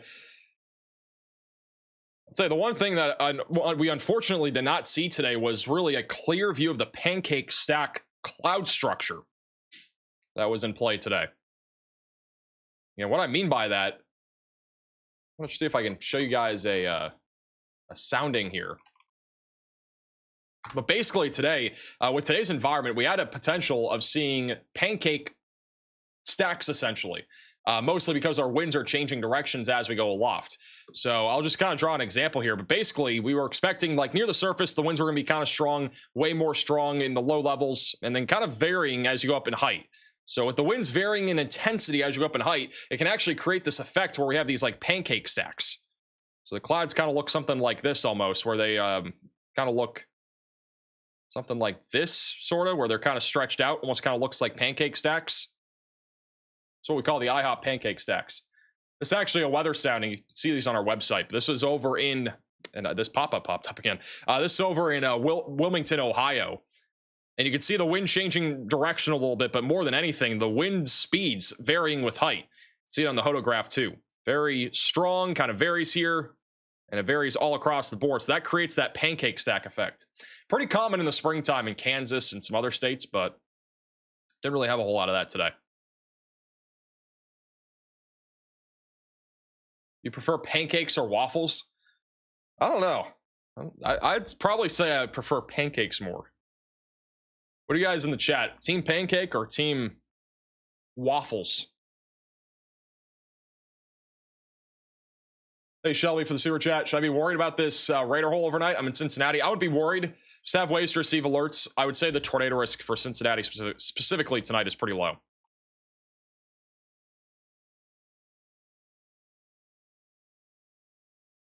A lot of people saying waffles.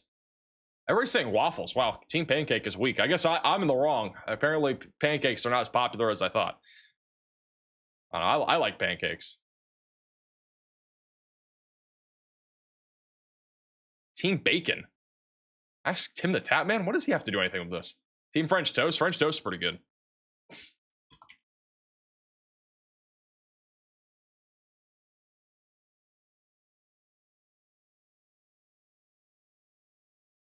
Silver dollar pancakes. Those are too small.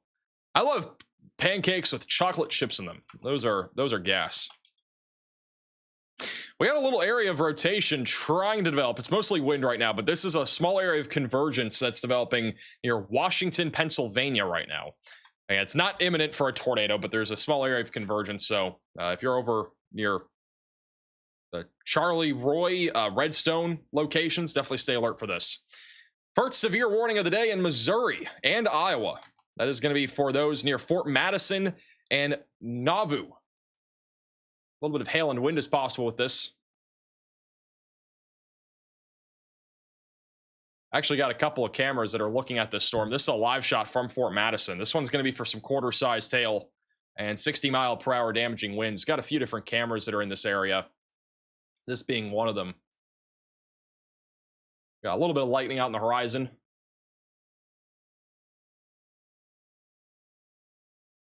I believe there is a river here that is kind of overlooking this. Got some trains too. This is one of the rail cameras. Anyone like strawberry crepes? Strawberry crepes sound really good. I like chocolate crepes more. Keep that camera on the bottom left of your screen. And we'll put...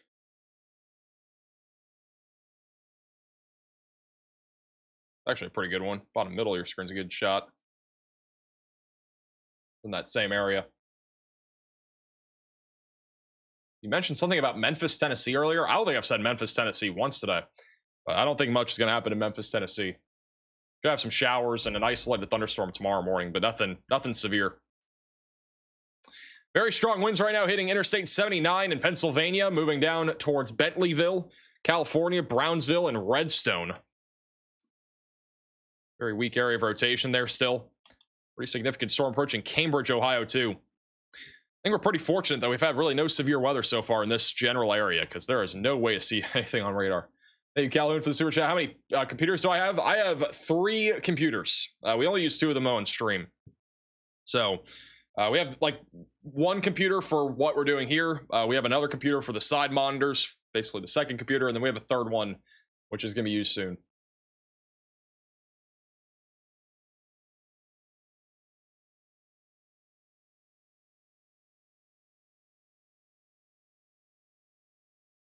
I'm hungry now. I've been hungry for a while. I gotta get DoorDash at some point or something. Oh, it's 10 o'clock. Everything's gonna be closed here soon too. You might be shocked. Here's a indication that severe weather's returning next week. Climate Prediction Center's on board with a high probability of above average precipitation across the Midwest Ohio Valley, back into the southern plains.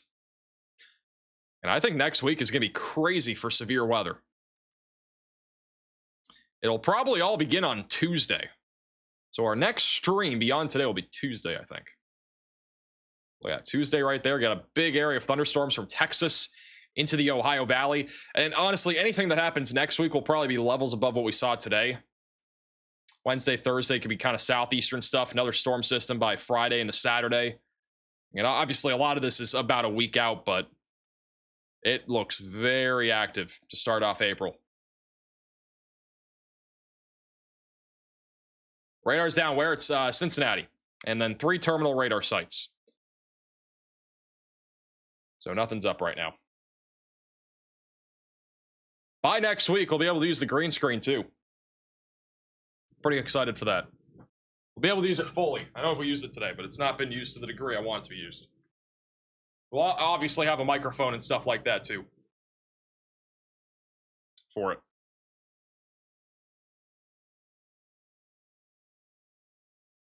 will be one of the cooler parts of the streams. I don't know if this, I might be floating on the screen if I walk on. I don't know if this is even the right dimensions. Let's do that. Basically on streams here soon. I'll have a microphone. Obviously, I can't do it yet. Basically, I can go over here and point out stuff that's happening. Pretty cool.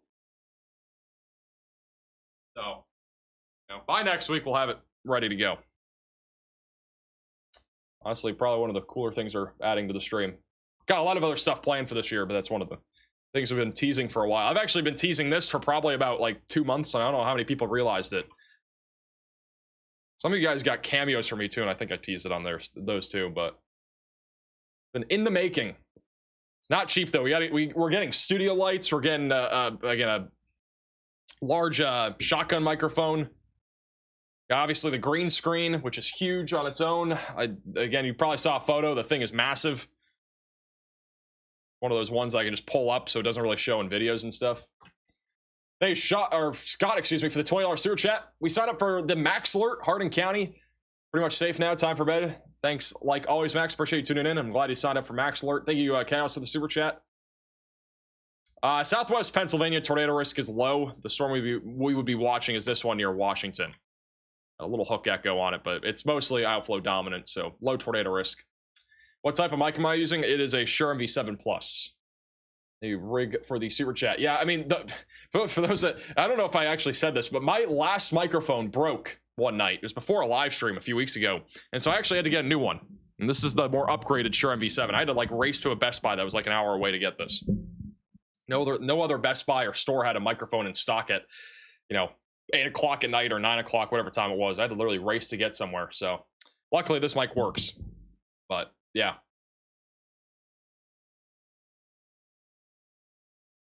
It's back over in Fort Madison where we do have a severe warning for 60-mile-per-hour winds, quarter-sized hail.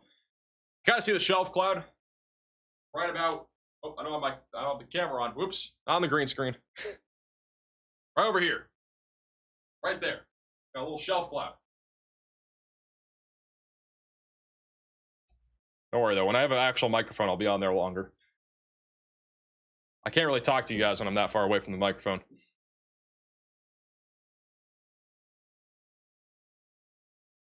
Get a backup microphone? I probably should. These Shure MV7s are not cheap. They're like, I think $250 or something for a microphone. But it also makes the audio quality way better. Amtrak? Is there an Amtrak train going by? I wasn't even looking. Yeah, Amtrak's just parked there. Actually pretty cool.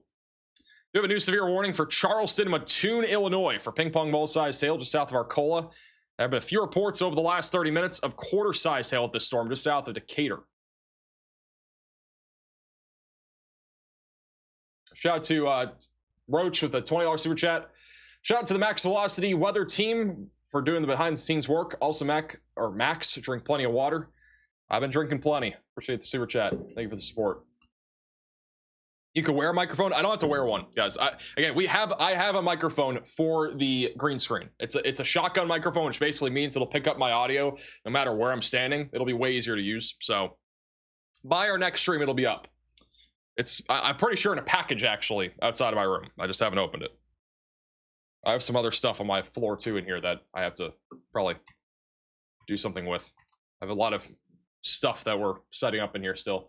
Hey, Cheyenne for the super chat just below Indianapolis. Wondering what is in store for overnight. Tornado threat. I don't think there's much of a tornado threat. It should be mostly a hail risk, maybe some wind. Got a couple of weakening thunderstorms off to your west, but nothing imminent, nothing within the next hour that'd be severe. This would be the activity to watch. We have a huge cluster of thunderstorms that's gone up in western Illinois, and we got widespread thunderstorms across the board, but again, nothing really is at the level of tornadic right now. We still have a tornado watch for Ohio and Pennsylvania for the next hour, so if you're in that tornado watch, definitely still continue to stay weather aware. Again, we'll be live, I think, through the end of the tornado watch at the minimum. We are still watching this supercell currently in southwest Pennsylvania near Redstone, California, and Washington for $half sized hail and 60-mile-per-hour winds. Striking down US Highway 240. They're heading towards Schmuck. Then Connellsville, and as well as Deer Lake and Uniontown will eventually be in the path of that. I don't know if these people are getting off the Amtrak train right now or what, but they got a thunderstorm coming up, so that might not be the best ideal conditions for getting off a train over in Fort Madison. Severe thunderstorm warning is in effect for this area.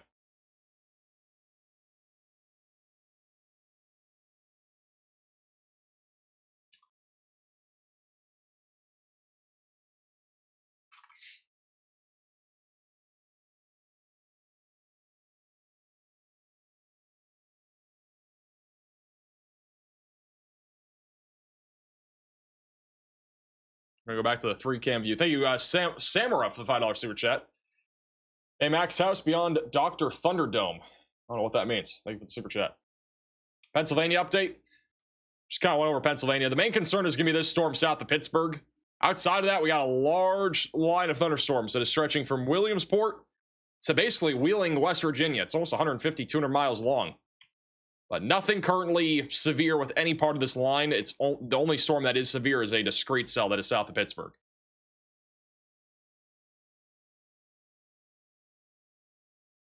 Hey, Poplar for the sewer chat. Think you should be on a magic carpet and parallel to the ground on the green screen showing the radar. Makes you looks like you're flowing with the storms. Appreciate the sewer chat.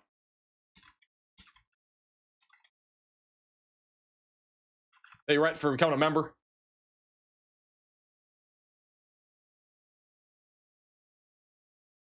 For those that have any sort of big plans for this weekend, the good news, we don't really have any severe weather in the forecast.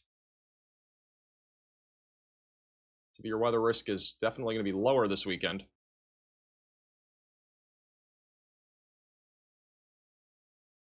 We go over to our SPC outlook. We do have another general thunderstorm risk for tomorrow, but it's just a couple of isolated strong storms tomorrow if you are in that green shaded area. So Charleston, Lexington, Louisville, Nashville, all the way over into Jacksonville and Wilmington. At least watching for an isolated severe weather risk.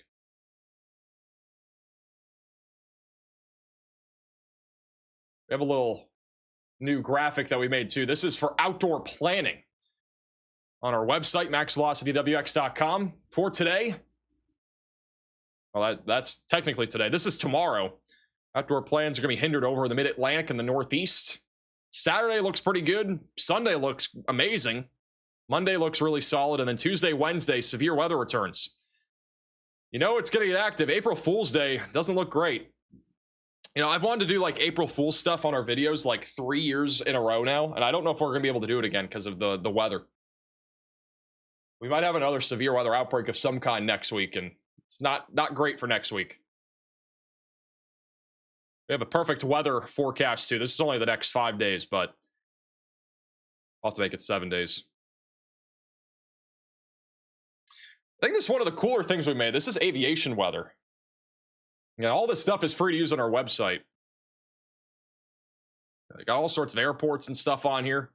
Tomorrow we'll have some problems across the Ohio Valley and the Northeast for weather-related incidents. Pretty good across the Great Plains for the next few days. Also, freezing temperatures are a possibility. As we go into tomorrow morning, freezing temperatures possible as far south as Kentucky, and also heading into Saturday night. Saturday, they're going to be very far down out of the south into Tennessee.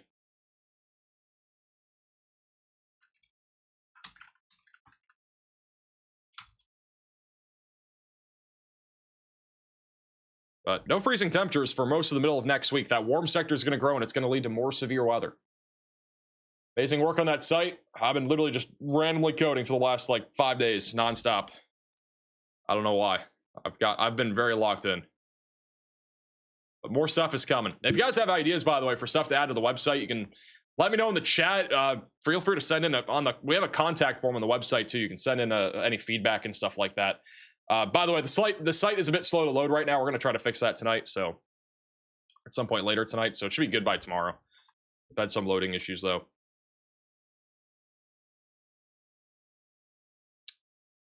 It's interesting. Got a little bit of broad rotation right now near center Ohio. I don't think it's enough for a tornado warning. We have a large radar hole here near Interstate 70, but it's near Salt Fort State Park. I wouldn't say it's too concerning, but mainly a damaging wind risk right now approaching Interstate 70 in Ohio.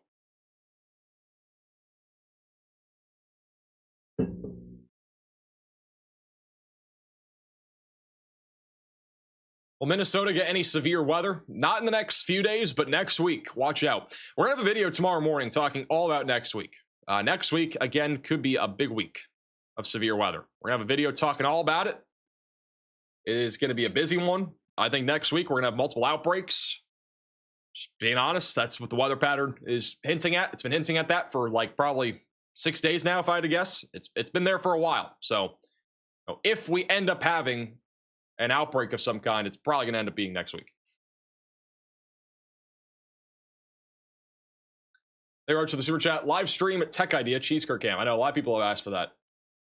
Cheese Curd is in a cat cone right now. He has got some sort of infection, so fortunately she is not in the best shape right now, but she's getting better, so that's good. Check GFS model. I did look at the models a little while ago. I didn't see really a whole lot of anything on the GFS that stood out to me, but the European looked pretty intense. GFS has kind of showed the same thing with multiple severe weather days too, but European I tend to favor more for severe weather forecasting than the GFS. I'm not as much of a GFS fan. Oh, near Fort Madison and Nauvoo, we still have a big hailstorm coming up. Quarter-sized hail, 60-mile-per-hour winds near Donaldson. Moving towards La Harpe, Illinois. Got a large cluster of thunderstorms from Princeton back into Burlington. Do not have, again, any active severe warnings outside of the one that's south of Burlington in western Illinois, but the storms have been increasing coverage and intensity. The 2 supercells that were ongoing here in south central Illinois near Charleston, Mattoon, those are mostly just producing some ping pong ball sized hail, 60-mile-per-hour winds. You can actually see the outflow boundary on radar, so that's pushing out some cool wind and cool air. So you might feel that if you're down near Greenville, Vandalia, Altamont, or Effingham over the next 30 minutes. Gusty winds will probably pick up with that too. I wouldn't really be outside because you could have some dust that kicks up in your eye. Probably not the best feeling in the world. Columbus, Ohio has been pretty chill. Nothing really happening there right now. We got more storms going up off to the west of Columbus. All these are strong north of Richmond. Nothing currently tornadic or severe in Indiana. And then the Pittsburgh storms have been pretty strong still, but looking at mostly gusty winds, a little bit of small hail. Main wind risk with any storm is the one near center. This one's actually starting to wrap up a little bit. A little hook and an inflow right now near Middleburn, going in the direction of Barnesville and Bethesda in southeast Ohio. So we're watching for at least a low-end tornado threat with this storm. Just gone ahead and issued a new severe warning for this for quarter-sized hail and 60-mile-per-hour damaging winds. Little broad area of rotation currently located over Route 22. It's going to cross over Interstate 70 here in just a moment. Bex at the super chat says, when was the last time you saw severe weather in person? I have absolutely no clue. Honestly, it's probably been a while. Living in Florida, like, you get a lot of storms, but you don't necessarily get a lot of severe storms. That makes sense. Like, there's a whole lot of severe weather down here. It's pretty occasional. If you get a severe warning in Florida, it's usually quarter hail and 60-mile-per-hour winds. It's hardly ever higher than that. It's a rare occasion if you get something higher than that. So generally speaking, nothing really much higher than that. We also don't get many tornado warnings. I think I've been under 2 tornado warnings over the last 4.5, 5 years of living in Florida. It's been about 5 years now. I think I've been under 2 tornado warnings since living here, maybe 3. I think the last time I had severe weather actually in Florida was when I was living in Daytona Beach. I was going to college at Embry-Riddle. I think that was probably the last time. That was actually a pretty significant windstorm that came through.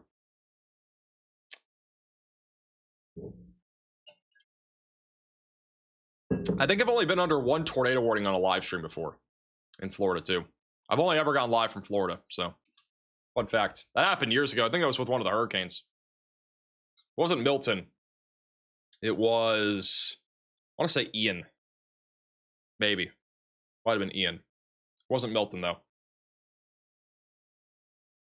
Tampa gets some bad storms, and there's bad storms everywhere, especially in Florida, but most of them aren't severe. Most of them are mostly just gusty winds and small hail, if they ever do produce severe weather.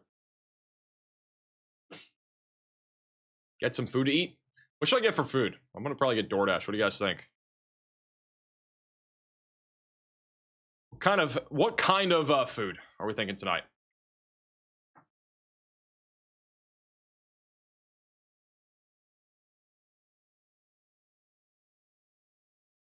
Riley has an update. Go ahead, Riley.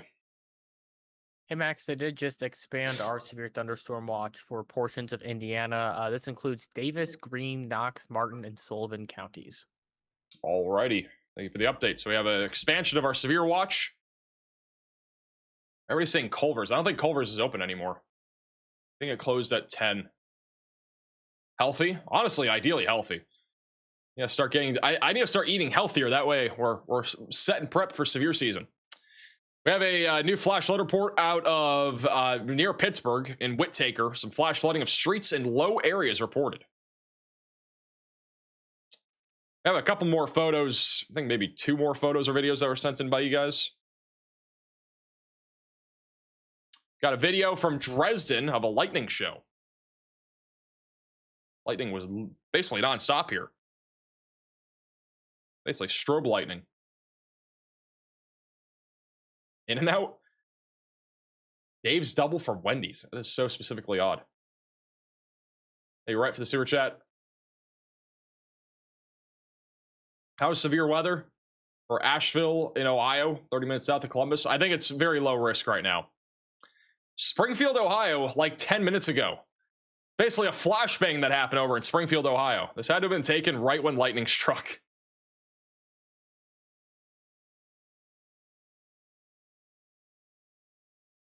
Got another video from Nicole out of South Strabane Township, Pennsylvania.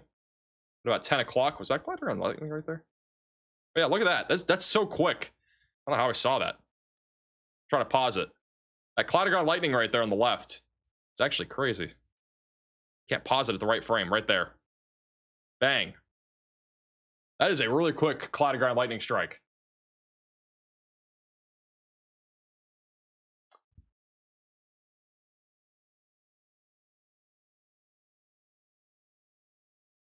Some more video here.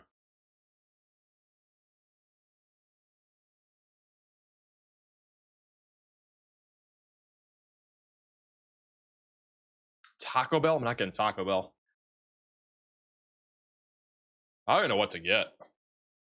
I literally don't even know, like, I don't know what kind of food I even want. Eat something, though. Can't do Culver's, though. It's too late. I think most restaurants close at either 10 or 11, so it's not ideal. Total bust. This has not been a bust today. A lot of people were saying it's a bust, but I mean, it really wasn't. Tornado-wise, it was, I would say, it underperformed, but not by much. I mean, it wasn't like a dramatic underperformance. But in terms of like actual severe weather, it's been very active. We have a new severe warning in Illinois. This one's going to be near Charleston and Shelbyville. That'll be for 60-mile-per-hour winds, quarter-sized hail, heading towards Toledo and Greenup. Heading towards Casey and Martinsville down the line, just west of Terre Haute. Shout out to Primaville for the $20 super chat.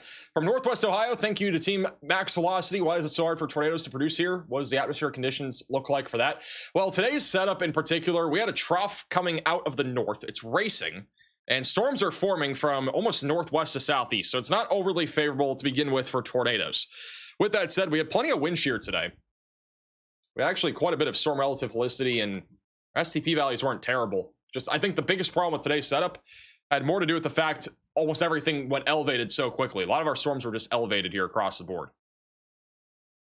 If you look at Columbus, Ohio, for example, granted, these ingredients are live, but the threat level earlier was about a 50. On our website. You can look at this under the ingredients tab on the severe weather section here. But basically, the big problem with today had to do with the storms going elevated so quickly, and our dew points also were not very high. If our dew points are about 5 degrees higher, I think we would have had probably at least a few more tornadoes than we had. But the moisture content was not great. And if you check out the ingredients for Columbus, Ohio right now, you can see we have about 450 joules per kilogram of CAPE. So it's weak instability. We still have plenty of bulk shear, so storms can fire very easily. And storm relative helicity, there's some spin still in the atmosphere. STP values are very low. So generally speaking, not overly favorable anymore, but it was favorable earlier. I wish I could go back in time and show you how much higher it was earlier, but yeah.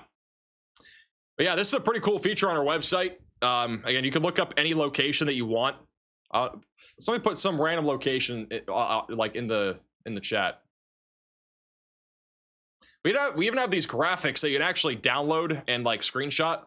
These are like static images that'll generate for your location. Shows you like the highest severe threat and all that good stuff.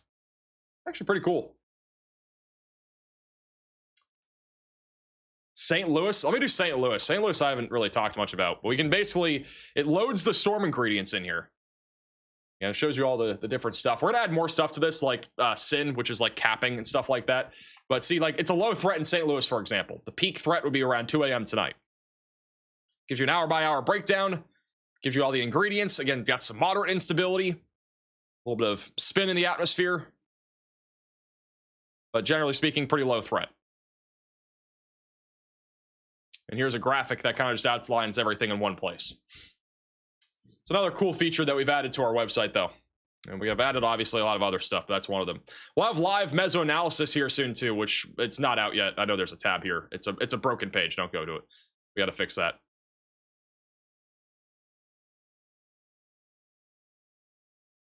Yeah, pretty cool.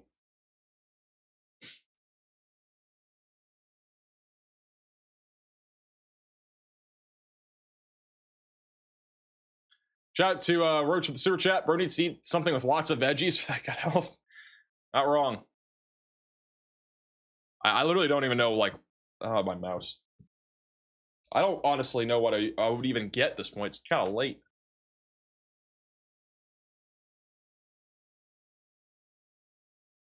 What do you guys think I should get for food? It can't be Culver's. What type of food?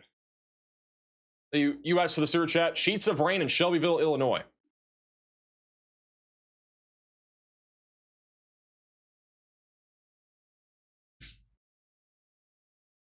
A bowl of cereal. Wonder if I bet you can get a DoorDash bowl of cereal. Sounds possible. Bowl of cereal would be quite something. We're back down to 5 severe warnings. Most concerning one right now is west of Pittsburgh. A little bit of rotation on it.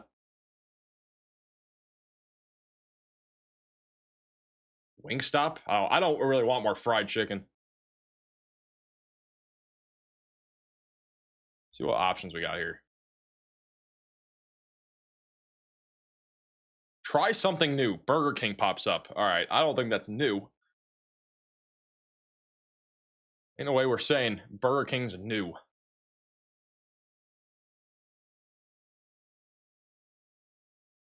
We get Zaxby's.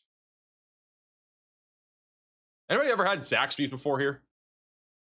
I'd say it's a very popular place, but it's also, I think, more of a southern thing.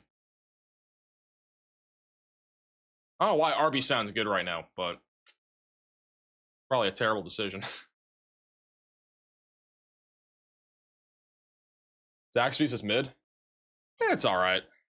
Not the best thing I've ever had. It's aight.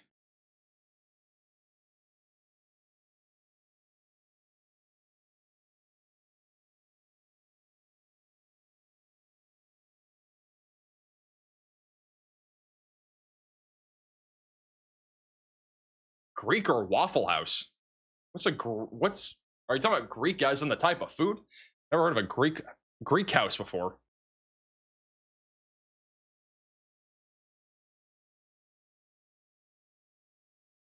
Zaxby's has a surf and turf meal now? The heck? Okay, I kind of want to get that. Riley, get that. And add like $8 more because there's a deal there. I hired somebody just to order me DoorDash. Crazy times we live in. Not actually. Be kind of crazy though, I'm not gonna lie. Long John Silver's. What is up with that? I've seen that put in chat like 5 times. I don't know the last time I had Long John Silver's, but I have never heard of a good thing there. Like never. So I'm not sure if it just isn't good or what, but I've heard very few good things about it. Hey, Steeler for the $20 sewer chat. Thanks for looking out for all of us. I'm in Ross Township, just north of Pittsburgh. What does our time look like tonight? Most of the severe weather's winding down. Mostly looking at again, just heavy rain, at least in the Pittsburgh area. Severe weather will still remain elevated for the next few hours south of Pittsburgh, though.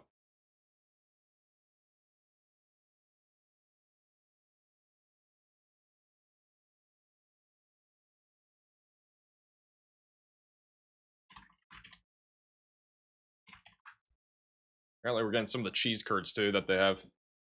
Zaxby's does have cheese curds. We should add a cheese curd index.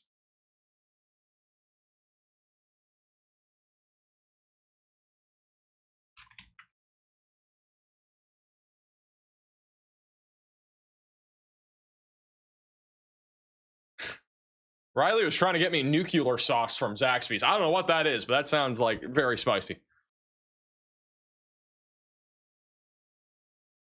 I'm in Springfield, Ohio. Can I go to bed or what? I would say you're good. Just have a way to receive alerts just in case. But nothing really coming towards you that's severe. We got some strong storms off to your west. But again, nothing severe currently. Got several clusters of thunderstorms making their way towards you. I do really think the worst of the severe weather has already happened. And I don't think there's a whole lot more left tonight, but hail, wind, isolated tornado still can't be ruled out. Cordoba? I actually had Cordoba at my college. But I obviously am not in college anymore.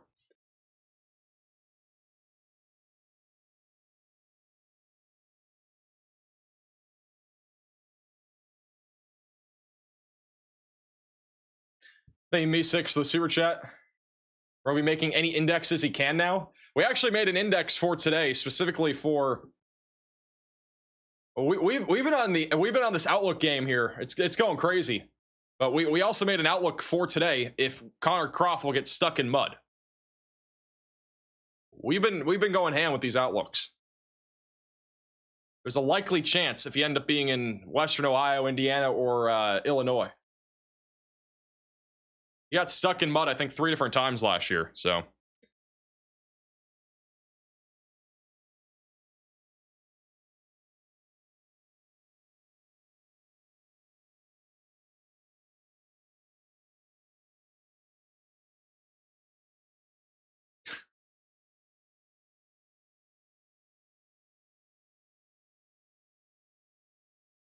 That mud thing was so funny.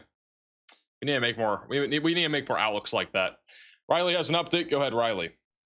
Hey Max, we just got a new mesoscale discussion from the Storm Prediction Center. This one is for parts of Ohio and Pennsylvania. They're saying that there is going to be some severe threat that continues across the watch here. However, a new watch is not expected. Also, the tornado threat is basically minimal at this point.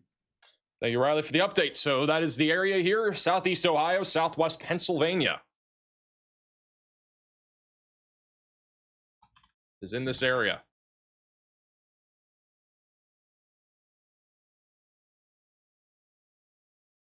Still have marked damaging winds up to 80 miles per hour being possible, but I'd say the risk of that is not super high. This storm would be the one to watch for. We still have some broad rotation on it. It's not even really rotating anymore. I'd say it's mostly just wind. If we were to put on the velocity scale, it'd be near the bottom of the pole.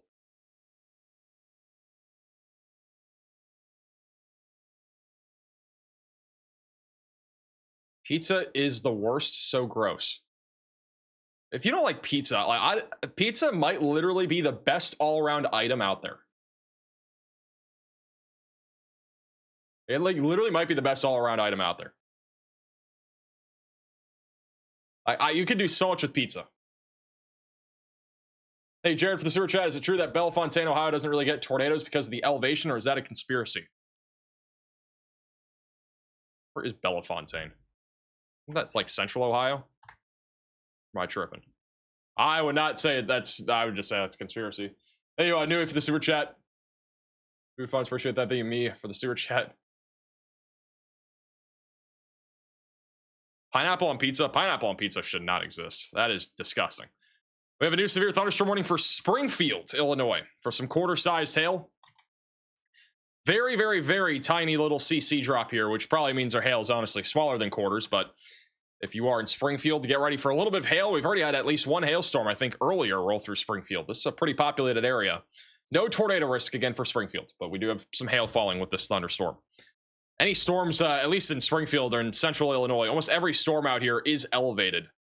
That essentially means is that this is, let's just say this is the ground right here. All right, so let's say you're right here. Let's say over here, this is like, 1,000 feet. So that's 1K feet. I don't know why you'd be almost 1,000 feet tall, but you never know. And let's say this is like 5,000 feet. Tornadoes like to develop with cloud bases under 2,000 feet usually, or at least under 3,000, but usually under 2,000. So this would be what we call a surface-based thunderstorm. This is what we would call an elevated thunderstorm, when the height is just so high off the ground, or the storm base is so high off the ground, which usually ends up being over 3,000 feet. So every storm, for the most part, in Illinois is elevated. So you'll be more happy most of the time if it is an elevated thunderstorm, because the tornado risk is lower. We have had storms produce tornadoes, even if they're elevated, but it's not very common at all. It takes a lot for that to happen. Thank you, Garbage, for becoming a member. Seafood pizza with white sauce. Honestly, I've never had a pizza with seafood on it, but putting some shrimp on there, some fish, sounds like it could slap. I don't know. It actually sounds terrible, but I feel like that could slap. It sounds like a combination that has not been explored yet and has to be explored. Put some fried shrimp on there, put some fried fish or something. Got another photo that was sent in by one of our viewers. That was from Michael over in Vienna, Ohio, of the storm rolling in there earlier. That's about 6:40 Eastern time when this is taken. Pretty cool cloud structure there. Hey, Star, for the sewer chat. I had to get towed out of a ditch a couple weeks ago after the worst fog I have ever seen. It made me mistake a driveway for the road in the dark, and I ended up in a guy's yard. It'd be dangerous out there, especially with fog. If you guys have any photos or videos, QR code's on your screen. It's also reports. maxvelocitywx.com. We've had some crazy photos sent in to us today. This one of a van with a large tree on it. And we do think this is a parked van, so we don't think anybody was in it at the time of the tree falling, but regardless, pretty scary situation here. Thank you, Olivia, for the sewer chat. What do you think about Licking County area for tonight? Let's see where Licking County is. I think you're pretty much done. I wouldn't say there's much more left. Maybe a couple more strong thunderstorms, but severe weather risk should be lower. We got a few storms that have been intensifying a little bit off to the west of Columbus, but it should be mostly a wind threat.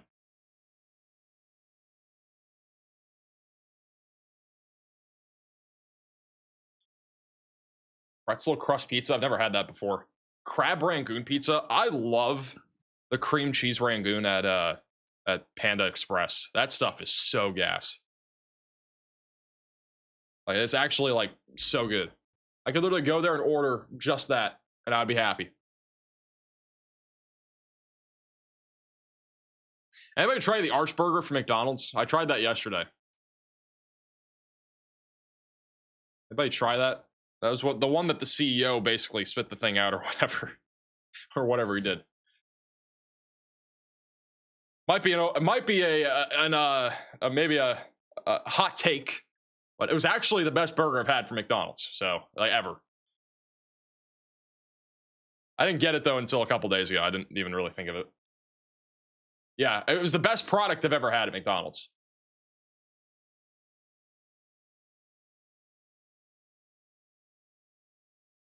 Best product out there. Archburger's way too expensive. I agree. It is really expensive. I think it was like $12.50 for that burger. Granted, you can get a discount on the app, but it still doesn't make up for it. It's still an insane price. There's no way a fast food place should be charging $12 for a burger. Unless it's actually good. A Riley Dibble for the 8 months of being a member saying, when are we getting the McMax burger? Low-key, McDonald's should collab with me. We should do the McMax burger.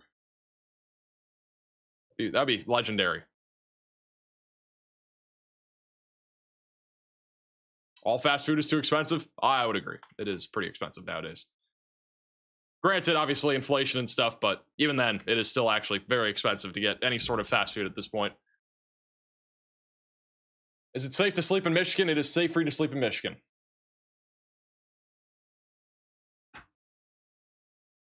Have you tried the Tornado Burger? If there's a burger called a Tornado Burger, I want it immediately. I don't know how good it is, but it sounds good. Sounds unique.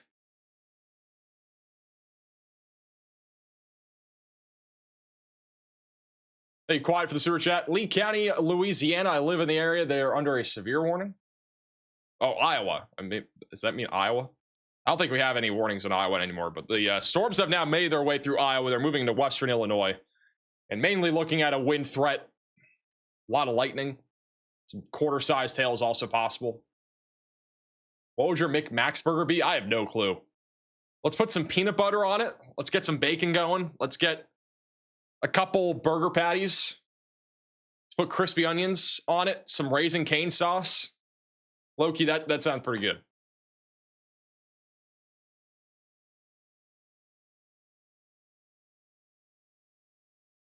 My cooking is solid. Can you send me a photo of that? Where'd it go? You find a photo of that.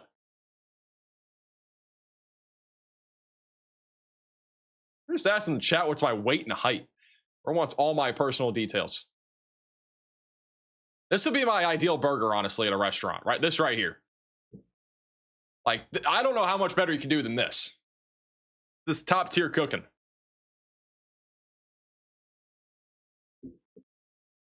I did make this, by the way.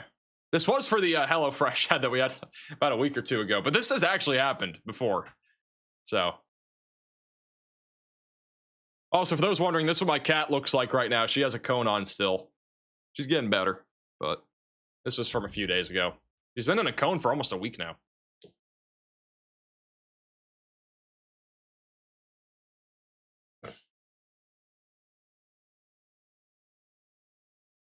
A baked chicken sandwich? What does that even mean? Baking a chicken sandwich? How tall is Riley? He's like 5'4" or something. Not very tall.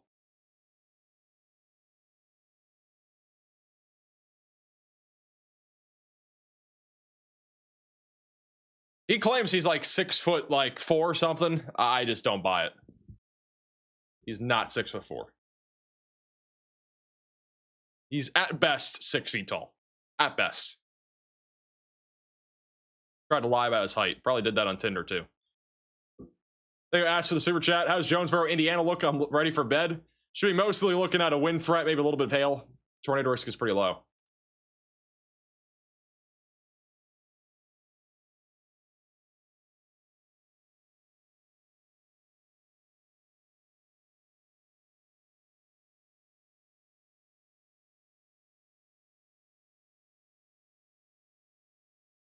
Hey, Crown, for the super chat. You'd like a part of your car tire cut into a burger? For what? What state do I live in? I'm in Florida. Hey, Brianna, for the 22 months, we need a members-only cooking stream. That would be a disaster. I kind of want to do one, though. Like, it'd be kind of fun, I feel like. But, I don't know. Sounds fun. I don't know if we would do it, but we could.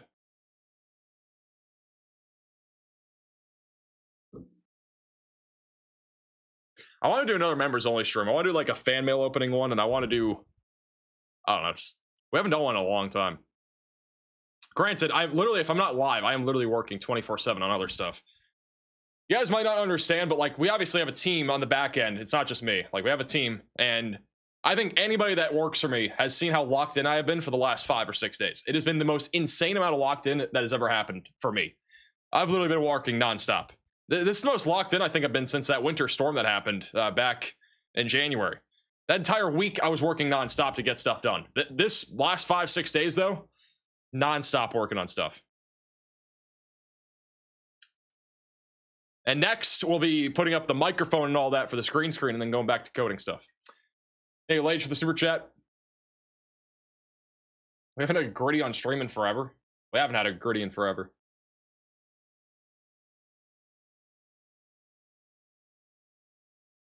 If it's a cooking stream, you should live stream it to everyone, not just members. We do not do public like streams like that because we don't want, like, on this channel, if I went live for cooking, I think a lot of people would unsubscribe and be like, what in the world is this guy doing?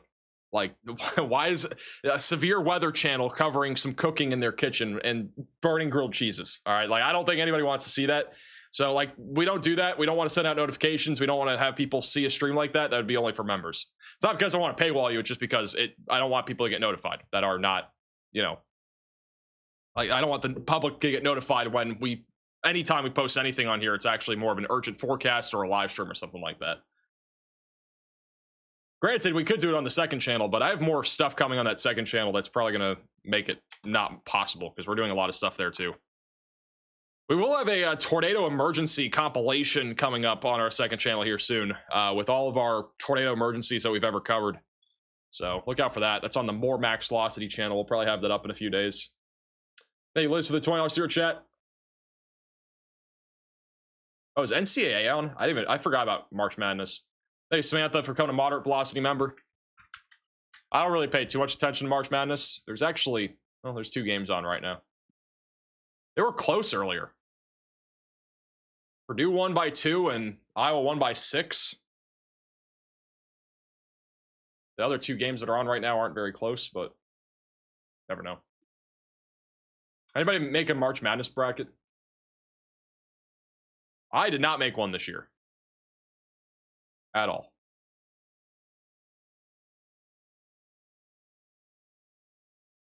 Hey, Rebel, for the super chat. Is Erie, Pennsylvania safe? You guys are clear. You are chilling. I expected many problems there. We've been so unweather related for the last like 45 minutes. It's actually impressive.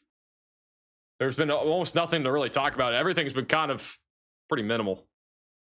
Granted, we have some quarter-sized hailstorms and stuff, but nothing really too significant out there.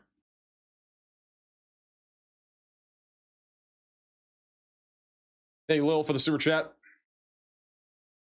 Would you ever consider doing a drunk stream? Might be good for views. No.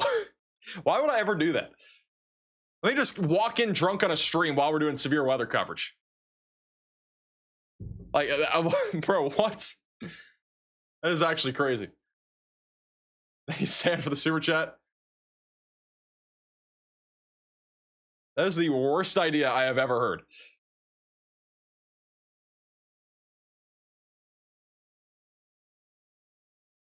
They literally, for the super chat, choose Florida to go all the way. They lost. I didn't choose anybody. I literally was boring. I didn't do any March Madness stuff.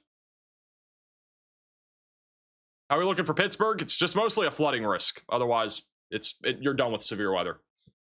Some localized flooding in low-lying areas is the biggest concern right now.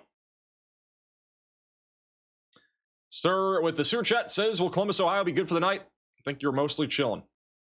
I honestly don't see many other areas seeing significant severe weather tonight. I'd be mainly watching in here for our main risk of hail, wind, and an isolated tornado still. Further north, not much left. There are some storms in Illinois that have gone up, so there will be isolated severe weather still anywhere in the risk area tonight, but it's a lower risk, and the tornado risk is definitely lower. I saw the More Max Velocity account, and I thought it was somebody pretending to be you. It is not. We actually have a 24/7 live weather stream on our second channel, More Max Velocity. In case you guys haven't seen this, we just added a new update today, and we got more updates coming, not just this, but we also just added a new latest headlines thing that'll pop up on stream every so often, and it'll show you the latest weather headlines across the country. You can actually see it says increasing severe potential for next week across the plains. That is true, by the way.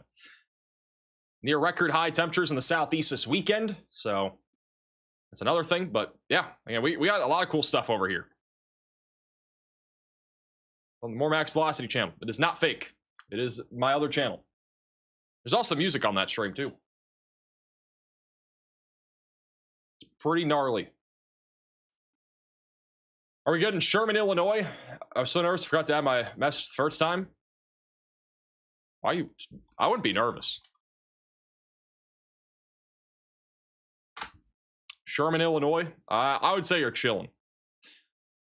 Could be more storms overnight tonight. Granted, there could be some lightning, some thunder, some wind, all that stuff, but the actual severe weather risk is fairly low for your area tonight.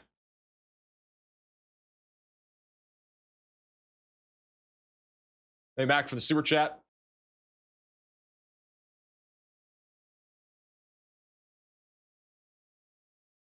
Is it safe to grill? Is it safe to grill cheese in Cumberland Gap this afternoon? What? Hey, if you want to cook a grilled cheese, so be it. Go for it. Just don't burn it like I do.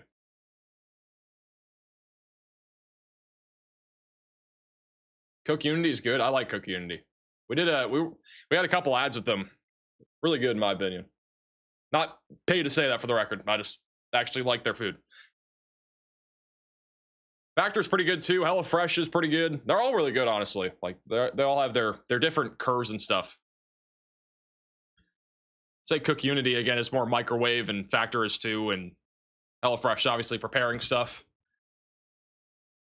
Fun fact: when I was recording that HelloFresh ad, and if you guys watch our videos, you probably saw it a few days ago, but we had a HelloFresh ad I think this past weekend. When I was cooking that chicken, I accidentally, I don't think it made it into the ad. I was dumping salt onto the chicken by accident.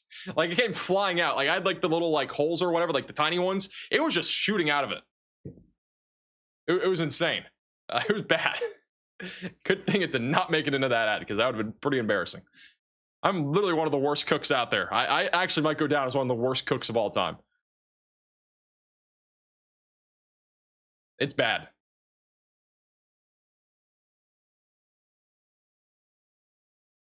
How do I sign up to make you merch? If you want to apply for any position or just in general have any interest of working for our team, you can go to our website, go to the contact tab, and feel free to submit something. I mean, we're always looking to bring more people on and do stuff.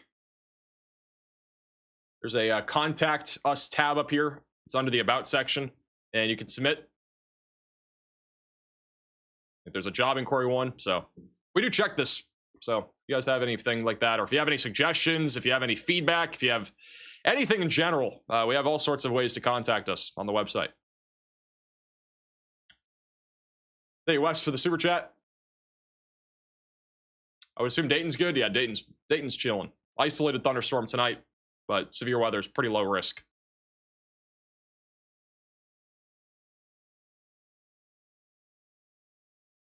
Will ever rain in Georgia again? Yeah, maybe not. I don't know. Maybe the world's coming to an end. I think the next chance of Georgia getting rain will probably be the middle of next week. There should be a chance.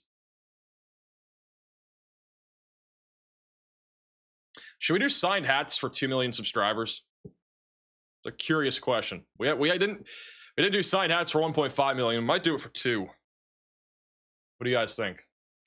I think we're about 20 or 220,000 away from it, which is obviously a lot, but I mean, we could. It is possible. Everybody's saying yes.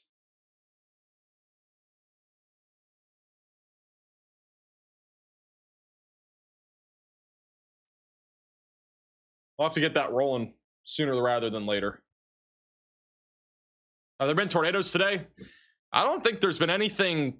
Maybe I think we had one. We at least had one in Northeast Ohio. It was this one right here. And then outside of that, we may have one other one in Indiana. Riley just posted this. Bruh. Oh, goodness. Bro didn't even spell grilled cheese right. We have a new severe thunderstorm warning in Illinois.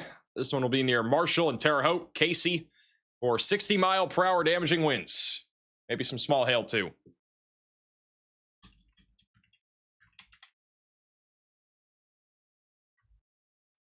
Hey, Edward, for the super chat. Thanks to you, I bought a Stream Deck just to make opening apps on my computer easier.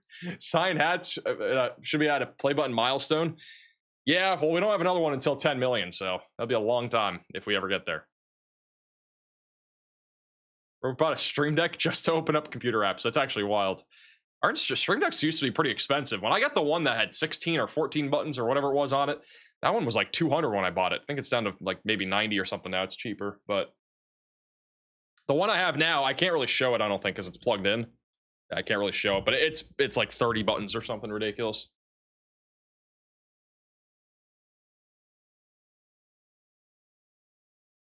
That's your hat design right there. Low key, it might cook. We need to release another merch line. We haven't done any merch in a while. The last design that we had was our cheese curd merch. Low key, a fire design, by the way. But we got to figure out something else. We still have Happy Holidays merch on here. We are literally in the end of March. Nobody's updated our store. Can somebody update the store, please? Why do we still have Happy Holidays merch on here? Our shame line. I guess it goes to show how little I've actually checked our website in the last like 3 months. Whoever kept that up is getting fired. There's no way we have that still up on there. I guess we can leave it up year round. I mean, there are some people that leave their Christmas trees up. We could even, I mean, you know, Christmas in July is coming up. We could do that.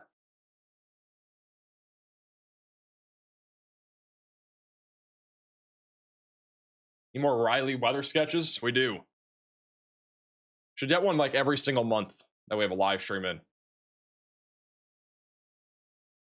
You better order food. I already have it ordered. It's almost here. Hey, Captain, for the super chat. I haven't actually looked at power outages in a while. Let's check out the power outages. At 82,000 without power. Ohio's the main state with almost 36,000 customers without power right now. So isolated power outages across the state. Not skate.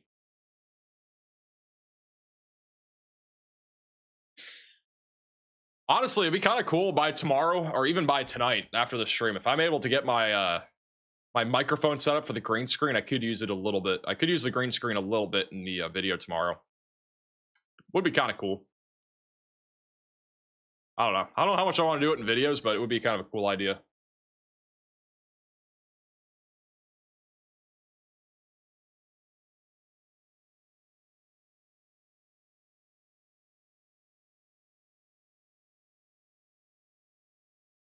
Stream Twisted. We're actually gonna have our own not Twisted, but with Outbreak, we're gonna have our own stuff in the game, I'm pretty sure, here soon. That'll be cool.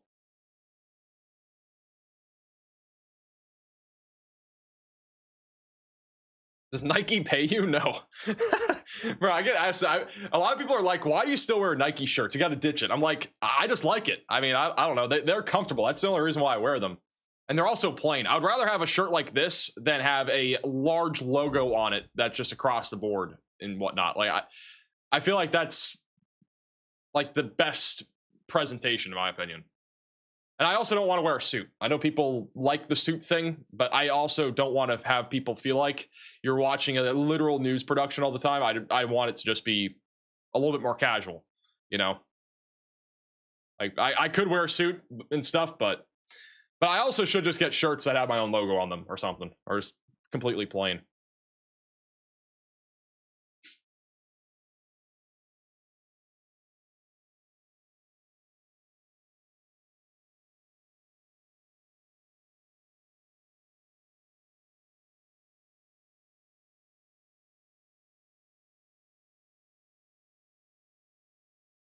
I'm just being honest, like every single person, like, I mean, I'm not talking about anybody in particular, by the way, with the suit thing. I'm literally just talking about, like, in general, every single person in the weather space basically uses a suit and tie.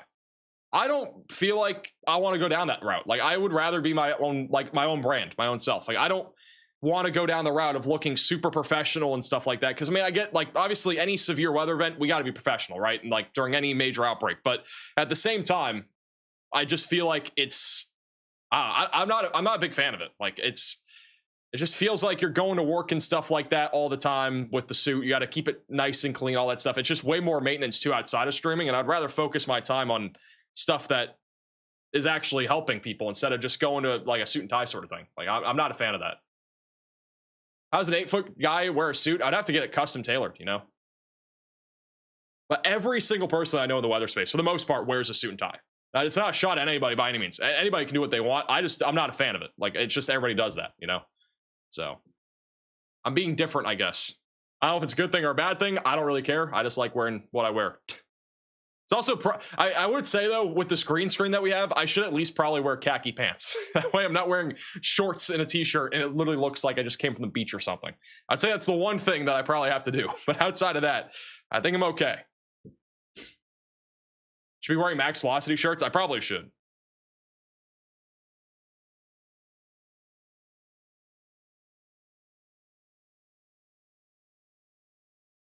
Riley is wearing pajamas, apparently. This is how professional we are. We wear casual. Not even. Just like sports stuff at this point. How many people work for Max now? I would say probably, I don't honestly know the exact number. We probably have around 18 to 24 people, if I had to guess. Somewhere in that range. We have a pretty big team.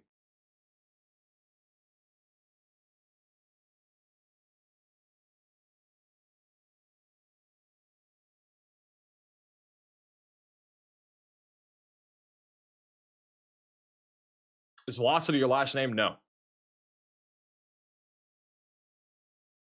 I wish. I could make it. I could make it Velocity. Contact page is having errors. I'll look into it. What's going on with the storm in Moundsville, West Virginia? There's not really a whole lot of severe weather right now. I mean, the only stuff that we got going right now in Pennsylvania and Ohio is gusty winds, small hail. Tornado risk is pretty low right now. If there were to be any storm that would produce a tornado, it would be this one here, but it's not overly favorable for severe weather. The stuff over here in Columbus, Ohio and surrounding areas, it's mostly strong storms, nothing severe. The only active severe warnings that we have are in eastern Illinois, and it's for the same storm, for 60-mile-per-hour winds. In about 3.5 minutes, we'll be back down to exactly 2 severe warnings. The other 2 that were on the map have been allowed to expire.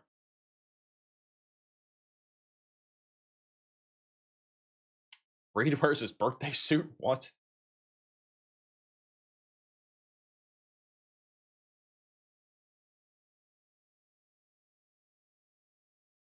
What's going on with the storm in Kokomo, Indiana? A few strong storms up here. The one near Kokomo has already moved through, but it's just strong storms, some gusty winds, tiny hail, and some lightning are the biggest concerns. That's really about all.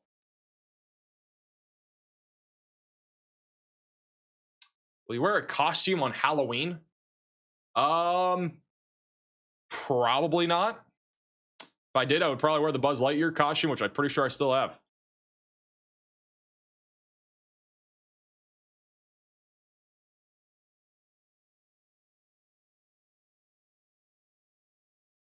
I honestly want to do like April Fool's pranks and stuff, but I don't think we're going to be able to again this year because of weather. I mean, things could change, but again, next week looks crazy for weather. April Fool's Day is on Wednesday. We're going to probably have severe weather on Tuesday. We'll probably have severe weather on Wednesday, Thursday, Friday, Saturday, and Sunday of next week. So.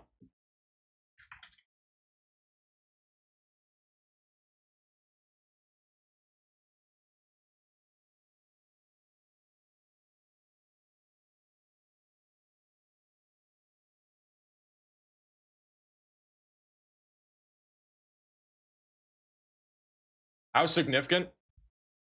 It's a little too early to tell what's going to happen in terms of significance next week. But I am eyeing like several days next week.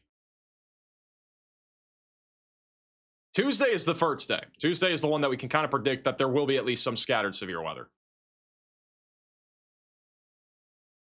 So this one looks like Monday. Again, pretty quiet. We'll have a video talking about this tomorrow too. But Tuesday, I'm looking at a pretty large area for severe weather. Could literally be anywhere from the Great Lakes into Texas. So Tuesday, it's, again, still pretty far out. Obviously, it's tomorrow's Friday, but it looks pretty significant there on Tuesday. Wednesday, continuation of severe weather probably in the Ohio Valley, East Coast, maybe even the Southern Plains. Thursday, maybe some more severe storms from the Mid-Atlantic into the Deep South. Friday, another large storm moves over the Rockies, producing more severe weather in the Midwest, Central, and Southern Plains.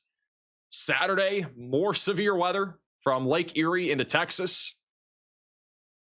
Sunday, we got more severe weather basically from New England into Texas. And then after that, who knows what actually happens. And honestly, who knows if any of this happens beyond like Thursday or Friday, but it looks very active. That's all I got to say. Start jet stream over the next 7 to 10 days. Big dips in the jet stream.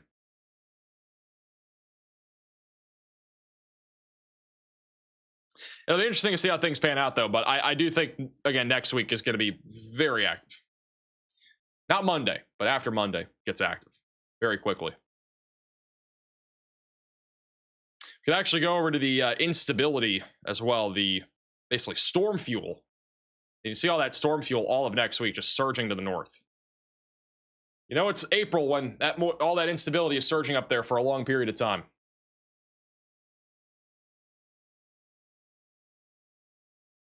Shout out to Ralph for becoming a member.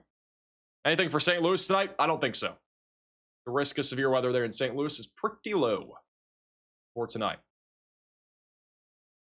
Got a few strong storms off to your north right now, but again, outflow boundary is way past you, and that outflow boundary moving through basically means that the only thing you will likely see is just some hail, like some hail and wind, if any severe weather actually ends up happening.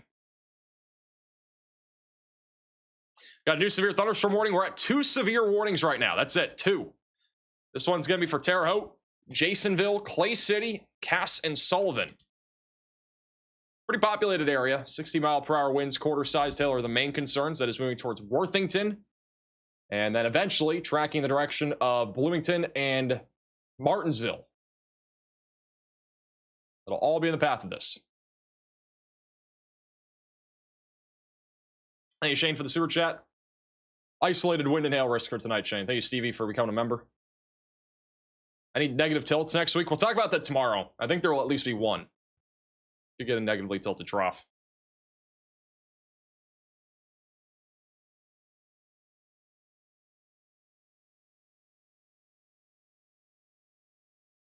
Riley has an update. Go ahead, Riley.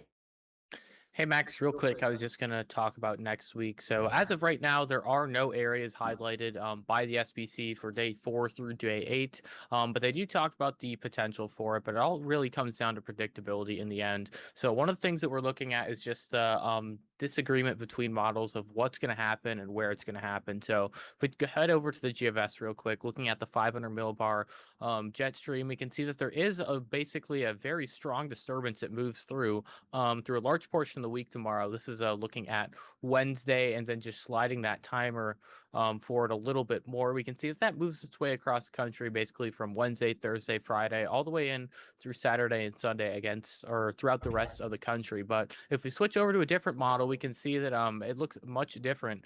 This is a little, man, the Euro's not going to let me scroll up for some reason. Taking a look at the Euro, we can see that model is basically showing a much different system. And because of this very different system, this is why we're not outlining an area for severe weather next week yet. We know there's going to be severe weather. We know the environment's there. We just don't know exactly where it's going to set up. So at this point in the forecast, we basically know that there's going to be a disturbance that moves through, but exactly where and when it's going to move through is the question mark. So you're going to hear a lot of people talking about how the severe weather pattern is going to be active next week. That is true, but no one knows where yet. And if they do say they know where, they're lying to you.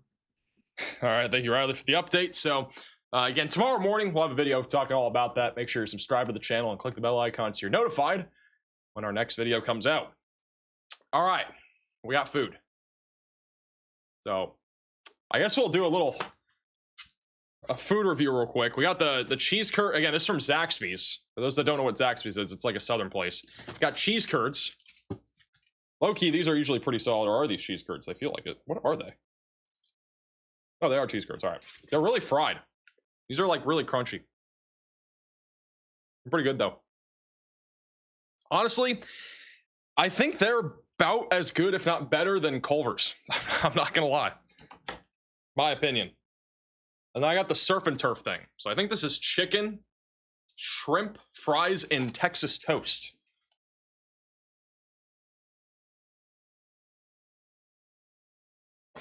The fries are kind of mid. Not gonna lie. I haven't had their shrimp ever. I didn't even know they had shrimp, so this must be new.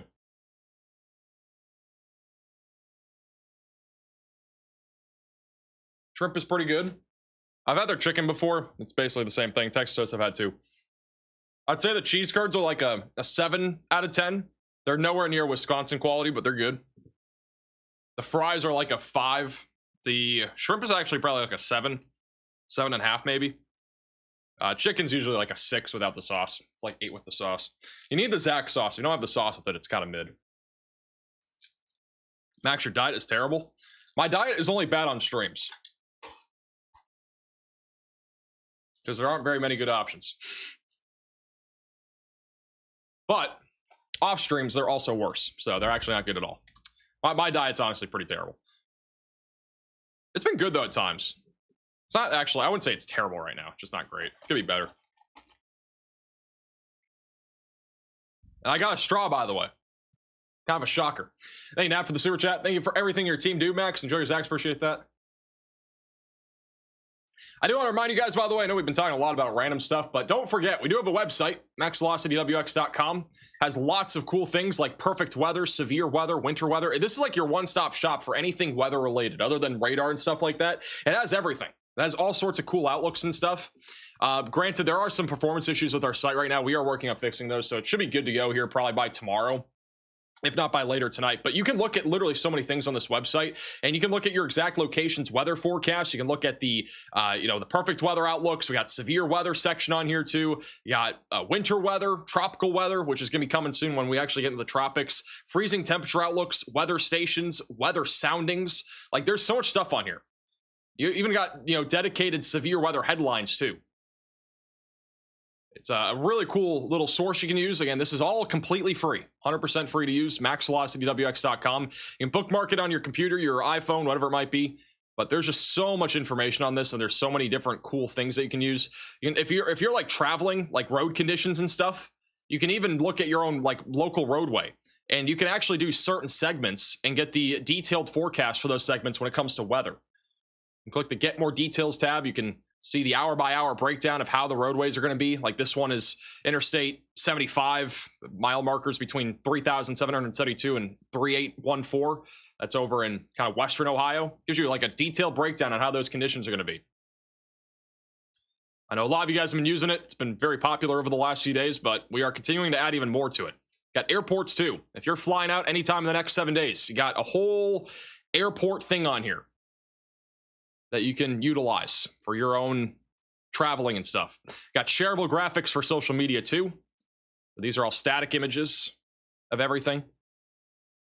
You can click on a certain airport too, and you can get detailed breakdown of every single day. You can click on you can actually click on every hour for the airports too, and you can get all the details. Probably one of the coolest things though that we've been building here. All sorts of cool outlooks. Got outdoor planners too. If you have outdoor plans, gives you the whole breakdown and rundown of why it's going to be good or bad for your area. We also got shareable graphics for these that are really easy to read. But for tomorrow, if you have outdoor plans, they're not going to be great. Going to actually be poor over in the mid-Atlantic and the East Coast due to rain and other factors. And then we have beach weather too. If you're going to the beach, I don't know why, but for some reason this thing has a apparently there's an ocean apparently in central Ohio, according to the website. Click the ocean tab up here. It says there's an ocean in central Ohio, so we got to fix that. But otherwise, it's pretty good. Gives you all the rundown on the beach weather too, and it also utilizes like UV index and stuff like that. So you have all those details on here in case you need to know if you need to wear sunscreen and stuff. And we just added this one today. This is the misery index. This is when it comes to how miserable the weather is going to be, mostly regarding temperatures, snow, ice, extreme heat, brutal cold, all that stuff. But no miserable weather really anywhere on Sunday. Should be pretty nice conditions across most of the country. Our severe weather tab, though, is going to have a lot of stuff coming. Again, if you go to the storm ingredients tab, you can look up your location and get all the detailed breakdown on the timing of thunderstorms and stuff. And then live weather, our meso analysis will be coming here pretty soon. That one's not working yet, but it will be coming here soon. There's also kind of a dumbed down version of the SPC outlooks, which is will I see severe weather? I'm not sure if we're going to keep this, but it's just easier terminology to read.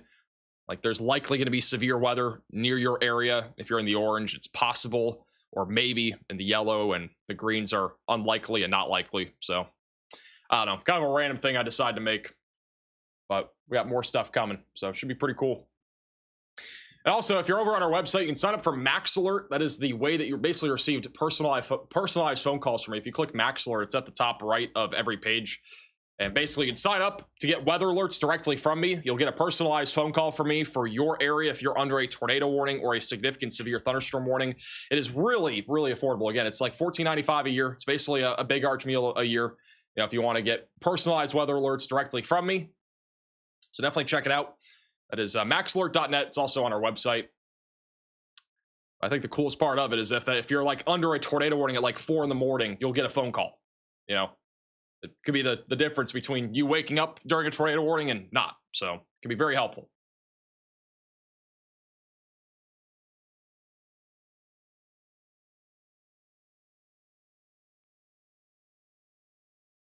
Somebody just said I'll be 100% using the misery index. Can I get weather alerts for my family? You can. You can sign up 2 numbers on your account. So you basically can split it with somebody else if you wanted to.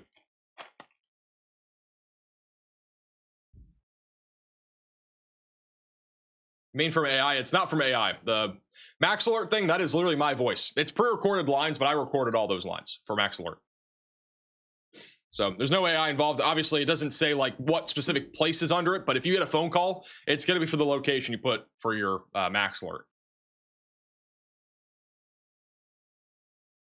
What's the drink of choice? I have a Diet Coke from Zaxby's. It is a massive Diet Coke. Did you ever make your site into a phone app? Maybe.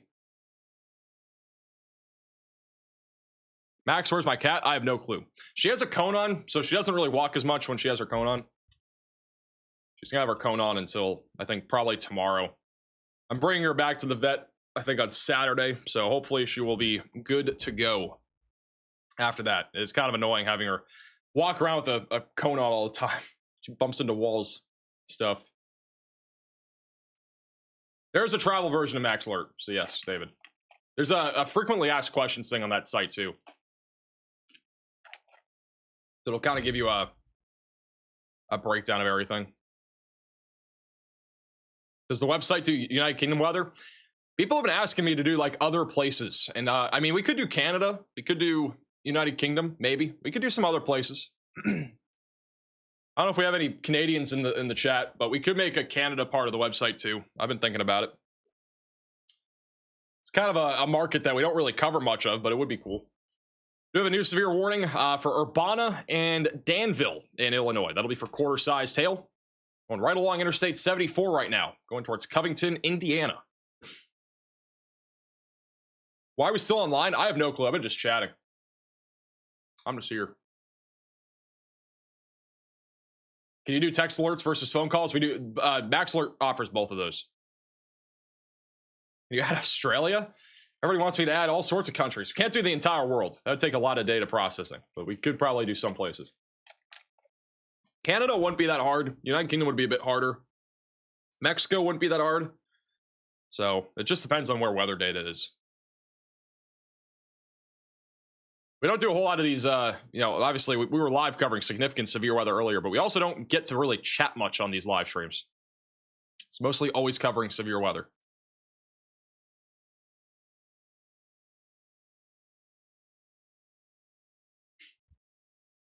Jupiter, please. Yeah, let me get Jupiter and let me even get Mars. Let's get that going.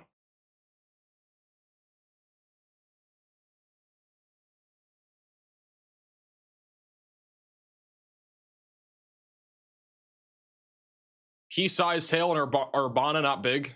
Thank you for the report. Got a little hail core there near C-16 airport. Got a few more photos and videos. I don't think I've looked at these. We got a few more photos and videos that have been sent in. Got 2 more. This is from Logan County, Ohio, from Jasmine. Nice photo there. This is some sort of dash camera. Decent power surge in Monroeville, Pennsylvania. Whoa. Is that a power flash? It looks like a transformer blew right there.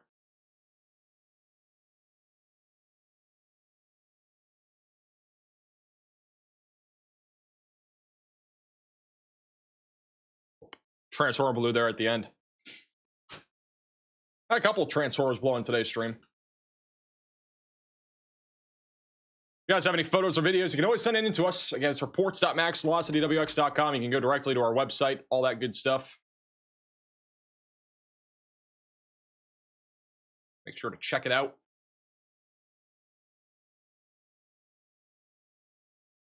Completely free to do.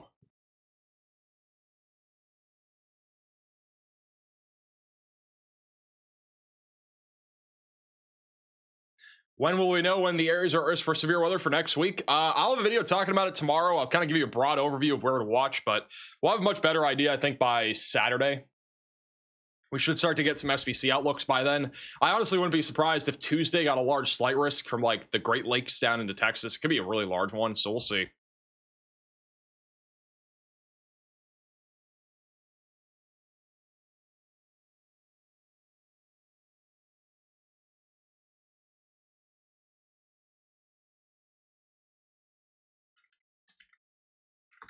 Max Alert is more affordable than McDonald's, by the way. Pretty much is. Pretty much. Okay, the value of like $1 is so weird nowadays. Like a singular dollar can't do anything anymore. Was able to like 10 years ago. But a single dollar does not really do much anymore.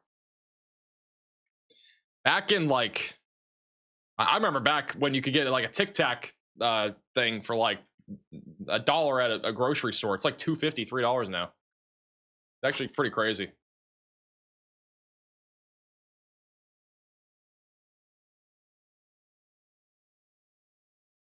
Even like $10. You used to be able to get like a McDouble or whatever from McDonald's for like $1. It's like $3 or $4 now.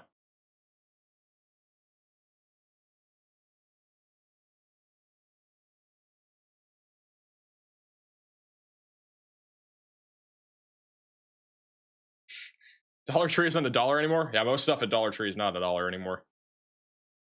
Here in Kansas, it's pretty windy. Is there lightning out there? We got some storms out there. Got a few storms out there in central Kansas. A couple storms that might wake up Wichita this evening. Nothing severe, luckily, but we got a couple strong storms making their way through.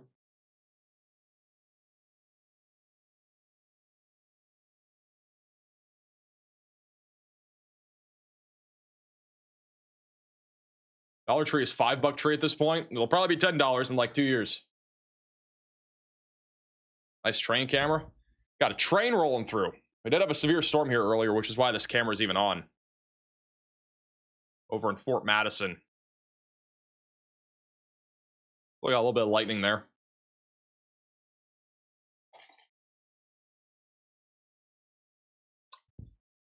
$3.50 for a large Diet Coke at McDonald's in California. That's crazy.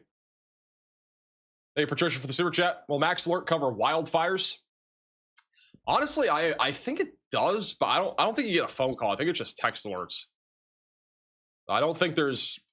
I know for audible alerts, I don't think there is one. But we could add that for an audible alert. Honestly, we should. Should add fire warnings or something to audible alerts. That'd be pretty cool.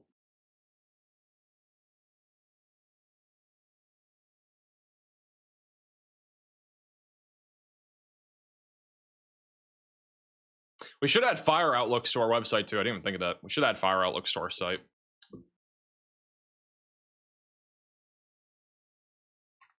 I am going to make note of that.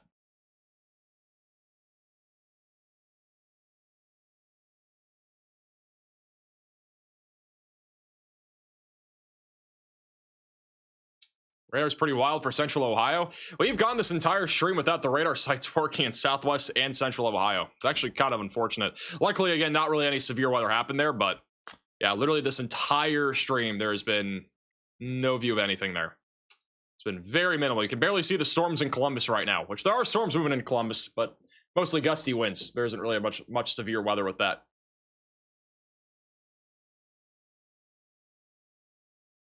Got a new severe warning in McDowell County in western Illinois for quarter-sized hail near Macomb. Got maybe some gusty winds with that too. Not really looking at much severe weather there, just east of Colchester, heading towards Lewistown and Havana. You should do an Aurora site chance map. That is a good idea. We'll make note of it.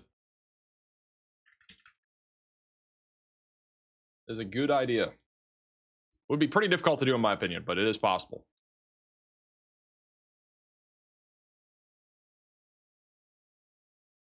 Is Illinois supposed to get snow? I don't think so. If you get any snow, it'll be very light early tomorrow morning, but I think generally speaking, there will probably not be much in the way of snow. Alrighty. Well, we've been live here for 5 hours, and I want to go eat my food.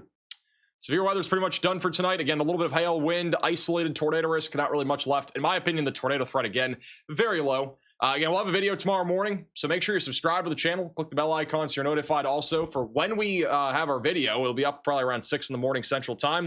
If you guys still need weather coverage, we're going to redirect you to our 24/7 live weather stream. Has all sorts of cool stuff like live cameras, has live radar, has new headlines, some new features on there too. So definitely make sure to stay on the stream. You'll be redirected automatically to our 24/7 24/7 live weather stream over on our second channel, More Max Velocity. Make sure you're subscribed to this channel if you're new here. Click the bell icon so you're notified with the latest updates. Have a great rest of your night. We'll see you in tomorrow morning's video. All right, have a great night. We'll see you.